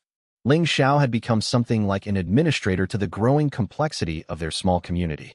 She managed the flow of visitors, established rules about when Chen Wei would and wouldn't accept duels or challenges, and generally created a kind of structured chaos that allowed them to function while being constantly under observation by the wider cultivation community. "You're becoming famous," she told Chen Wei one evening. "Not like sect masters are famous, with respect and formal authority. You're becoming the kind of famous that people talk about in taverns. The kind that creates legends. The janitor. The unranked cultivator. The one who proved that the system doesn't have to be this way. Is that good?" Chen Wei asked, aware he was asking the same question he had asked Tianyi months ago. "It's powerful," Ling Xiao said. "Whether it's good depends on what you do with it." A delegation from the southern sects arrived 2 weeks later. They brought formal documents, official seals, and the kind of careful language that suggested they had been authorized to negotiate at the highest levels of cultivation authority. The proposal was straightforward. Chen Wei would travel to the regional cultivation capital, would be formally recognized by the Council of Sect Masters, would accept a rank commensurate with his abilities, and in exchange would agree to represent independent cultivators in the formal structure of the cultivation hierarchy. It was a significant offer. It was also clearly an attempt to bring Chen Wei under some form of control or regulation. "They want to contain you," Zhou Kai said, reading the documents. "Not in a hostile way. In a practical way. You're disrupting their understanding of how power works. If they can incorporate you into the formal system, they can tell themselves that everything is still in balance, that they still understand and control the rules." "And if I refuse?" Chen Wei asked. "Then you become a problem they have to solve," Zhou Kai said. "Not immediately, but eventually. Probably by positioning other young, unranked cultivators as challengers, trying to establish whether this is something unique to you or whether it's actually possible for anyone to do what you've done." Chen Wei considered the offer for 3 days. In the end, he refused. Not rudely, but clearly. He was not interested in formal rank, formal recognition, or formal authority. He was interested in continuing what he was doing, defending the people under his protection, learning from Tianyi, growing in understanding rather than merely in power. The southern delegation left disappointed but not hostile. They had gambled on his ambition and lost. These things happened in cultivation politics. But the refusal had consequences they couldn't immediately see. Other unranked cultivators began appearing in Jade River after that. not as visitors seeking wisdom, but as apprentices, asking if Chen Wei would teach them, guide them, help them find legendary weapons of their own. Most of them were turned away by Zhou Kai, who understood that training had limited capacity and that Chen Wei's path was unique and could not be replicated. But a few, perhaps 3 or 4, were allowed to stay, not as disciples in the formal sense, but as observers. People who could watch how Chen Wei and Tianyi worked together and potentially find inspiration in the method rather than seeking to copy the result. Chapter 46. The First Student. The one who mattered was a girl named Xiaoli. She was perhaps 17, unranked by birth and genetic circumstance, and she had traveled 6 weeks to reach Jade River after hearing stories about the legendary sword and its bond with an impossible wielder. She arrived with barely a copper coin to her name and offered to work in exchange for the opportunity to simply be present. Zhou Kai would have turned her away, but Ling Xiao saw something in her and argued for her acceptance. And Jun Xian, for reasons she kept largely to herself, supported Ling Xiao's position. She reminds me of you, Jun Xian said to Chen Wei. Not because she fights or because she has innate power, but because she asks questions that most people would never think to ask. She's standing outside the system, not because she failed to enter it, but because she actively rejected it. She came here not to become what the sect said she should be, but to find out what she actually was. Xiaoli worked in the library with Jun Xian during the days and trained with Chen Wei in the evenings.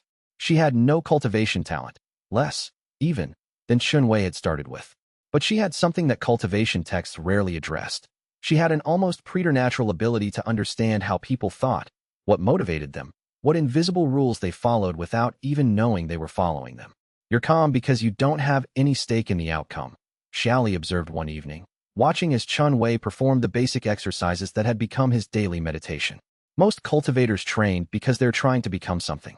They're desperate for advancement. But you're calm because you've accepted that you are what you are, and you're just trying to understand yourself better. That's the real cultivation, isn't it? Not the advancement, but the acceptance.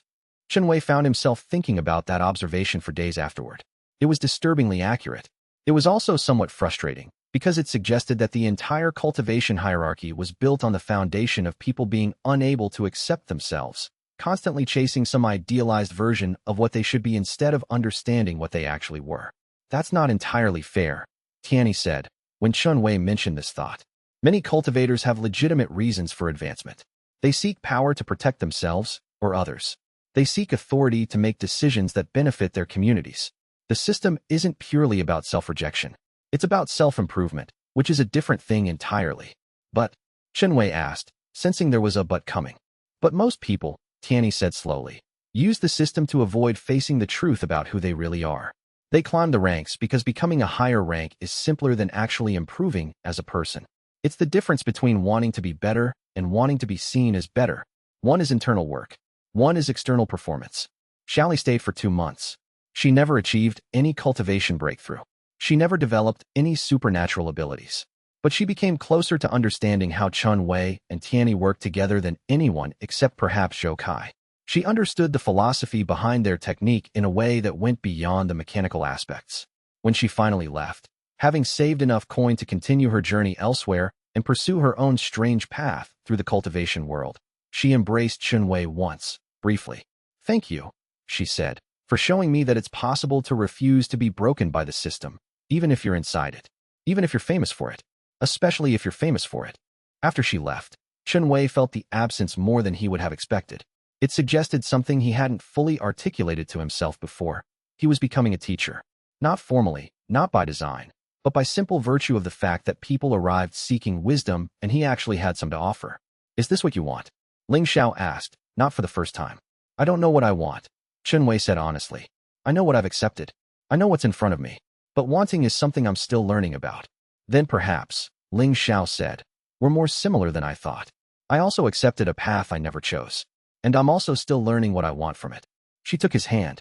It was the first time she had done so with genuine tenderness rather than combat partnership or companionship. It was a small gesture, but it carried weight. "We could figure it out together," she said quietly. Chapter 47. Travelers and Tales. The seasons turned. Summer heat gave way to autumn coolness, and the cultivators visiting Jade River began to change character. The serious competitors were gone, replaced by travelers, merchants, and smaller sect disciples who were simply passing through the region and curious about the legendary sword they had heard about. It was one of these traveling merchants who brought news that changed everything. He was a thin man with a quick smile and the kind of accent that suggested he had spent significant time in the capital cities to the south. He arrived with a caravan carrying silks and spices, and he took immediate interest in the training grounds when he spotted Ling Xiao supervising maintenance work. "Is it true?" he asked, his eyes alight with the hunger of someone who had spent his life collecting stories.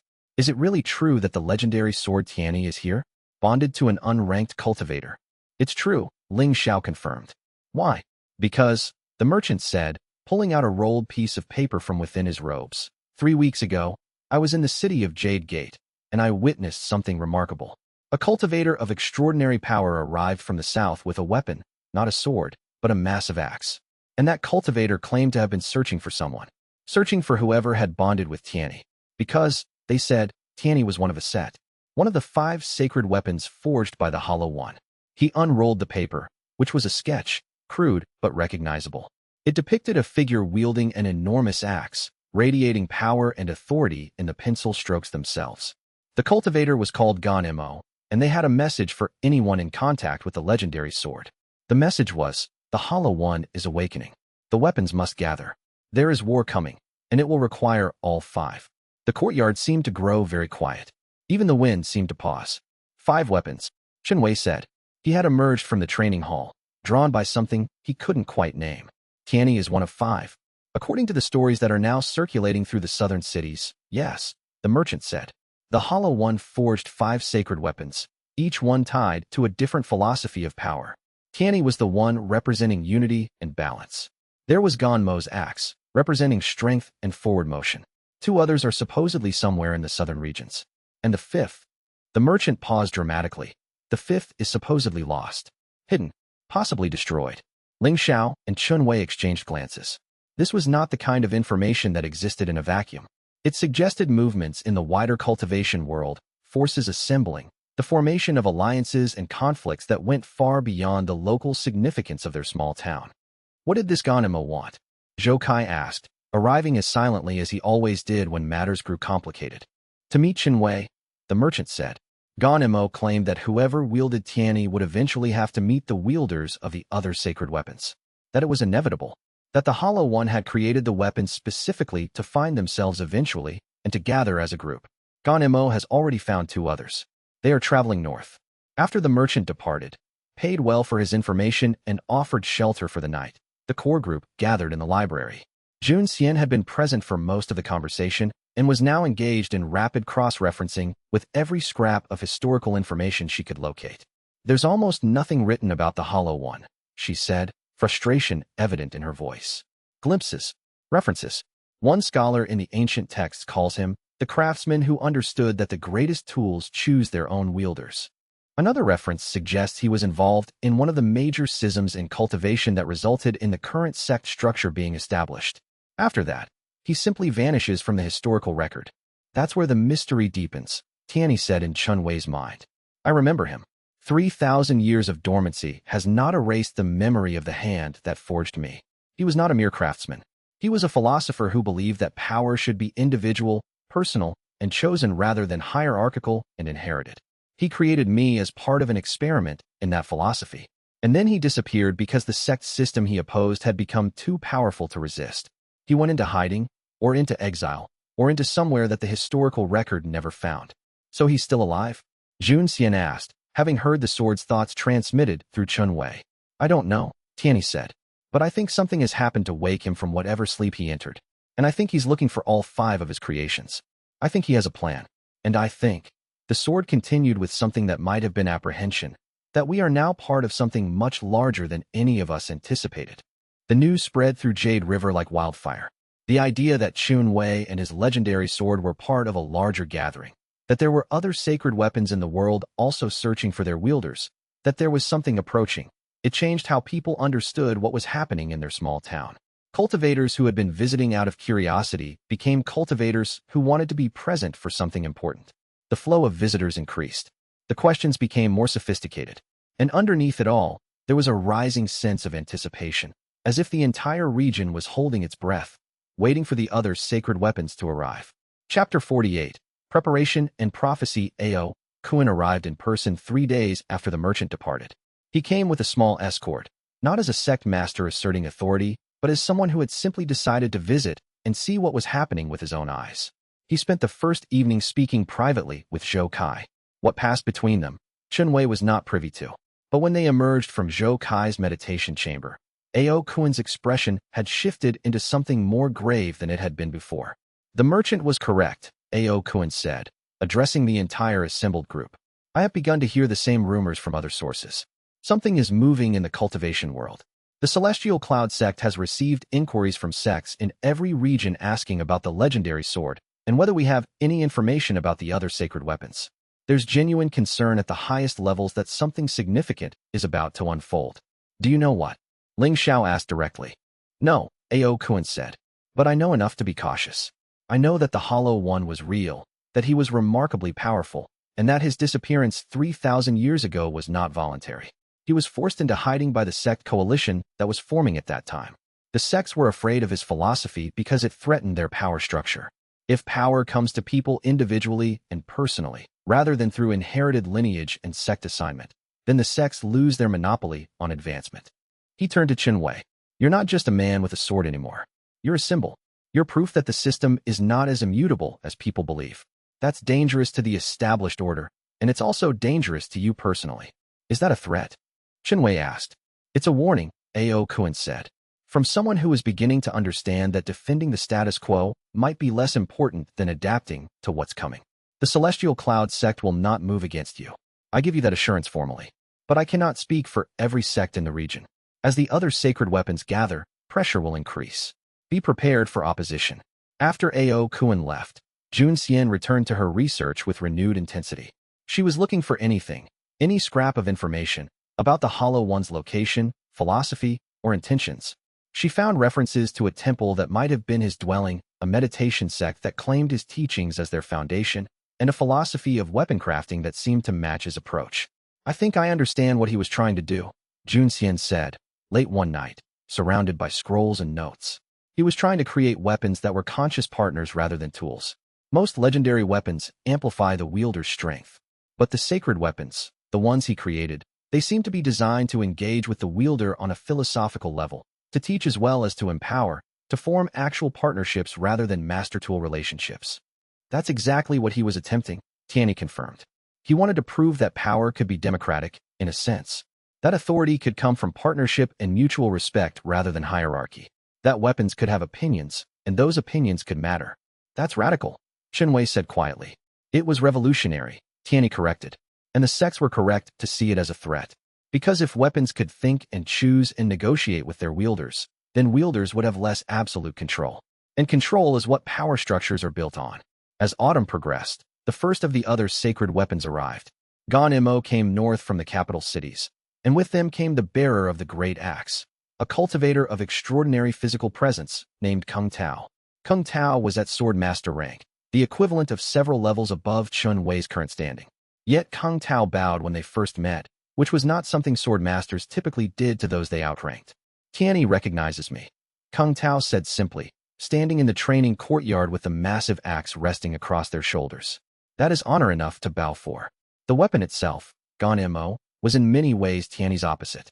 Where Tianyi was aristocratic and sarcastic, Gan Mo was direct and pragmatic. Where Tianyi valued cleverness, Gan Mo valued clear thinking and straightforward execution.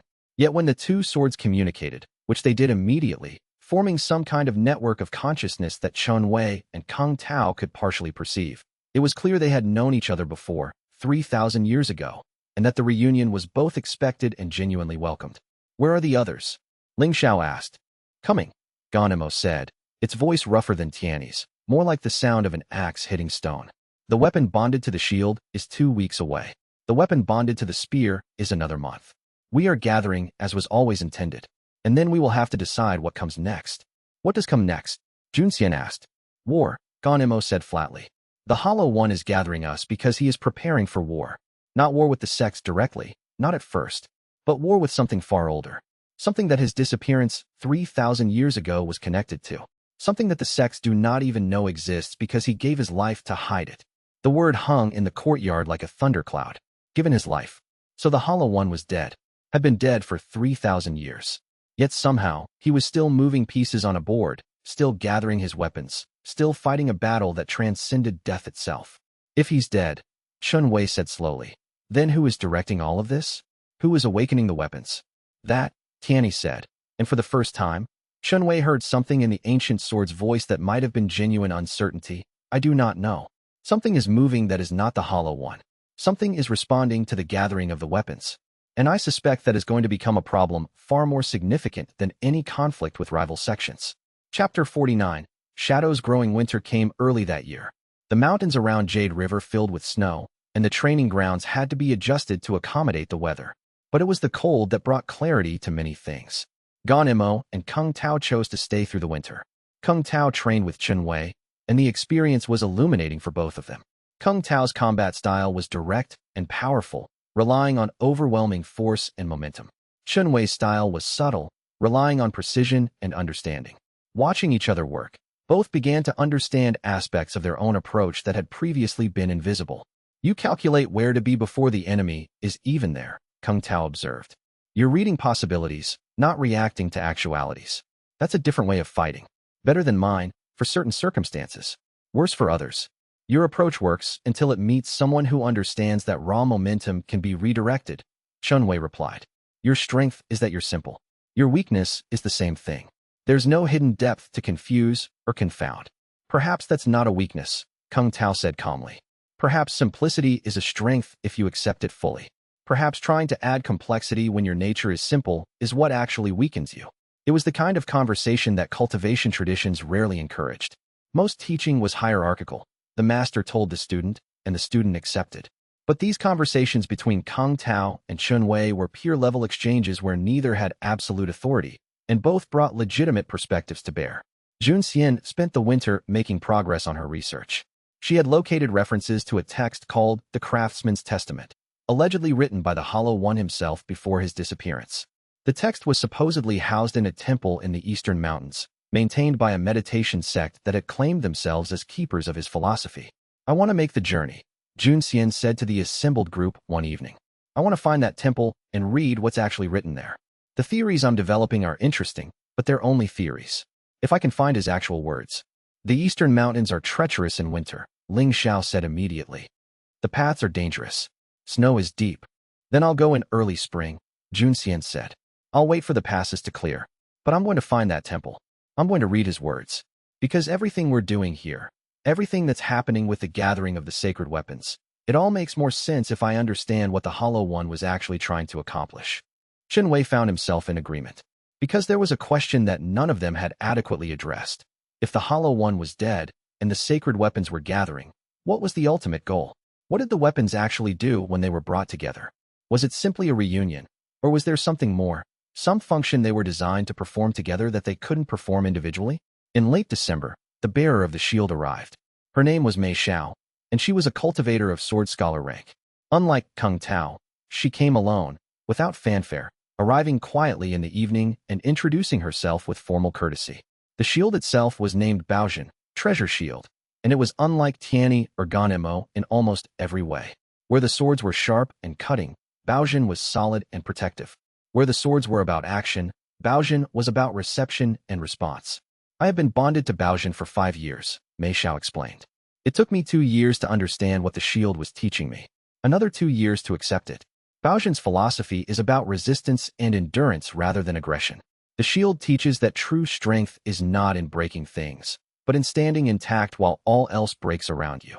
That's a philosophy of passive defense, Ling Xiao said, not judgmentally, but observationally. No, Mei Xiao said. It's a philosophy of active protection. The most powerful shield is not the one that is hardest to break, but the one that understands exactly how much force it can absorb and redirect it accordingly. A shield that understands itself completely becomes, paradoxically, an instrument of offense. You don't hit an enemy with a shield. You let them hit the shield and fall backward from their own momentum. The 3 sacred weapons now converged their consciousness in the training grounds, and what emerged was something like a conversation between 3 ancient minds catching up after 3,000 years of separation. Chen Wei, Kung Tao, and Mei Xiao found themselves present for a kind of meeting that transcended their understanding of how consciousness could operate. There are patterns, Baozhen said, and its voice was clearer than Gan Mo's, but warmer than Tiany's, something in between. Rhythms. The Hollow One encoded patterns into the weapons. Instructions. Not conscious thoughts, but deep programming, if I may use a term. I believe that when all 5 weapons are gathered, those patterns will activate. Something dormant in us will wake. Do you know what? Chen Wei asked. No, Baozhen said. But I suspect it is something that will change everything we understand about power, cultivation, and our purpose. By early spring, when the weather began to clear and the passes to the eastern mountains became passable, everyone understood that they had entered a new phase. This was no longer simply about Chen Wei's personal story. This was about something larger, something that the sacred weapons themselves had been designed to accomplish. Jun Xian prepared for her journey to the temple. Ling Xiao insisted on sending guards with her. Chen Wei gave her detailed maps and introduced her to Xiaoli, who had returned to Jade River 6 months earlier and had somehow become a permanent fixture of their strange community. Xiaoli would travel with Jun Xian, she insisted, because she had a personal interest in meeting the Hollow One's followers and understanding his philosophy directly. As they prepared to depart, Jun Xian embraced Chen Wei once, a gesture that surprised him with its sincerity. Whatever is coming, she said, I want you to know that I came to Jade River as an investigator and I'm leaving as something else. I'm not sure what, but I'm leaving as someone who believes that your path, your refusal to accept the system as it is important. Not just for you, for all of us. Chapter 50. The sect investigation begins 6 weeks after Jun Xian departed for the Eastern Temple. An official delegation arrived from the Celestial Cloud sect. This was not Ao Kuan himself, but his most senior disciples, cultivators of sword scholar and early sword expert rank. Their presence immediately shifted the atmosphere of Jade River from peaceful sanctuary to contested space. We are here by order of Sect Master Ao Kuan, the senior disciple declared formally, to investigate the gathering of the sacred weapons and to ensure that the Celestial Cloud sect is properly informed regarding all developments. This is a matter of sectional security. Zhou Kai met this announcement with the calm of someone who had expected it for weeks. The Celestial Cloud sect will be kept informed of significant developments, he said evenly. But the gathering of the weapons is not a sect matter. It is a matter between the weapons themselves and their wielders. The sects have no authority over these affairs. That remains to be seen, the disciple said sharply. The presence of extraordinary cultivators in our territory, the gathering of legendary weapons, the formation of what appears to be an independent alliance outside sect governance. These things have clear implications for regional stability. We are here to verify that there is no threat to sect interests. It was a reasonable-sounding concern, which made it all the more insidious. Because what it actually meant was that Ao Kuan was testing boundaries. He was checking whether Chen Wei and his companions would submit to sect authority, or whether they would assert independence and establish themselves as a power separate from and potentially opposed to the sect hierarchy. Then let me make our position clear, Chen Wei said, stepping forward. I am bonded to Tiany with the Celestial Cloud sect's formal recognition. Kung Tao and Mei Xiao are guests here, but they remain independent cultivators. We pose no threat to the Celestial Cloud sect, but we will not subordinate ourselves to sect governance or accept missions assigned by sect hierarchy. We are partners with the sects, not servants of them. The disciple's expression did not change, but Chen Wei noticed the subtle shift in posture, a hardening, a preparation for conflict. Then we have a fundamental disagreement about the proper relationship between independent cultivators and the sect system. That disagreement may need to be resolved. It was a warning, delivered with diplomatic language, but unmistakable in its content. Over the following days, the sect disciples conducted what they claimed was an investigation into the capabilities and intentions of Chen Wei, Kung Tao, and Mei Xiao. What they were actually doing was testing. They sent challenges, arranged for local cultivators to initiate duels, and created situations designed to provoke responses. They were gathering information, establishing threat levels, determining whether the independent group could be intimidated into compliance. Chen Wei accepted every challenge and won them all without difficulty. More importantly, he did so in ways that demonstrated perfect control and no aggression beyond what was necessary for defense. He was showing, in effect, that he was dangerous but not a threat, a subtle distinction that the sect disciples nevertheless understood. Kung Tao fought with overwhelming force and perfect precision, showing clearly that they had nothing to fear from direct confrontation. Mei Xiao engaged in a different way, accepting challenges and completely nullifying aggressive attempts against her, demonstrating that the shield's philosophy of absolute defense was not passive, but actively superior to direct assault. After 2 weeks of these tests, the senior disciple sent a message back to Ao Kun. Whatever response came back was apparently satisfactory, because the disciples departed with formal respect rather than open hostility. But the implications were clear. The sects were watching. The gathering of the sacred weapons had not gone unnoticed, and there were people in positions of power who were beginning to see it as a potential threat to the established order. "This is good," Gan Mo said, in one of its direct observations. "Conflict is coming. The sects need to be aware that we exist and that we are capable of defending ourselves. When the real threat emerges, when whatever the Hollow One was hiding finally shows itself, the sects will be forced to decide whether to work with us or against us. This preparation makes that decision clearer." "Do you know what he was hiding?" Chen Wei asked. Tianyi still doesn't have a clear answer. "No," Gan Mo said, "but I know that it was significant enough to require his sacrifice. And I know that the Hollow One would not have created the sacred weapons and encoded them with patterns for gathering unless the threat was real and lasting. It's something that the sects cannot handle alone. Something that might require all of us working together."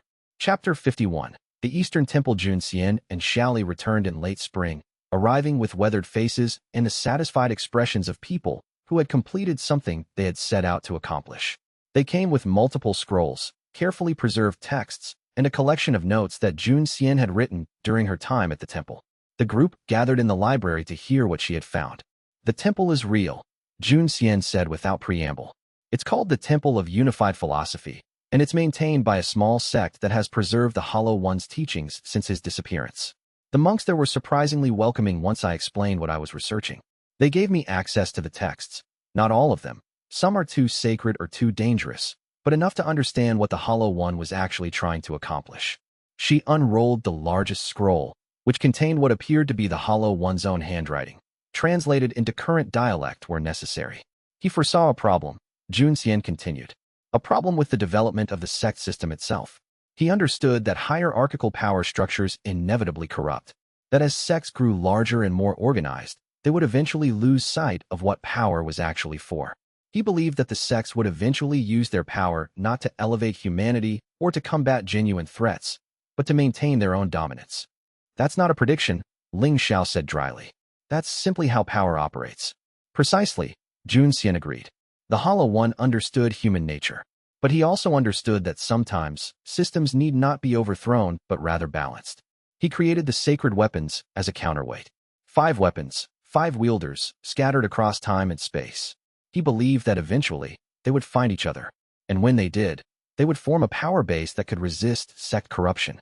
"But there's more," Xiaoli said, taking over where Jun Xian paused. "The monks told us that the Hollow One didn't disappear because of the sections. He disappeared because he was fighting something else, something that the sects don't even know exists, something that he managed to seal away, but the sealing required him to sacrifice his own life force as a binding mechanism." The library went very quiet. "What was he fighting?" Chen Wei asked slowly. Xiaoli and Jun Xian exchanged glances. "The monks called it the corruption. It's not something physical. It's something that infects power itself. It's a force that tries to make cultivators use their power for selfish purposes, for domination, for hierarchy establishment. The monks theorized that it's ancient, possibly as old as cultivation itself, and the Hollow One believed that it could not be destroyed, only contained. He sacrificed himself to create a barrier around it, preventing it from spreading outward.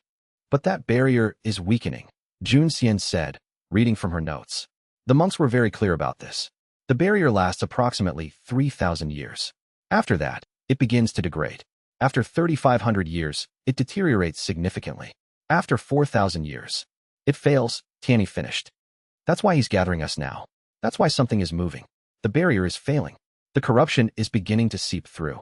And he's gathering the 5 sacred weapons because only the 5 together can reinforce the barrier, or create a new containment, or do whatever else needs to be done." "But he's dead," Kung Tao said. "How can he be gathering us?" "I think," Jun Xian said slowly, "that when he sacrificed himself to create the barrier, he didn't just use his life force. He used his consciousness. He's part of the barrier. He's been part of the barrier for 3,000 years. And now that it's failing, the part of him that's in the barrier is reaching out to the weapons, calling to them, trying to gather you to help repair what he created." It was, Chen Wei realized, the most terrifying thing he had heard since bonding with Tianyi. Not because it was immediately dangerous, but because it suggested that the entire situation was far more complicated and far more dangerous than anyone had anticipated. "Can the barrier be repaired?" Ling Xiao asked. "The monks didn't know," Xiaoli said. They said that the Hollow One's notes suggest it can be reinforced, but at a cost. Every reinforcement requires a sacrifice, a life force, a consciousness, something given permanently to maintain the seal. So he's going to ask us to sacrifice ourselves, Chen Wei said. It wasn't a question. Eventually, Ganemo said. But not immediately. First, we gather. Then we return to the seal. Then we assess what's needed. Then we decide whether to sacrifice. Chapter 52. The fourth weapon arrives. The bearer of the spear came in early summer, approaching Jade River from the northwest. Her name was Chen Wei, and she was a cultivator of early sword master rank, the highest level Chen Wei had yet encountered outside of Aoquan.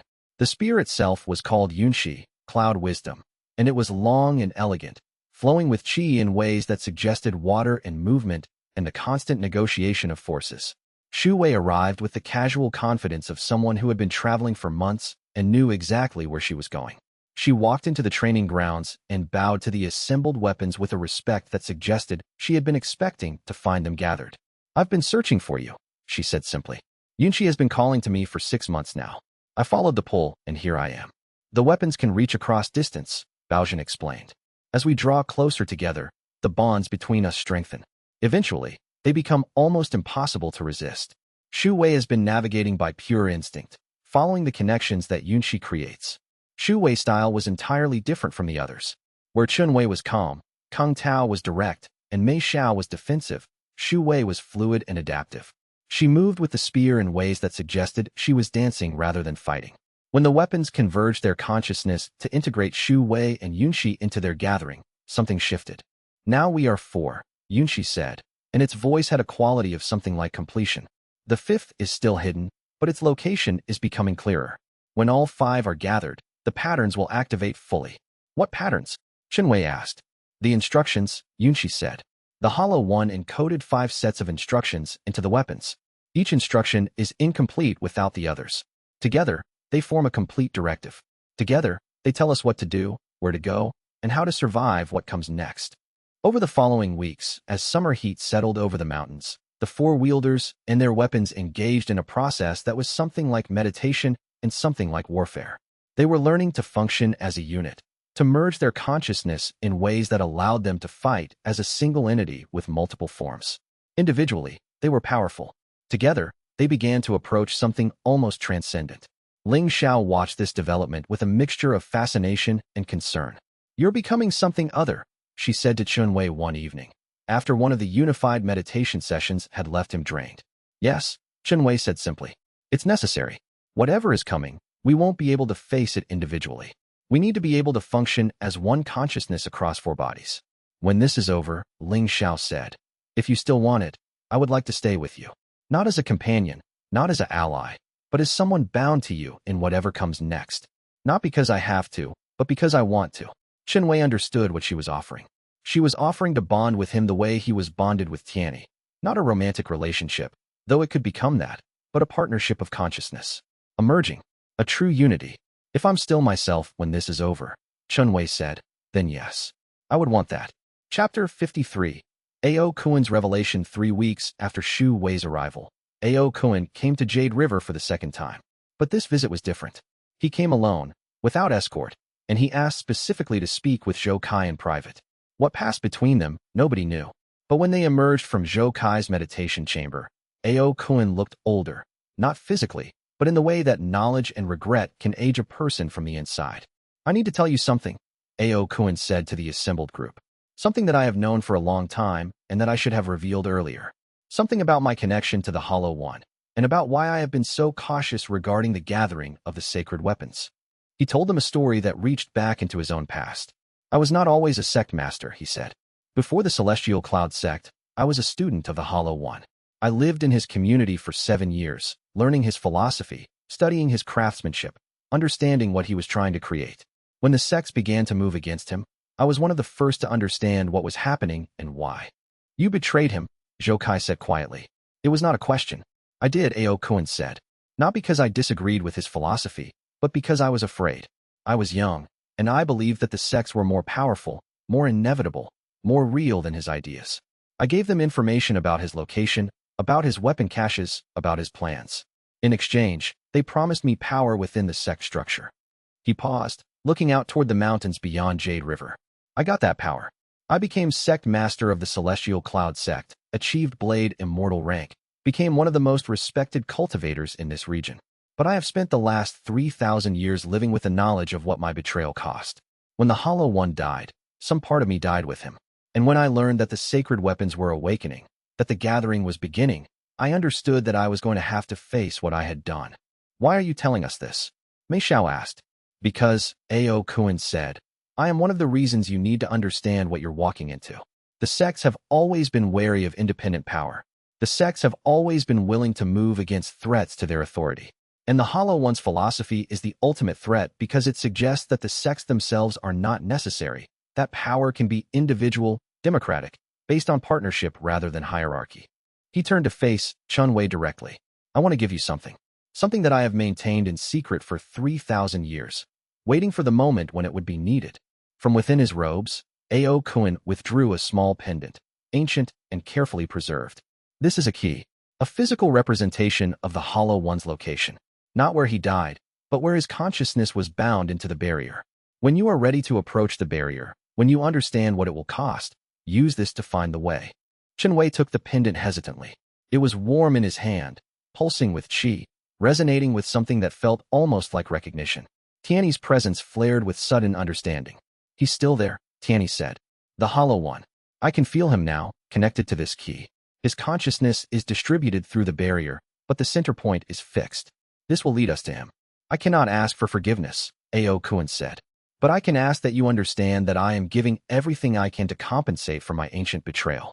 When you reach the barrier, when you understand what needs to be done, the Celestial Cloud sect will not oppose you. More than that, the Celestial Cloud sect will support you in whatever way we can.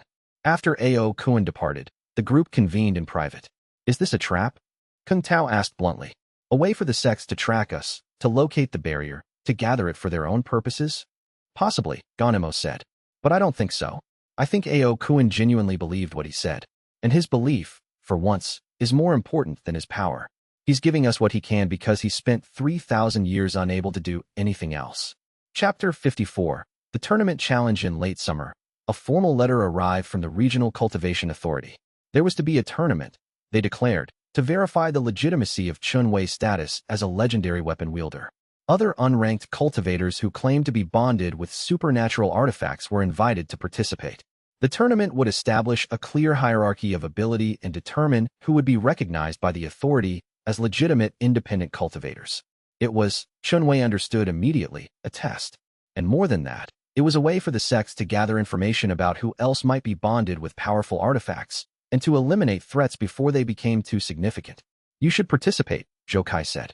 If you refuse, it suggests fear or deception. If you participate, it establishes your legitimacy beyond question. You are strong enough to win, and winning will cement your position as someone the sects have to respect, even if they don't fully accept. The tournament took place in the city of North Harbor again, the same location where Chen Wei had defeated Yu Feng months earlier. But this time, the circumstances were different. Chen Wei's presence was expected. Other cultivators had prepared for the confrontation, and there were observers from every major sect in the region. There were 12 participants total. Only 3 of them actually carried legendary artifacts. The others were cultivators who had bonded with lesser magical weapons, or who had undergone experimental enhancements, or who simply felt confident enough in their abilities to challenge for recognition. Chen Wei's first opponent was a woman carrying a magical dagger bonded with fire cultivation. She was Sword Scholar rank, which put her several steps above Chen Wei in the traditional hierarchy, but she was not prepared for the reality of fighting someone bonded to Tiany. The duel lasted 30 seconds. The woman's dagger was shattered, and she was thrown back with enough force to drive the air from her lungs. The second opponent was a cultivator bearing a whip infused with lightning. They lasted slightly longer, perhaps a minute, before Chen Wei's calm precision simply overwhelmed their more volatile technique. By the time Chen Wei reached the final elimination round, it was clear that he had no equal in the tournament. His final opponent was a cultivator of Sword Scholar rank named Tu Xian, carrying a saber that had been passed down through their family for 200 years. Tu Xian was skilled, experienced, and had trained specifically to defeat someone like Chen Wei. It was also the moment when Chen Wei finally activated the Heavenly Slash in public, and the entire composition of how the other sects understood cultivation changed. The duel lasted 90 seconds from start to finish. For the first minute, Tu Xian mounted a capable defense, using the inherited saber's technique to counter Chen Wei's movements.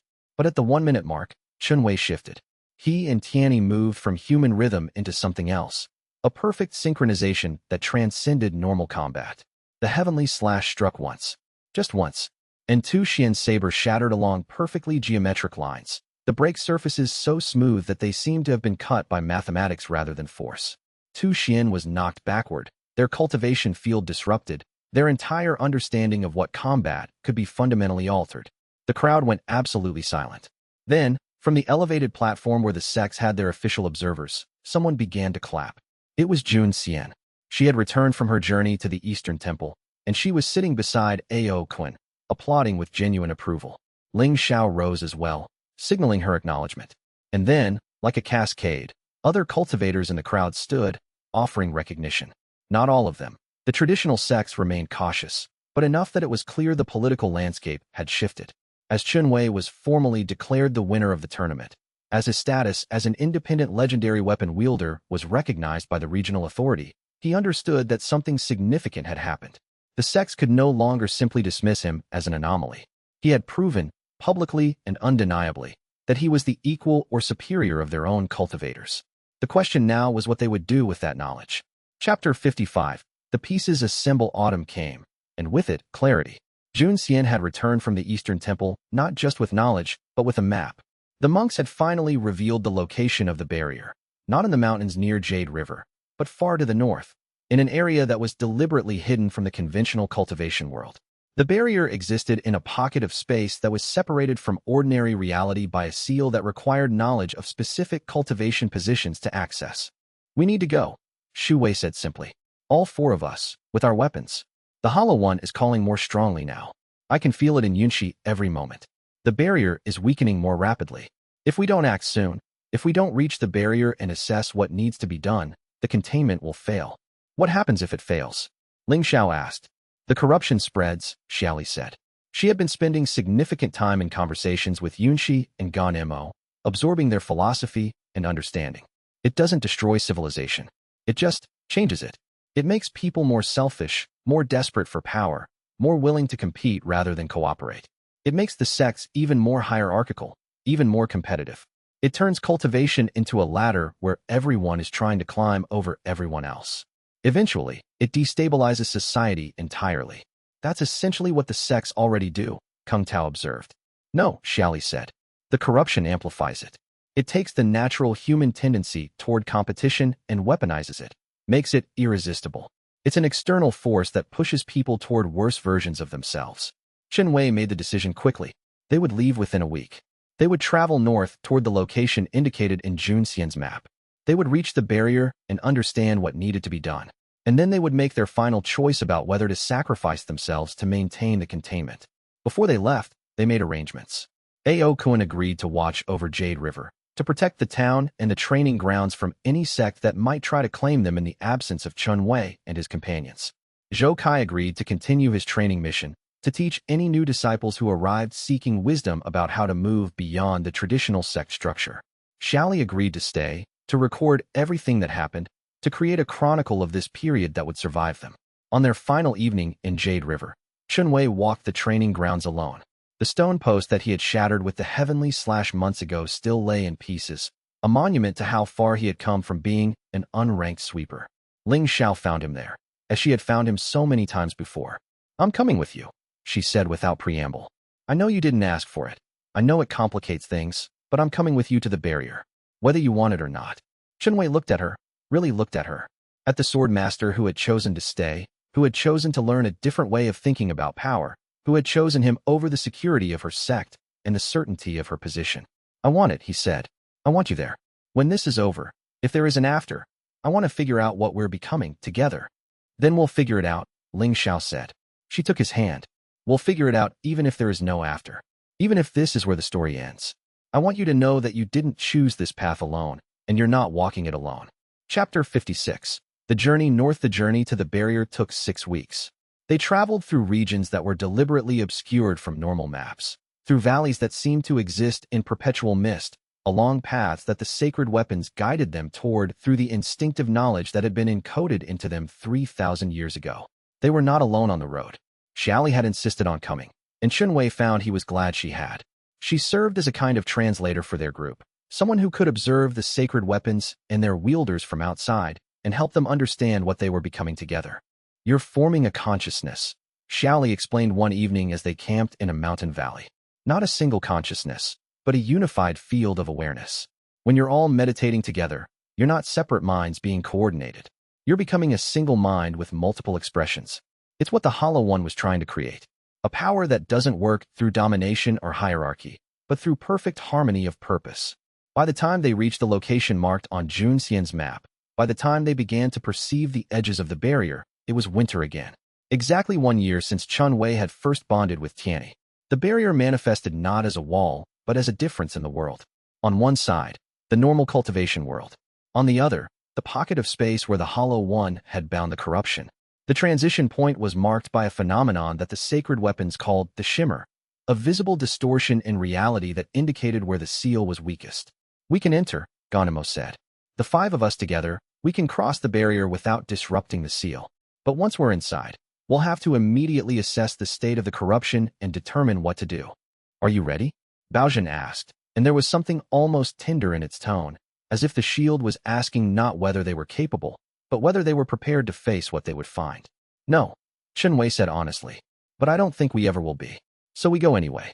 The 5 of them, Chen Wei with Tianyi, Kung Tao with Ganemo, Mei Xiao with Baozhen, Xu Wei with Yunqi, and Ling Xiao, walked into the shimmer together. The transition was not violent. It was subtle, a gradual shift in the quality of the world until everything was fundamentally different. The barrier enclosed a space perhaps 10 miles across, a valley that seemed to exist outside of time and ordinary reality. At the center of the valley stood a structure that might have been a temple or might have been something else entirely. It was older than architecture, more fundamental, carved not with tools but with consciousness. And standing in the center of it all, visible to them not physically but spiritually, was the Hollow One. Chapter 57. The truth of the barrier. He was not what any of them had expected. They had anticipated a spirit, a ghost, some kind of supernatural presence. What they found instead was consciousness without form, a mind that had been distributed across the barrier for 3,000 years, experiencing existence as something like meditation interrupted by periodic awareness. Thank you, the Hollow One said, and his voice was ancient and tired and full of profound gratitude. Thank you for coming. Thank you for understanding what needed to be done. Thank you for being willing to do what I could not. What happened to you? Chen Wei asked. The Hollow One showed them, not in words, but in direct experience, a 3,000-year memory compressed into a moment. They experienced his realization of the corruption's threat, his decision to seal it away, his understanding that the sealing required a permanent sacrifice of consciousness and life. They experienced his craft as he created the 5 sacred weapons, encoding within them the instructions for their wielders to eventually gather and reinforce the barrier. And they experienced his final act, the moment when he stepped into the barrier, when he wove his consciousness into the seal, when he became part of the mechanism that kept the corruption contained. It was the most profound sacrifice any of them had ever encountered. The barrier has degraded by approximately 40%, the Hollow One continued, now expressing information rather than experience. At the current rate of degradation, complete failure will occur in approximately 20 years. But there is a way to extend the barrier's function. The 5 sacred weapons were created specifically to do this. If all 5 of you connect with the barrier simultaneously, if you merge your consciousness with the seal, you can reinforce it. You can buy another 3,000 years. At what cost? Mei Xiao asked. The cost is gradual, the Hollow One said. It will not be like my sacrifice, immediate and complete. Instead, you will exist partially within the barrier and partially in the normal world for the next 3,000 years. You will experience both realities simultaneously. You will be bonded to the barrier as I am bonded to it, but you will retain individual identity and the ability to influence events in the external world. You will become guardians, protectors, teachers, if you choose to be. That's not a life, Kung Tao said quietly. No, the Hollow One agreed. But it is a purpose, and sometimes, purpose is more important than comfort. Chen Wei found himself thinking about the choices that had led to this moment. The accident that bonded him with Tianyi, the decision to accept the bonding, the choice to become a legend instead of remaining a sweeper. Every choice had pointed toward this moment, toward this possibility. If we do this, Chen Wei said slowly, if we reinforce the barrier, what happens to the Celestial Cloud sect? What happens to all the sects? What happens to cultivation as it's currently understood? The corruption continues to be contained, the Hollow One said. The sects remain as they are, competitive, hierarchical, imperfect, but stable. In 3,000 years, your successors will face the same choice that you are facing now. Unless, between now and then, they choose a different path. A different path? Ling Xiao asked. The sealing of the corruption is not permanent, the Hollow One explained. It can be broken from the inside. If enough cultivators, over enough generations, learn to reject the corruption's influence, to build societies and sects based on cooperation rather than hierarchy, to understand that true power comes through partnership rather than domination. If they do these things, the corruption can be driven back, not just contained but actually diminished. Eventually, it could be destroyed entirely. That's going to take more than 3,000 years, Xiaoli said. Yes, the Hollow One agreed. But it's possible. That's the real reason I created the sacred weapons. Not just to seal the corruption, but to teach, generation after generation, that there is another way to think about power. Chapter 58. The trial of the barrier. Before they could commit to reinforcing the barrier, the Hollow One insisted that they experience what they would be accepting. He offered them a trial, a chance to briefly merge their consciousness with the barrier, to feel what existence within it would be like, to make an informed choice about whether they truly wanted to commit. They accepted. The experience was, from Chen Wei's perspective, the most profound thing that had ever happened to him. He was no longer simply Chen Wei. He was also Tianyi, and Kung Tao, and Gan Mo, and Mei Xiao, and Baozhen, and Xu Wei, and Yunxi. He was simultaneously individual and unified, separate and merged, existing in the normal world and in the barrier and in something that transcended both. He could feel the corruption, pressing against the seal from the inside. It was not malicious or evil in any conscious sense. It was simply a force, like gravity or entropy or the natural tendency of water to flow downward. It was indifferent to suffering, concerned only with expressing its nature. And its nature was to corrupt everything it touched, to make systems more competitive, more focused on individual benefit, more destructive. But he could also feel the barrier holding it back, could feel the presence of the Hollow One, still there after 3,000 years, still maintaining the seal, still refusing to let the corruption overflow into the external world, and could feel the possibility of reinforcement, of extension, of buying time for the world beyond the barrier to change in the ways that might eventually eliminate the threat entirely. It was terrible and noble and necessary all at once. When the trial ended, when they returned to individual consciousness, they all looked at each other with the understanding that the choice had essentially already been made. Not because they had to, but because they were choosing to. I want to do this, Mei Xiao said. Not because of duty or sacrifice, but because I understand now what we're actually doing. We're not sealing the world off from danger. We're teaching. Over 3,000 years, generation after generation, we'll be teaching that there is another way. That's profound. I'm in, Xu Wei agreed simply. Kung Tao and Gan Mo exchanged their particular kind of communication, and Kung Tao nodded. We're in as well. Tianyi, Chen Wei asked, though he could already feel the sword's response through their bond. I was forged for this moment, Tianyi said. I have waited 3,000 years. I will wait another 3,000, if that is what is needed. Yes, Chen Wei. We're in. Ling Xiao, Chen Wei asked, giving her the choice explicitly. I'm coming with you, Ling Xiao said. I don't know what that means yet, but I'm coming with you into the barrier, into whatever comes next. I'm choosing to do this. Then we're ready, the Hollow One said, and there was something almost like peace in that ancient voice. I was waiting for you. I have been waiting for 3,000 years for 5 souls willing to do this. Not because they were forced to, but because they understood the choice and made it anyway. That was always the requirement. The sealing had to be voluntary, or it wouldn't hold. They prepared for the final ritual in the temple at the center of the barrier. The 5 weapons took positions at cardinal points around Chen Wei, Kung Tao, Mei Xiao, and Xu Wei. Ling Xiao stood at the center, her hand on Chen Wei's shoulder, committing herself to whatever was about to happen. And then, as the winter sun began to set, they connected with the barrier. Chapter 59. The reinforcement. The moment of connection was not violent or dramatic. It was patient and gentle, like slowly sinking into water. Their consciousness expanded to encompass the barrier itself, to become part of the mechanism that held the corruption at bay. And as they reinforced the seal, they felt the degradation reverse, felt the barrier growing stronger, felt the cracks being sealed, felt the whole structure consolidating into solidity. But they also felt the cost. A portion of their consciousness, a fundamental part of their being, became rooted in the barrier.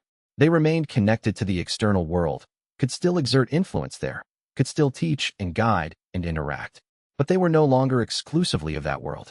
They were forever between, existing simultaneously in both places, bonded to the barrier as the Hollow One had been, but with the ability to move back and forth more freely because there were 5 of them sharing the burden. Time seemed to move differently within the barrier. Moments stretched or contracted. What felt like hours outside might be seconds inside, or vice versa. It was disorienting at first, then became simply another aspect of their new existence. The 5 weapons achieved something unprecedented. They created a unified structure within the barrier, a kind of collective consciousness that was stable and self-aware. They could function together or separately, could express individual opinions or merge into unified decisions. They were, in a very real sense, a new form of life. How much time has passed outside? Chen Wei asked. It was the first question anyone asked, the immediate acknowledgement that they were now existing in a fundamentally different relationship with temporality. 3 hours, the Hollow One said. Your reinforcement took 3 hours from the external perspective. The barrier is now estimated to be stable for another 3,000 years, assuming no catastrophic disruption. And inside the barrier? How much time passed for us? Kung Tao asked. For you subjectively? Perhaps 3 days. The difference in temporal perception is something you will gradually adjust to. Eventually, you will learn to navigate both time streams simultaneously. Chen Wei examined what he had become. He was still himself, still Chen Wei, with his memories and his personality and his history. But he was also part of something larger, something that extended beyond individual identity. He could still move through the external world, could still interact with people and places in the ordinary cultivation hierarchy. But there was always a part of him here now, in the barrier, holding back the corruption. What do we do now? Mei Xiao asked. Now, the Hollow One said. You return to the world and continue the work. You teach. You guide. You show by example that there is a way for power to exist that is not based on hierarchy. You inspire others to think differently about cultivation, about authority, about the nature of strength itself. And you wait. For what? Ling Xiao asked. For either success or failure, the Hollow One said.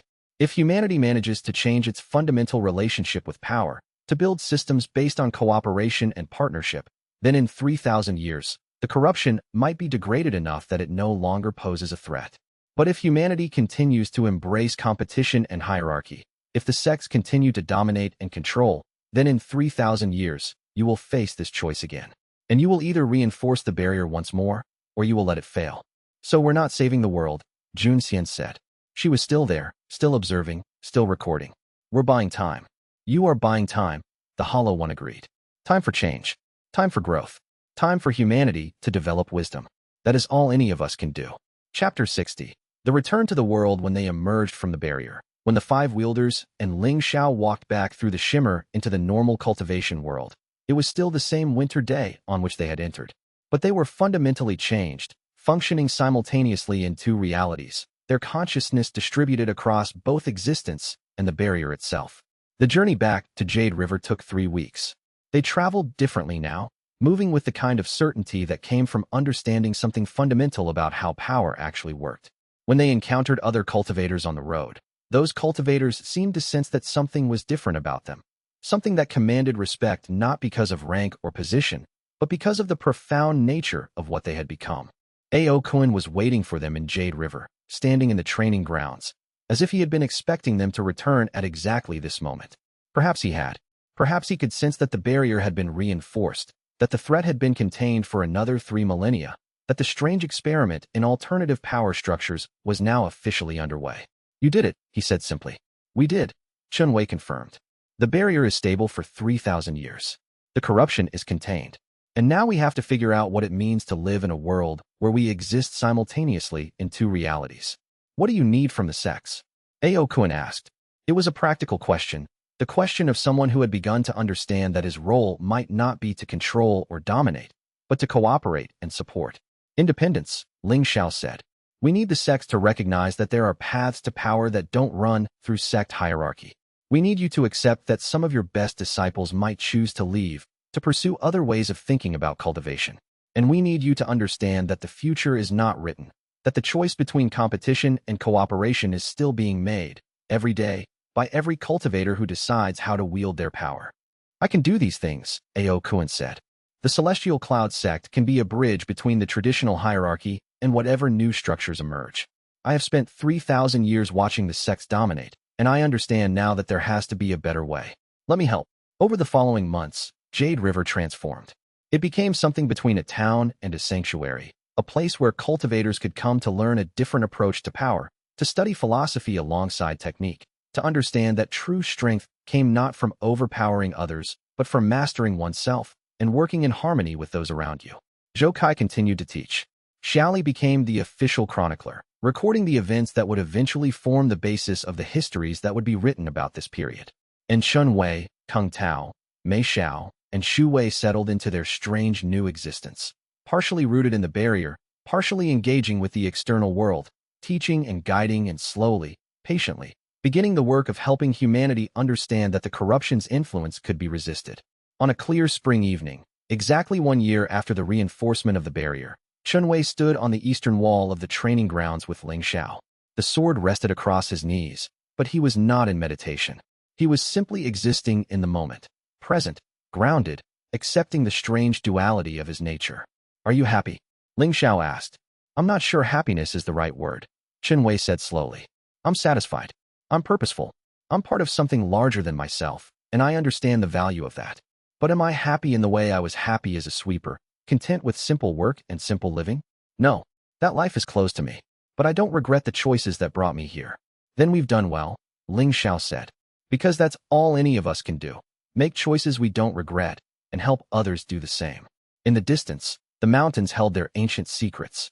The barrier, invisible but ever-present, held back the corruption.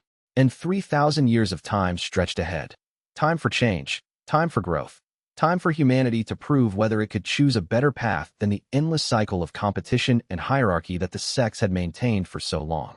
The legendary sword Tianyi rested in Chen Wei's hands, its arrogant consciousness now deeply bonded with the understanding that true power was not about individual dominance, but about partnership and purpose. It had come to respect the janitor it had bonded with, and that respect had grown into something deeper, a genuine friendship, a true unity of will and intention.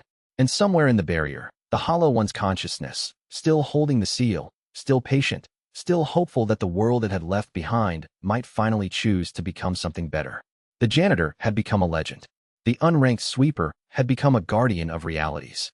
The failure in the eyes of the sects had become the foundation upon which a new understanding of power was being slowly, carefully, patiently constructed.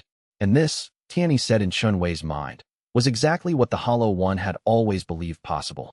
The sword had chosen the right master after all, not because Chen Wei was the strongest, or the most talented, or the most ambitious, but because he was honest, calm, and wise enough to accept that true power was not something you grasped, but something you grew into by serving purposes larger than yourself. The story continued, as stories do, beyond the end of any single chapter. But the fundamental truth had been established, that change was possible, that hierarchy was not inevitable, and that the choice to be better than the system demanded of you was always available. One needed only the courage to take it. In the months that followed the return from the barrier, Jade River became known throughout the cultivation world as a place of transformation and genuine learning.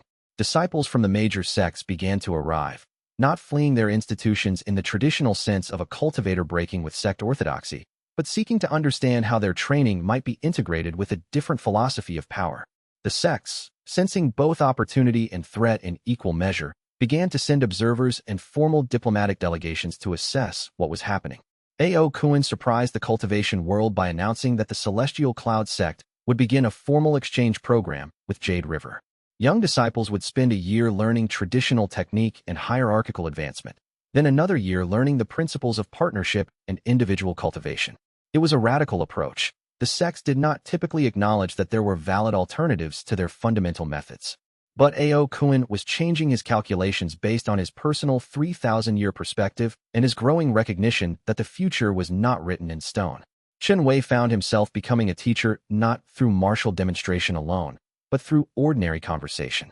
Cultivators arrived seeking to understand how someone unranked had managed to bond with a legendary sword, how they had survived assault and challenge, and risen to prominence despite lacking any of the traditional advantages. What they discovered through study and observation was that the bonding had nothing to do with rank and everything to do with compatibility, with the alignment of philosophy and approach, with mutual respect, with the willingness to listen and to grow. Tianyi had chosen to bond with someone calm enough to trust the consciousness of a 3,000-year-old weapon, wise enough to listen to its perspective without feeling diminished, and secure enough in his identity that he did not need the sword to validate his worth. These qualities could not be acquired through cultivation technique.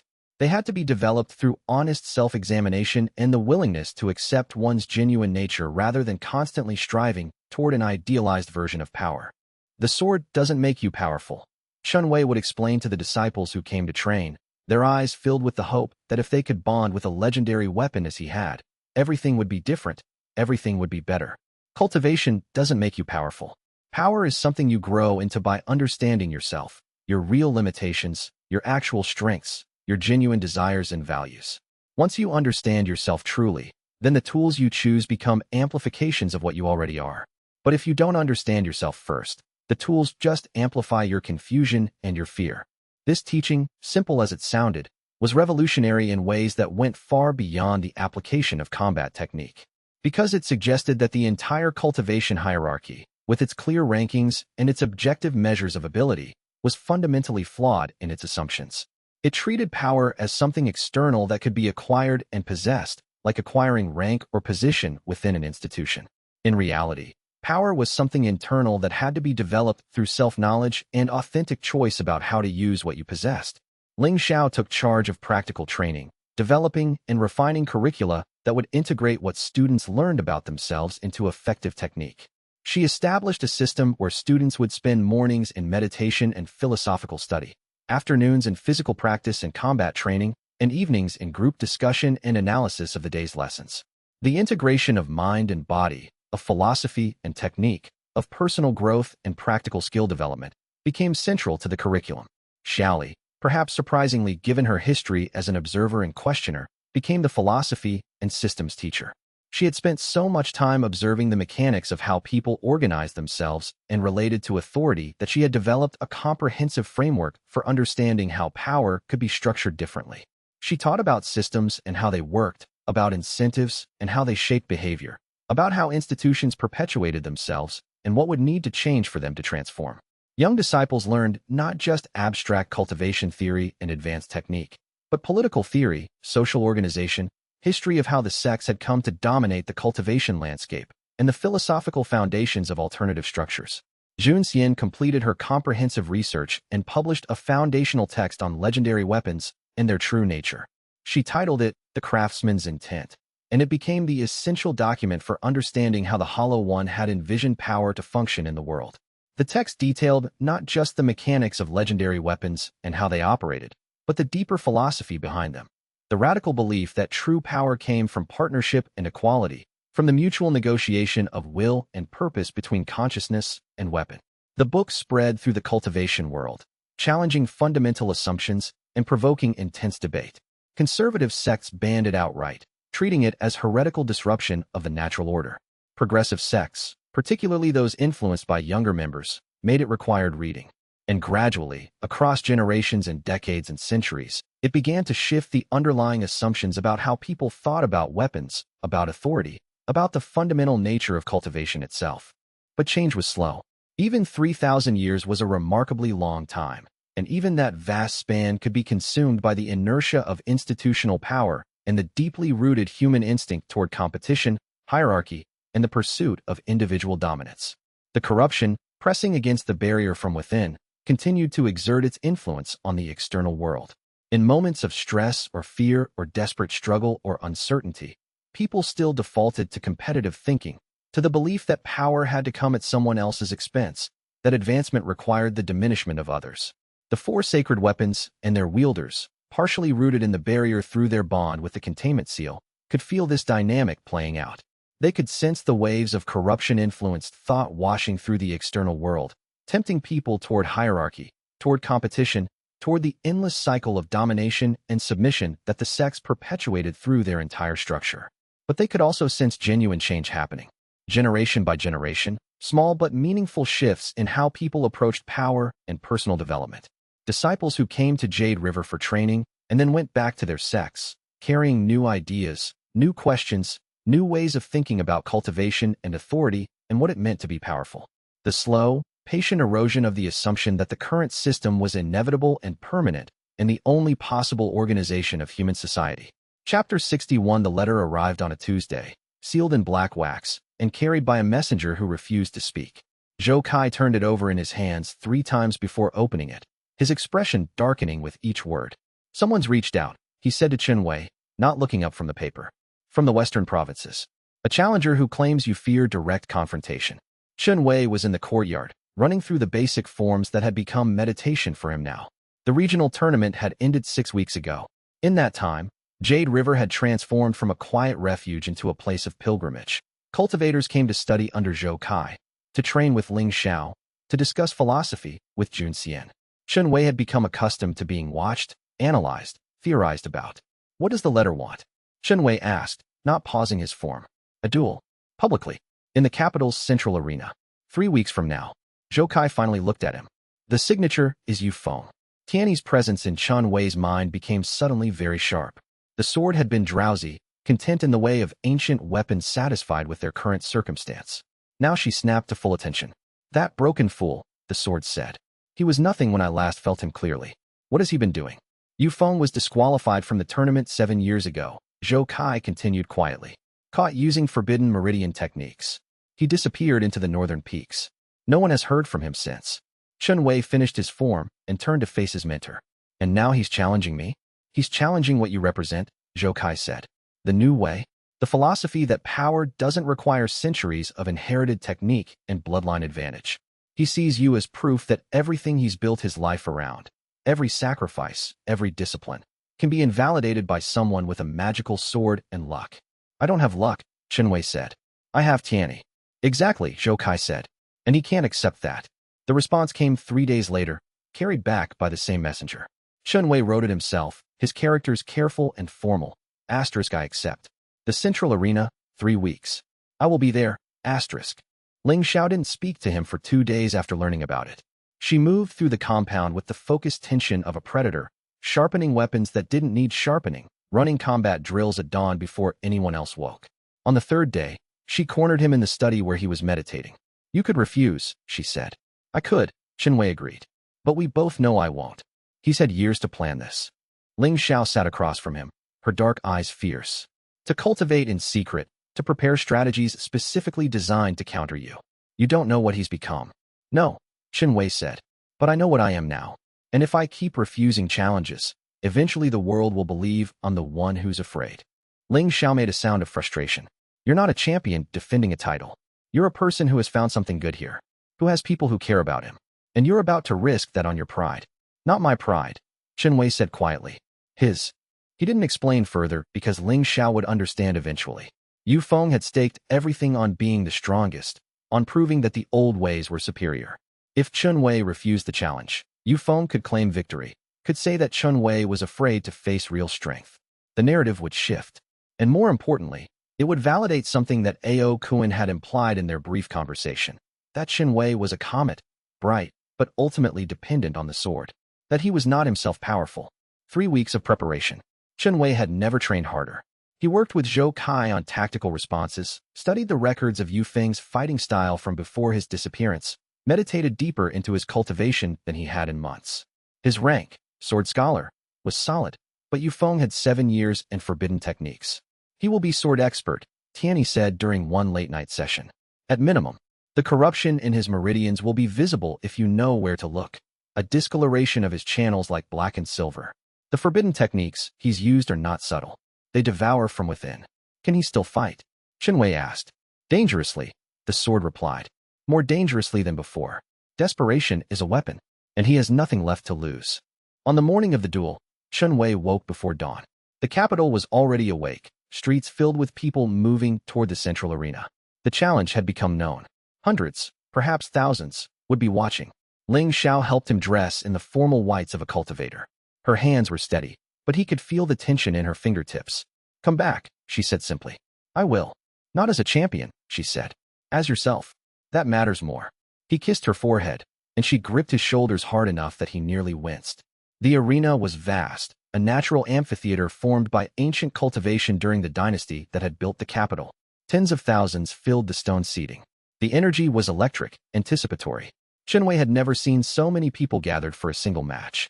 Yu Feng was already waiting in the arena center. The man had changed. He was leaner, his frame honed down to pure muscle and sinew. But it was his eyes that arrested attention. They held the quality of something half-broken, reassembled incorrectly.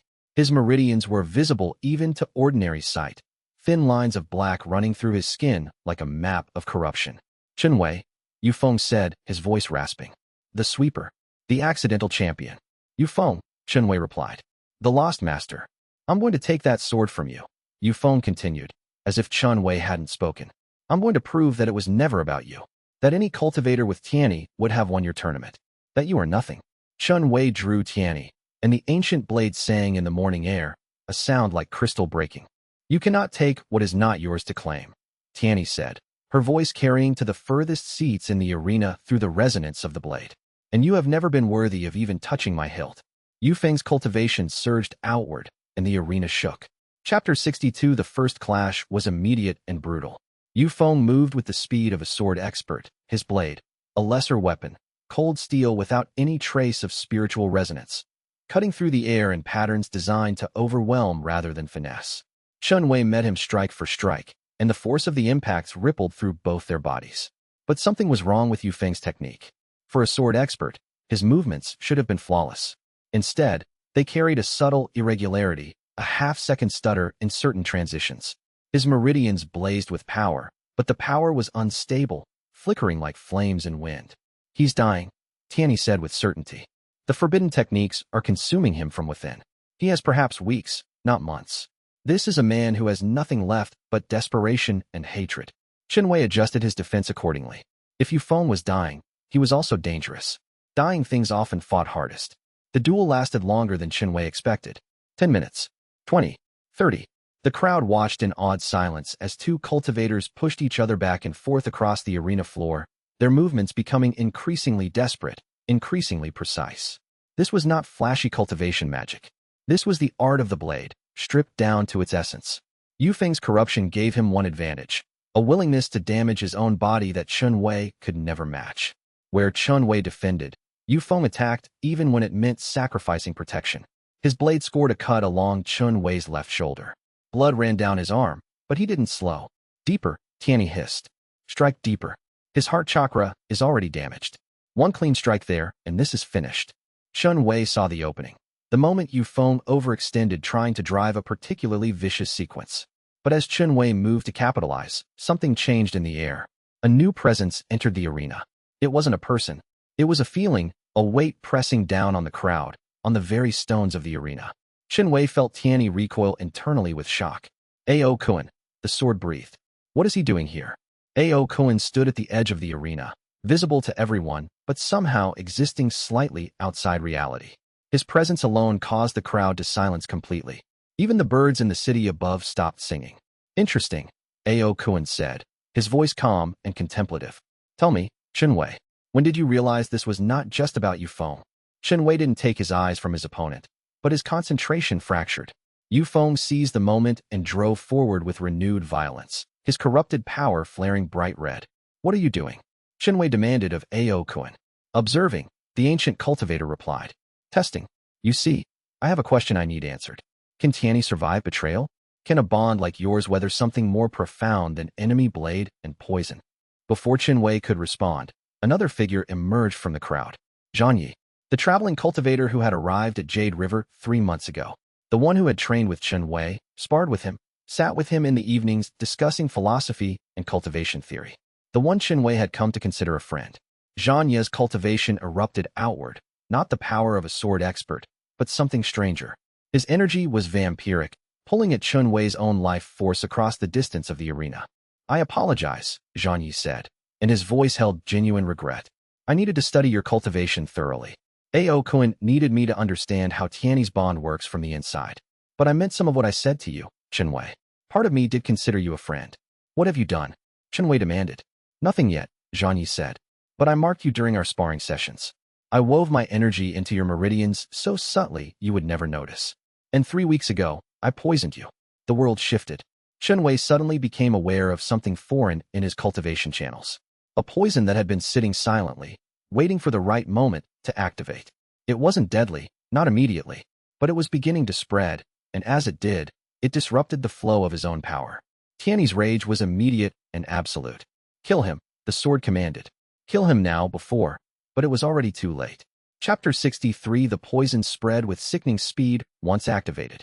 Chen Wei felt it like ice water in his veins, destabilizing his cultivation, making every movement feel disconnected from his intention. His blade grew suddenly heavier. His perception of the arena seemed to drift and refocus at random. Yufeng sensed the change immediately. He pressed his advantage, driving forward with renewed ferocity. This was what he had waited for, not just a fair fight, but this. Chen Wei weakened, struggling with something beyond physical combat. I can burn it out, Tianyi said, her voice sharp with fury. If you hold still for just a moment, I can, but the moment never came. Yufeng's blade found Chen Wei's ribs, sliding between them with precision that only came from years of training. Chen Wei gasped, felt the white-hot pain of the wound, and fell backward. The crowd screamed. Enough, Ao Kuan said, and the word carried such weight that even Yufeng stopped mid-strike. The ancient cultivator walked into the arena with unhurried steps. He looked at Yufeng with something almost like pity. You were always too ambitious for your talent, Ao Kuan said. Zhang, release him. Zhang obeyed, and whatever vampiric pull he had been maintaining ceased. But the poison in Chen Wei's meridians remained, and it was spreading faster now, feeding on the chaos of his cultivation in the wake of the blade wound. This was an experiment, Ao Kuan continued, addressing the stunned crowd. I needed to know if a bond between human and weapon could survive this, the moment when the weapon cannot save the wielder, when even ancient power is insufficient. He looked down at Chen Wei, who was struggling to stay conscious. And I have my answer, Ao Kuan said. But that answer is not for you to know yet. With that, he was gone, simply absent from the world, as if he had never been present at all. Zhang Yi disappeared moments later, moving with cultivation speed that no one in the arena could follow. Yufeng, however, remained standing over Chen Wei's bleeding form. His corrupted eyes held something like surprise. I didn't win, he said, sounding confused. He intervened. I was about to finish you, but he stopped me. Chen Wei couldn't respond. The poison had reached his dantian now, the core of his cultivation. His entire body felt like it was splitting apart. Then Ling Xiao was there, bursting into the arena with the fury of a wounded beast. She carried him out of the center ring, and Zhou Kai met them at the arena's edge with a stretcher and healing herbs. But as they rushed Chen Wei back to their prepared medical chamber, he felt Tianyi's presence becoming increasingly desperate. I can't, the sword said, and those words held terror that Chen Wei had never heard from the ancient weapon. I can't burn the poison. It's not destructible. It's been bound into your meridians with a technique I don't recognize. Chen Wei, I can't help you. For the first time in the bond they had shared, Chen Wei felt his connection to Tianyi become something other than complete confidence. Ling Xiao held his hand as Zhou Kai worked through the night, trying every healing technique in his considerable arsenal. Nothing worked.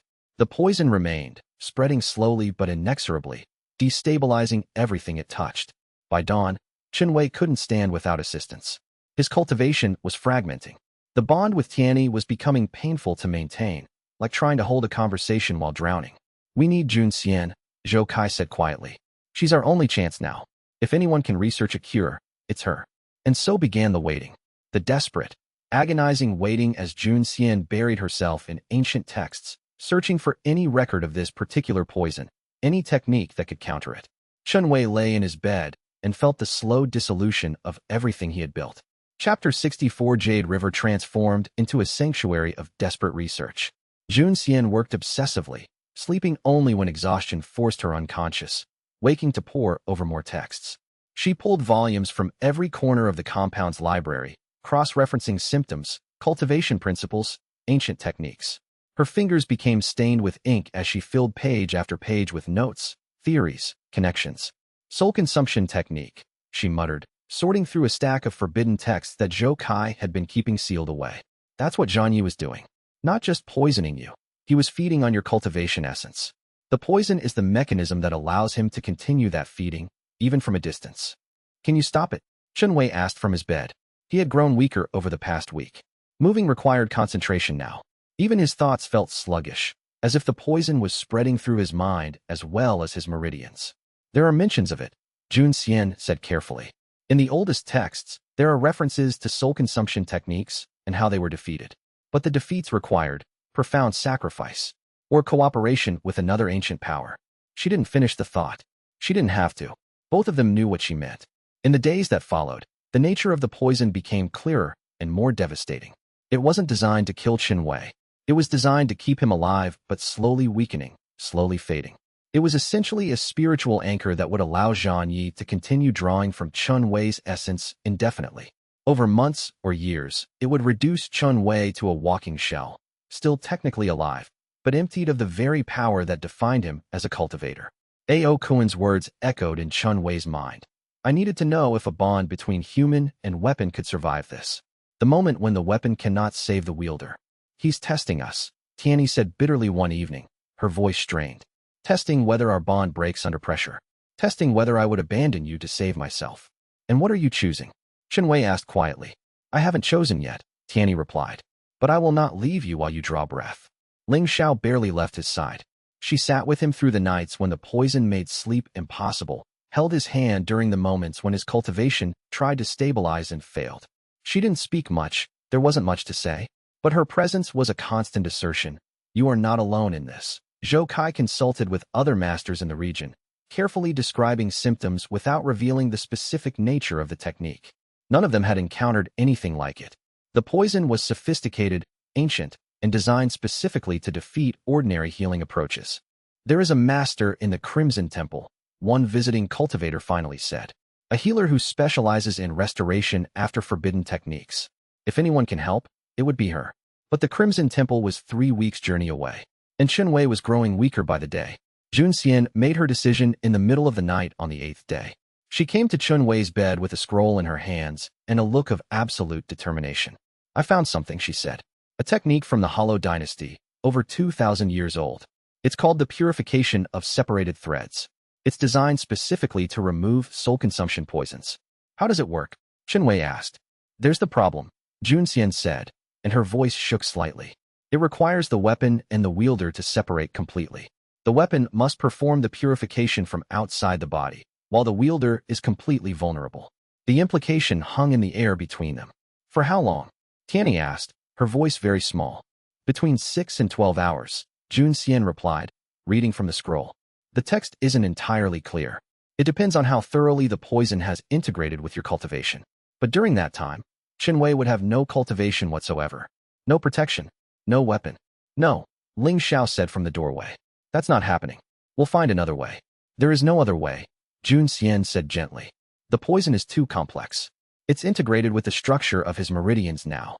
Any healing attempt that doesn't completely sever the connection first will just trigger the poison to spread faster. This is the only method that has any chance of working. Chen Wei lay very still, absorbing this reality. The thought of being separated from Tianyi, truly separated, not just distant in his mind, but physically unable to feel her presence, was almost more terrifying than the poison itself. How long do we have before the poison becomes irreversible? Chen Wei asked. Maybe a month, Jun Xian said. After that, the damage to your meridian structure will be permanent even if we remove the poison. 3.5 weeks, then. Time enough to prepare. Time enough to decide whether sacrificing everything temporarily was worth the chance of surviving at all. Chapter 65. The conversation happened on a clear afternoon, with just Chen Wei and Tianyi. Their consciousness merged in the way that allowed for complete truth between them. I cannot ask this of you, Chen Wei said. To leave me vulnerable like that. You don't have to ask, Tianyi replied. I have already decided. You haven't. I have, the sword said with ancient certainty. I decided the moment I bonded with you. I decided that your life mattered more than my pride, more than my certainty, more than my power. That was always going to lead here, eventually, to a moment where I had to choose between myself and you. I choose you. But if something happens while you're separated from me, then you will face it, Tianyi interrupted. The way you did before you had me. With your mind, your soldier's training, your will. You are not powerless without me, Chen Wei. You are just different. And different doesn't mean weak. Ling Xiao prepared the training ground where the separation would occur. She worked with methodical precision, marking out a protective circle with salt and blessed water, setting up observation posts where Zhou Kai could watch from a distance. She wanted every possible advantage, every layer of protection that could be provided. The day before the separation, something unexpected happened. Master Zhou Kai came to Chen Wei's room carrying a sheathed blade. Not Tianyi's sheath, but another, older, simpler, with plain wood and no ornamentation. This was mine, Zhou Kai said, placing it in Chen Wei's hands. 300 years ago, when I was younger than you are now. The blade itself is long gone, melted down for other purposes. But the sheath remains. I kept it as a reminder. Of what? Chen Wei asked. Of the moment I had to learn who I was without my weapon, Zhou Kai said. I lost my blade to a master who was stronger than me. It took me 2 years to get it back. In those 2 years, I learned more than in all the time before.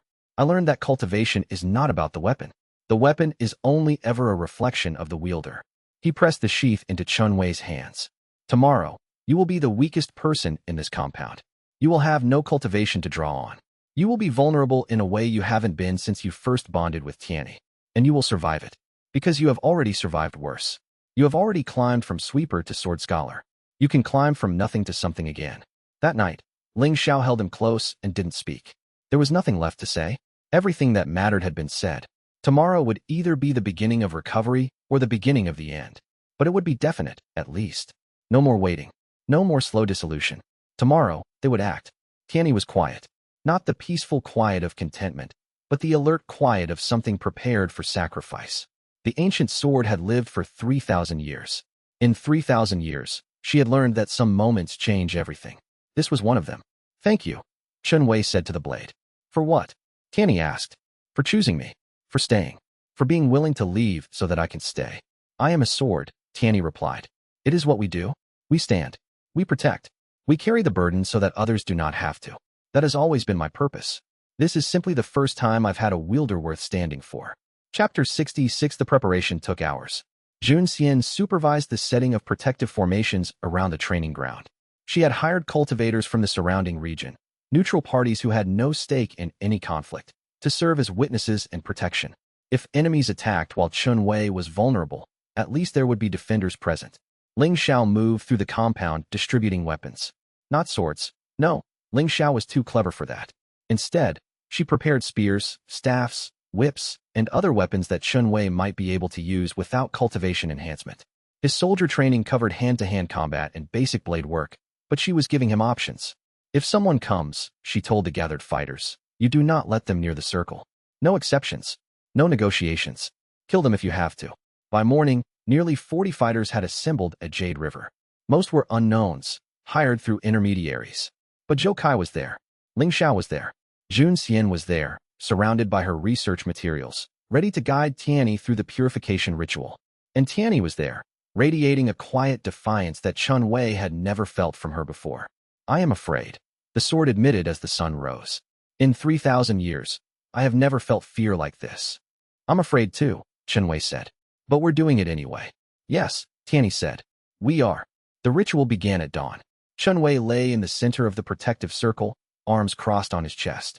Tianyi rested across his body, her blade dark in the morning light. Jun Xian began to chant in a language Chen Wei didn't recognize. Old cultivator, probably, the tongue used in the oldest texts. The air around them began to change. It became thick, heavy, like pushing through water. Chen Wei could feel the poison in his meridians responding, becoming agitated, nearly sentient in its resistance. Now, Jun Xian said. Separate. Now, while the boundaries are open. Tianyi rose. It was like having a limb torn away. The sensation of disconnection was violent, absolute, and profoundly wrong. Chen Wei gasped as the constant presence that had been with him for months suddenly ceased to exist. The world became smaller, flatter, less immediately real. He couldn't move. He didn't try. The separation had left him trembling, his body struggling to process the absence of something that had become as fundamental as his own thoughts. Tianyi floated above him, visible and yet somehow distant. The ancient sword had become translucent, less solid than she had been when bonded to Chen Wei. Around her, the air began to shimmer with power that was entirely her own, not flowing through a wielder, but held within the weapon itself. Stay strong, Ling Xiao whispered from somewhere nearby. I'm here. I'm not leaving. But her voice sounded far away now. Without Tianyi's presence to anchor his perception, Chen Wei found it difficult to focus on anything external. His consciousness seemed to have turned inward, toward the poison that was now visible in a way it hadn't been before. Without Tianyi's constant attempt to suppress it, the foreign energy stood out in harsh relief against his own meridians. Jun Xian's chanting grew louder. She was working in concert with Tianyi now, guiding the sword through the ancient ritual, step by precise step. The purification began. Chapter 67. The agony of it nearly broke Chen Wei's mind. Tianyi's purifying force moved through his meridians like fire, burning away the poison but also burning away the structures that had been contaminated. It was destructive magic at its core. There was no gentle healing in it, only the raw power of ancient cleansing. Chen Wei wanted to scream. Part of him did, a sound wrung from his throat that he couldn't control. But he remained still, because movement would disrupt the ritual, and disruption might mean the poison spread faster than it could be purged. Time became meaningless. It could have been minutes or hours. All that existed was the burning, the dissolution of something that had been poisoning him, and the terrible vulnerability of being unable to do anything but endure. And then, slowly, the burning began to ease. The poison was receding. Tiany's purifying force was working. Chen Wei could feel it, could sense the foreign energy being expelled from his meridians and dissolved before it could reformulate. But the damage it had done in its retreat was considerable.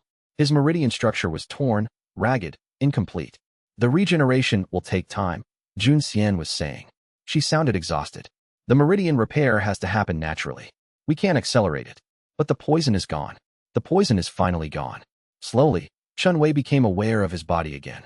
He was drenched in sweat. His muscles had locked during the ritual, and moving them sent lightning through his limbs. But he was alive. The poison was gone. Tiany remained separated from him. She hung in the air above his body, still translucent, still not fully reintegrated.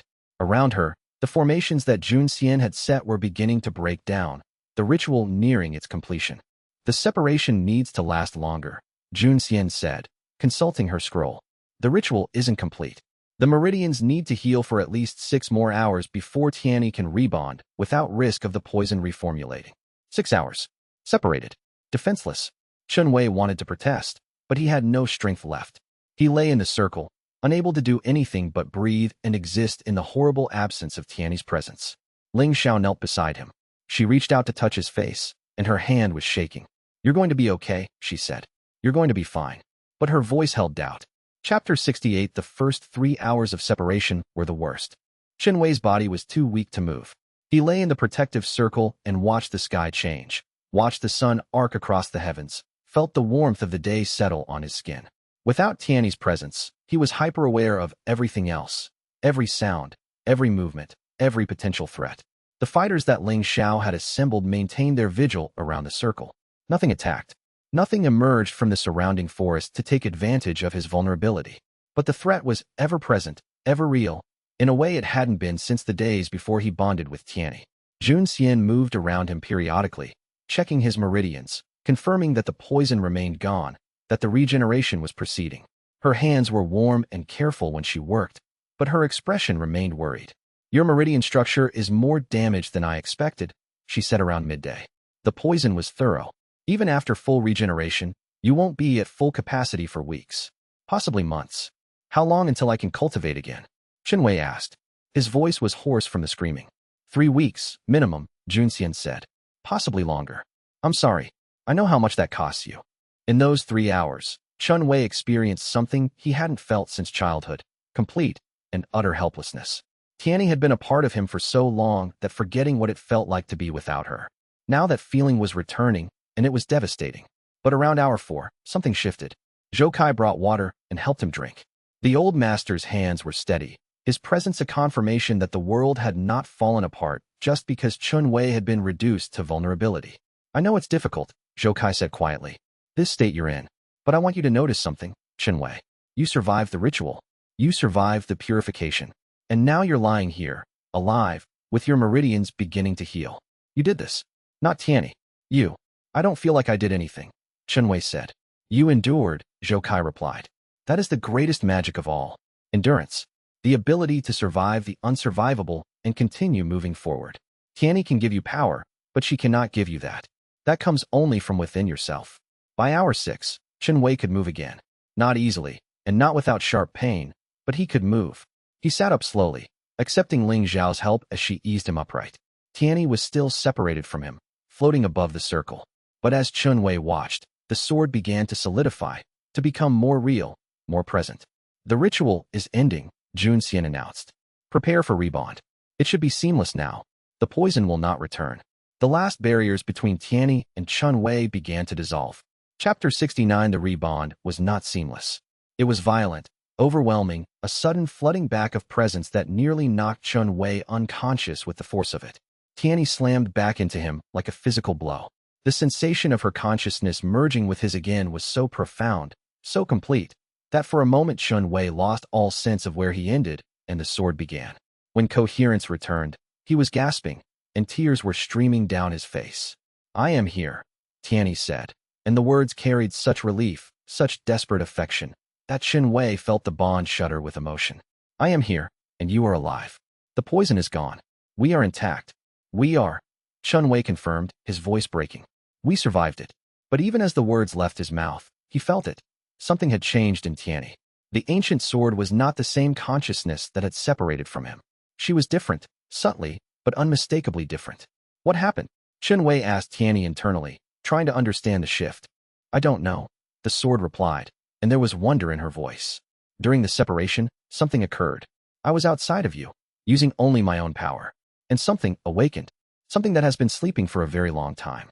I will need time to understand it fully." But there was no time for full understanding. Even as Tianyi was reintegrating with Chen Wei, even as the joy of reunion was still flooding through their shared consciousness, one of the fighters posted at the perimeter let out a shout. "Something's coming." Zhang. The poisoner emerged from the forest with cultivation speed that seemed impossible. He wasn't fleeing. He was attacking, his vampiric energy reaching toward the weakened Chen Wei with hunger that was almost palpable. But Tianyi was there. For the first time since the separation, Chen Wei felt the full force of his sword unleashed without any of his usual constraints. Tianyi erupted out of his body with power that made the ground crack beneath them. She shot toward Zhang Yi with the force of an ancient weapon fully committed to destruction, and her scream of rage echoed across the entire valley. Zhang Yi's eyes went wide. He tried to retreat, tried to run back into the forest, but Tianyi was faster. The sword caught him just as he reached the tree line, and the collision sent both of them tumbling through the undergrowth. "Stay in the circle," Ling Xiao shouted to Chen Wei. But Chen Wei couldn't. Now that Tianyi had separated from him, he was defenseless again, and the sword was too occupied to help if other threats emerged. He forced himself to his feet, grabbed one of the staffs that Ling Xiao had left nearby, and moved to higher ground where he could see the forest. In the distance, he could hear the sound of combat. Not the clean crash of blade on blade, but something more chaotic. Something was happening to Zhang Yi. Something that Tianyi was doing, and whatever it was violent and final. Then Zhang Yi's presence simply ceased to exist in the cultivation spectrum. Like a light going out, Tianyi returned alone, materializing back in the circle with blood splattered across her blade. She didn't return to Chen Wei's body immediately. Instead, she hovered for a moment, her presence in the physical world distinct and powerful. "He is gone," she said flatly. "The experiment has ended." "What did you do to him?" Chen Wei asked. "I burned away his soul anchors," Tianyi replied, and there was no trace of remorse in her voice. "The technique that allowed him to practice soul consumption. He tried to run. He tried to consume me to fuel his escape, and I unmade him." Then the sword returned to Chen Wei's body, and the sense of completion flooded back. But as Tianyi settled back into the bond, Chen Wei understood the truth of what had changed. The ancient sword had tasted the full expression of her power, separated from the limitation of a human wielder. And part of her would never fully return to accepting those limitations again. Chapter 70. The recovery took longer than Chen Wei expected. His cultivation remained shattered.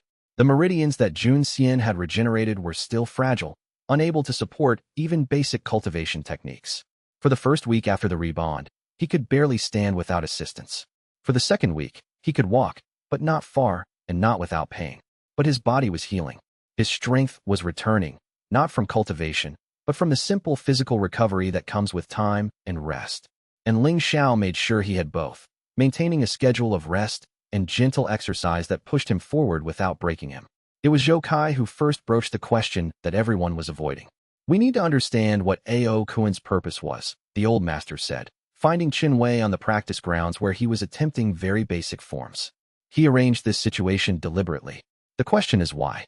"To test us," Chen Wei said, echoing the words that Ao Kuan had spoken. "To see if our bond could survive separation and betrayal." "But why?" Zhou Kai pressed. "What does he care whether your bond survives? Unless—" He trailed off, but Chen Wei understood the implication. "Unless there's something coming," Chen Wei finished. "Something where my survival and my bond with Tianyi matter to his plans." "The four sacred weapons," Tianyi said in Chen Wei's mind. She had been mostly quiet since the rebond, absorbed in understanding whatever had awakened in her during the separation. "We are anchors, binding something." Ao Kuan knows what we are bound to. He watches us because our integrity is connected to whatever it is that we hold in place. This knowledge should have terrified Chen Wei. Instead, it settled something in him. Understanding the enemy's purpose was a kind of power in itself. 3 weeks after the purification, Chen Wei's meridians had healed enough to attempt basic cultivation again. The process was slow, painful, and required absolute concentration. The meridian damage had left his cultivation channels scarred, less efficient than they had been. But it was returning. By the 4th week, he could hold basic forms again. By the 5th week, he could use simple cultivation techniques without triggering sharp pain. By the 6th week, he could spar with Ling Xiao, though she was careful to keep the sessions light. But nothing returned him to full capacity. The poison had done permanent damage. Chen Wei accepted this with a kind of grim determination. He would heal as much as he could and work with what remained. That had always been the soldier's way. Ling Xiao watched his recovery with constant vigilance, but there was something else in her attention now. A protective intensity that had deepened during the weeks of his vulnerability. One evening, when they were alone in the compound, she pulled him close and held him with a fierceness that spoke of her own fear during those hours when he had been defenseless. "Don't ever do that again," she whispered. "I don't have much choice if the only way to save my life requires it," Chen Wei said gently. "Then don't get poisoned in the first place," she said, and there was a joke hidden beneath the demand. He kissed her forehead, and she held him tighter. Chapter 71 news came from the capital on a cool morning in early autumn. Yu Feng had disappeared. Not fled, disappeared. The man's quarters had been abandoned, his cultivation resources taken, his whereabouts unknown. Some whispers suggested that Ao Kuan had recalled him, that Yu Feng had been a test subject or a pawn in whatever larger game was being played. More troubling news came from the Western territories. A series of cultivators had begun to vanish, not in ones or twos, but in organized groups. Masters found empty, cultivation grounds abandoned, entire sects reporting missing members. The reports were fragmentary and uncertain, but they painted a picture of something moving through the cultivation world with purpose. "It's him," Tianyi said, her presence heavy with certainty. "Ao Kuan is gathering strength. For what? I do not yet know, but the pieces are assembling." Zhou Kai called a meeting with Jun Xian and Ling Xiao in the study. Chen Wei, still technically recovering, was not invited, but he listened from the adjacent room, his presence hidden by a minor cultivation technique that Tianyi had taught him. "The barrier," Jun Xian was saying. "The one that the 4 sacred weapons anchor. I've been studying the pattern, looking at how the weapons are positioned across the continent. And I think whatever is on the other side of the barrier is not what Ao Kuan is afraid of. It's what he's trying to reach. He's trying to free it," Zhou Kai said, understanding immediately. "Or make contact with it," Jun Xian replied. "The corruption that the weapons hold back, it's not a mindless force. It has structure, intelligence, purpose. And I think Ao Kuan has been communicating with it, testing the bonds, looking for weaknesses." "What kind of intelligence?" Ling Xiao asked, her hand moving to the sword at her side. "The kind that makes Yu Feng seem like a minor annoyance," Jun Xian said grimly. "The kind that corrupts from the inside, that reaches into a cultivator's meridians and turns them into something else. Soul consumption techniques, forbidden cultivation methods, all of it. I think they all stem from influence on this side of the barrier. As if the corruption has been slowly leaking out through cracks in the seal. And Ao Kuan is widening those cracks," Zhou Kai concluded. Chen Wei pulled back from the study door, his thoughts in turmoil. So the barrier was not a cage to protect the world from something imprisoned. It was a door, and Ao Kuan had been spending centuries trying to open it. "He wants the corruption," Tianyi said quietly in his mind. "Or he wants to be remade by it. I don't yet understand his endgame. But this much is certain. We have not seen the end of this struggle. We have only seen the opening moves." Chapter 72 The autumn deepened, and with it came a strange calm. No new challenges arrived. No poisoners emerged from the darkness. Yu Feng remained missing, and Zhang Yi was definitively dead, his soul consumed or destroyed or dispersed. The exact nature of his final fate remained unclear, even to Tianyi. But the cultivation world was increasingly restless. More sects reported missing members. The Crimson Temple, known for its healing arts, began sending out recruitment messages seeking warriors who could help investigate the disappearances. The central authority in the capital issued proclamations acknowledging the disruptions and promising to establish task forces to address the issue. And still Ao Kuan did not appear. It was as if he had achieved his goal with the separation test, and then withdrawn, confident that his pieces were in motion and time was on his side. Chen Wei threw himself into recovery with new determination. If something was coming, if a larger conflict was crystallizing in the darkness, Then he needed to be whole again.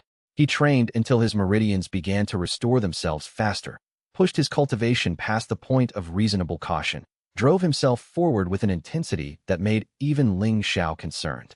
"You're going to injure yourself permanently if you keep pushing this hard," she warned him during a particularly intense sparring session. "Then I'll recover from that too," Chen Wei replied. "But I will not be weak when whatever is coming arrives." By early winter, he was back to 70% capacity. The scarring in his meridians was permanent.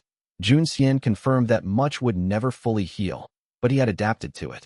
His cultivation techniques became slightly different, working around the damaged channels rather than through them.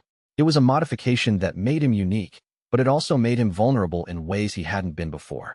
Tianyi seemed to accept this with equanimity, though Chen Wei could feel the sword's frustration at her inability to fully restore him to prime condition. "The separation changed me," she said one evening as they meditated together. "But not in ways I fully understand yet. There is something in my consciousness now, something that woke during those hours when I stood alone. It is not fully awakened yet. When the moment comes that demands my power, I think it will emerge. But I cannot force it. It must come of its own accord. Will it help us?" Chen Wei asked. "I don't know," Tianyi admitted. "It might. Or it might consume both of us entirely. Awakening something that has slept for 3,000 years is never without risk." But there was no fear in her voice. Only curiosity and a kind of dark anticipation. Chapter 73 news arrived in the middle of winter that finally broke the waiting. A messenger came to Jade River bearing a letter from the Crimson Temple. Zhou Kai opened it, read it through, and then called Chen Wei to his study immediately. Zhang Yi wasn't acting alone, Zhou Kai said without preamble. The Crimson Temple has discovered that he was part of a larger network of cultivators, all trained in soul consumption techniques, all answering to someone called the Sovereign. The Sovereign has been orchestrating the disappearances. "Who is the Sovereign?" Chen Wei asked. "That," Zhou Kai said, "is what the Crimson Temple wants us to help them discover. They're assembling a task force. They want experienced combat cultivators and researchers. They want us." He passed the letter to Chen Wei.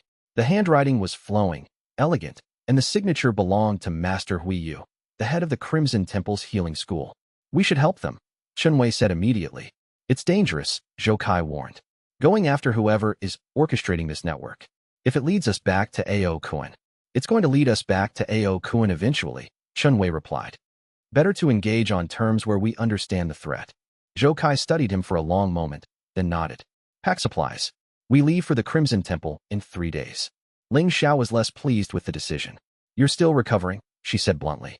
"Pushing yourself into a conflict this serious while your meridians are still scarred is reckless. Staying here while the corruption spreads is cowardly," Chen Wei countered. "And you know it." They argued in the way of people who cared deeply but understood the necessity of what had to be done. In the end, Ling Xiao packed her own supplies and prepared to travel with Chen Wei and Zhou Kai. "Someone needs to make sure you don't get yourself killed," she said when Chen Wei pointed this out. The journey to the Crimson Temple took 2 weeks. It was a place of beauty and power, built into the side of a mountain with meditation gardens that seemed to exist slightly outside of normal space.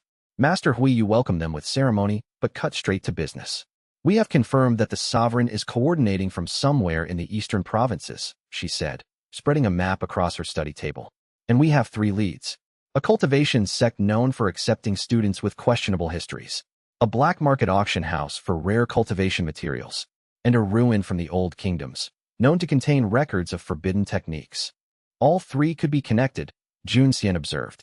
She had arrived at the temple 2 days before Chen Wei's group, having traveled separately to begin research. "Exactly," Master Hui Yu said. "We need to investigate all 3 simultaneously, which means we need multiple teams." And so the coalition began to form. Warriors from the Crimson Temple joined with Chen Wei's group, with cultivators from 3 other sects that had been affected by the disappearances.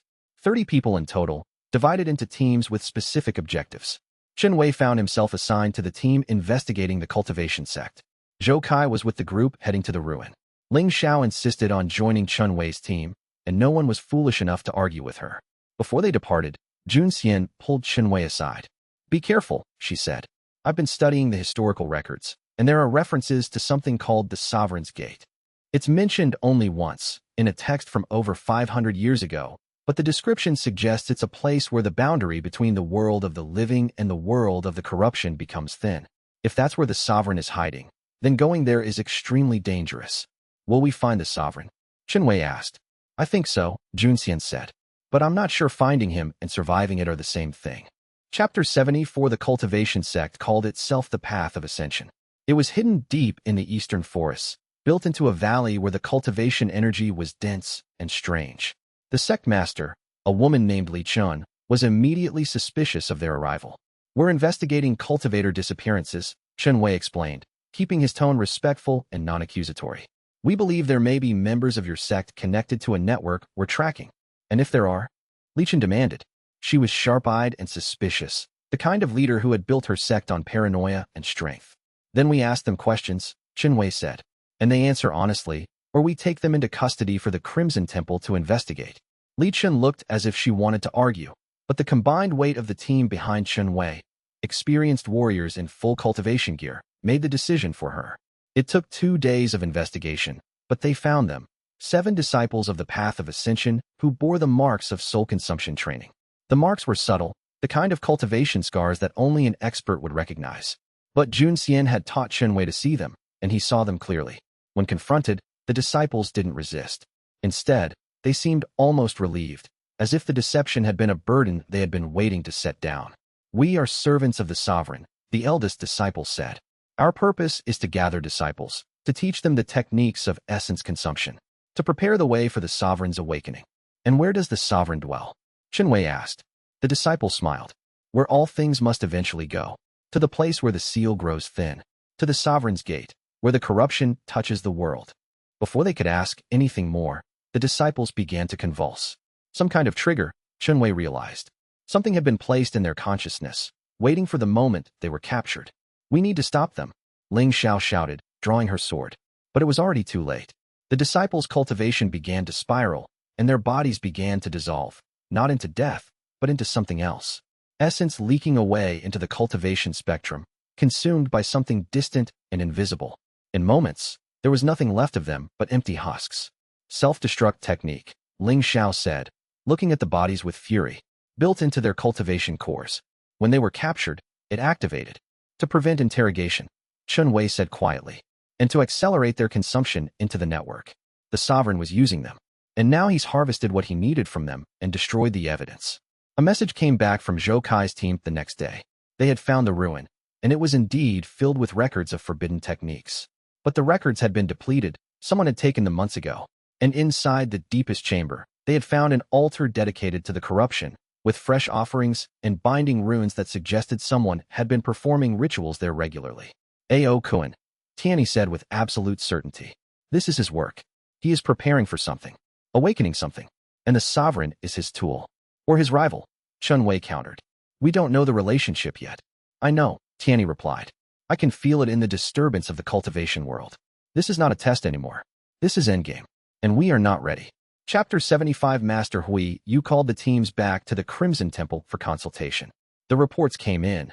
The cultivation sect had been using the disappeared disciples to gather essence, feeding that essence into some kind of network or anchor.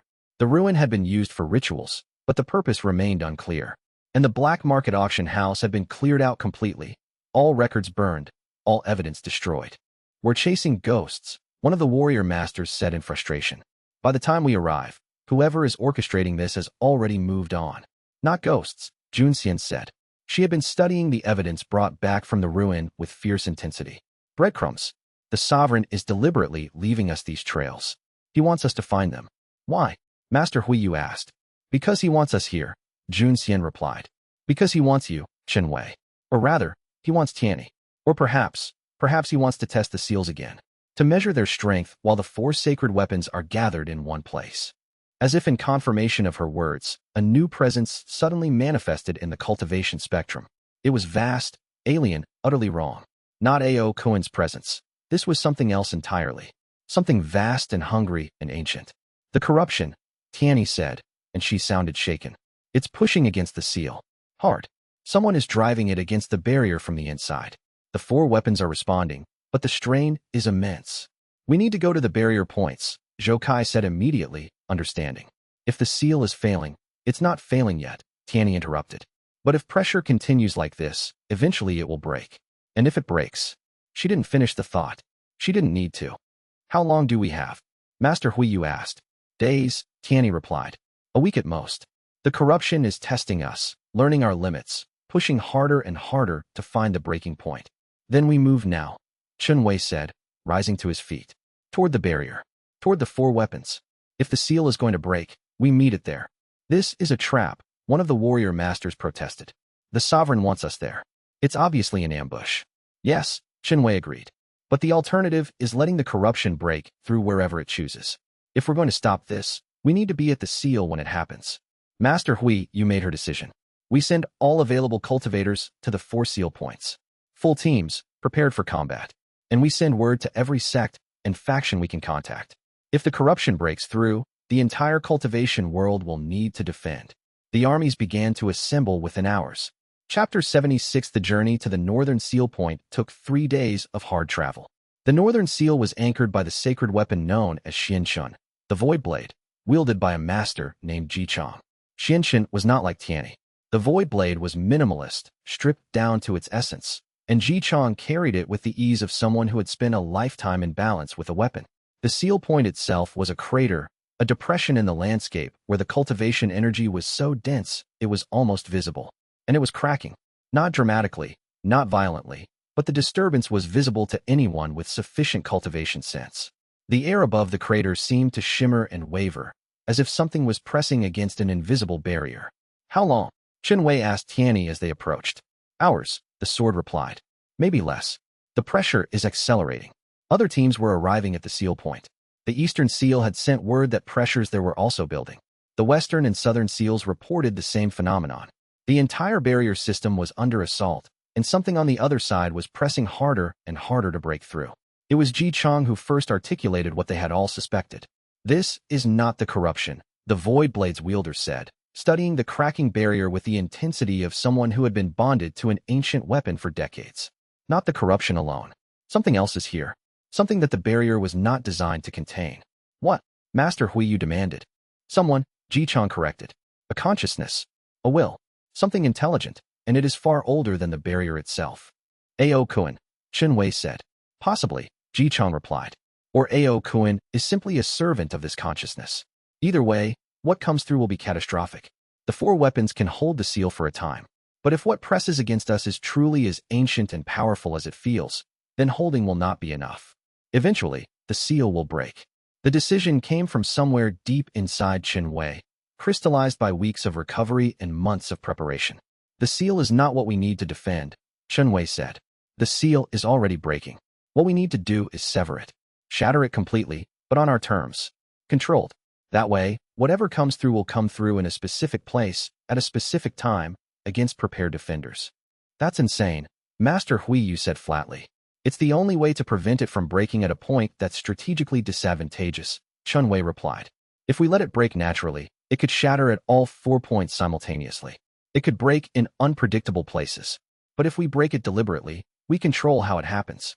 It would require coordinating all 4 weapons, Ji Chang said slowly, understanding forming in his voice. All 4 sacred weapons working together, using their combined power to break the seal in one location. It's theoretically possible, but what? Chen Wei pressed. But whoever is closest to the breach point when the corruption floods through will be at the point of maximum danger, Ji Chang said. They would need to be defended by overwhelming force, and even then, survival is unlikely. Chen Wei felt Tianyi stir in his consciousness. The ancient sword understood what he was thinking before he fully articulated it. We do this, Tianyi said. We volunteer to be at the breach point. I am the newest of the 4 weapons. My wielder is the strongest of us, in will if not in cultivation.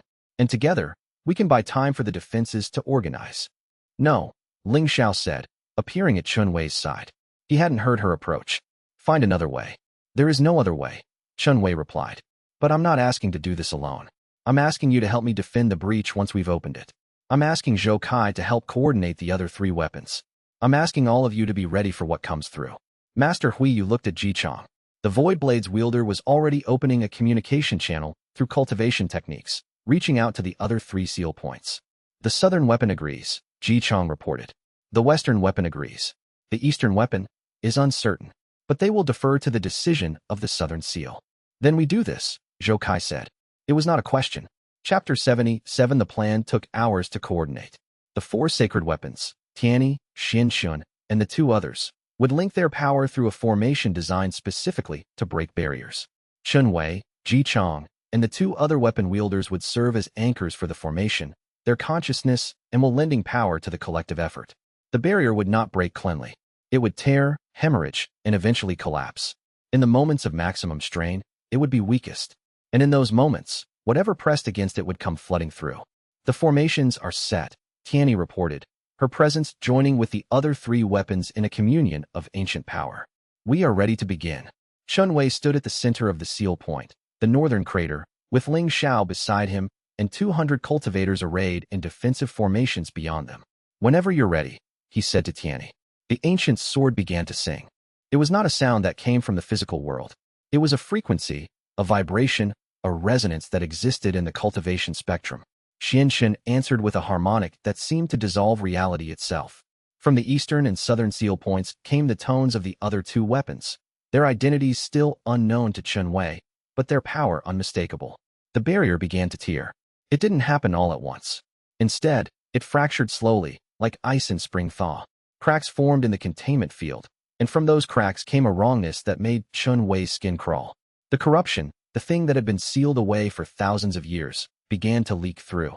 And with the corruption came hunger. It was almost sentient, the way the corruption reached out through the cracks in the barrier. It didn't attack violently. Instead, it seemed to be tasting the air, exploring, learning. Then the barrier failed completely. The seal point erupted. It wasn't an explosion of physical force. Instead, it was a cascading wave of spiritual energy, ancient, wrong, utterly alien.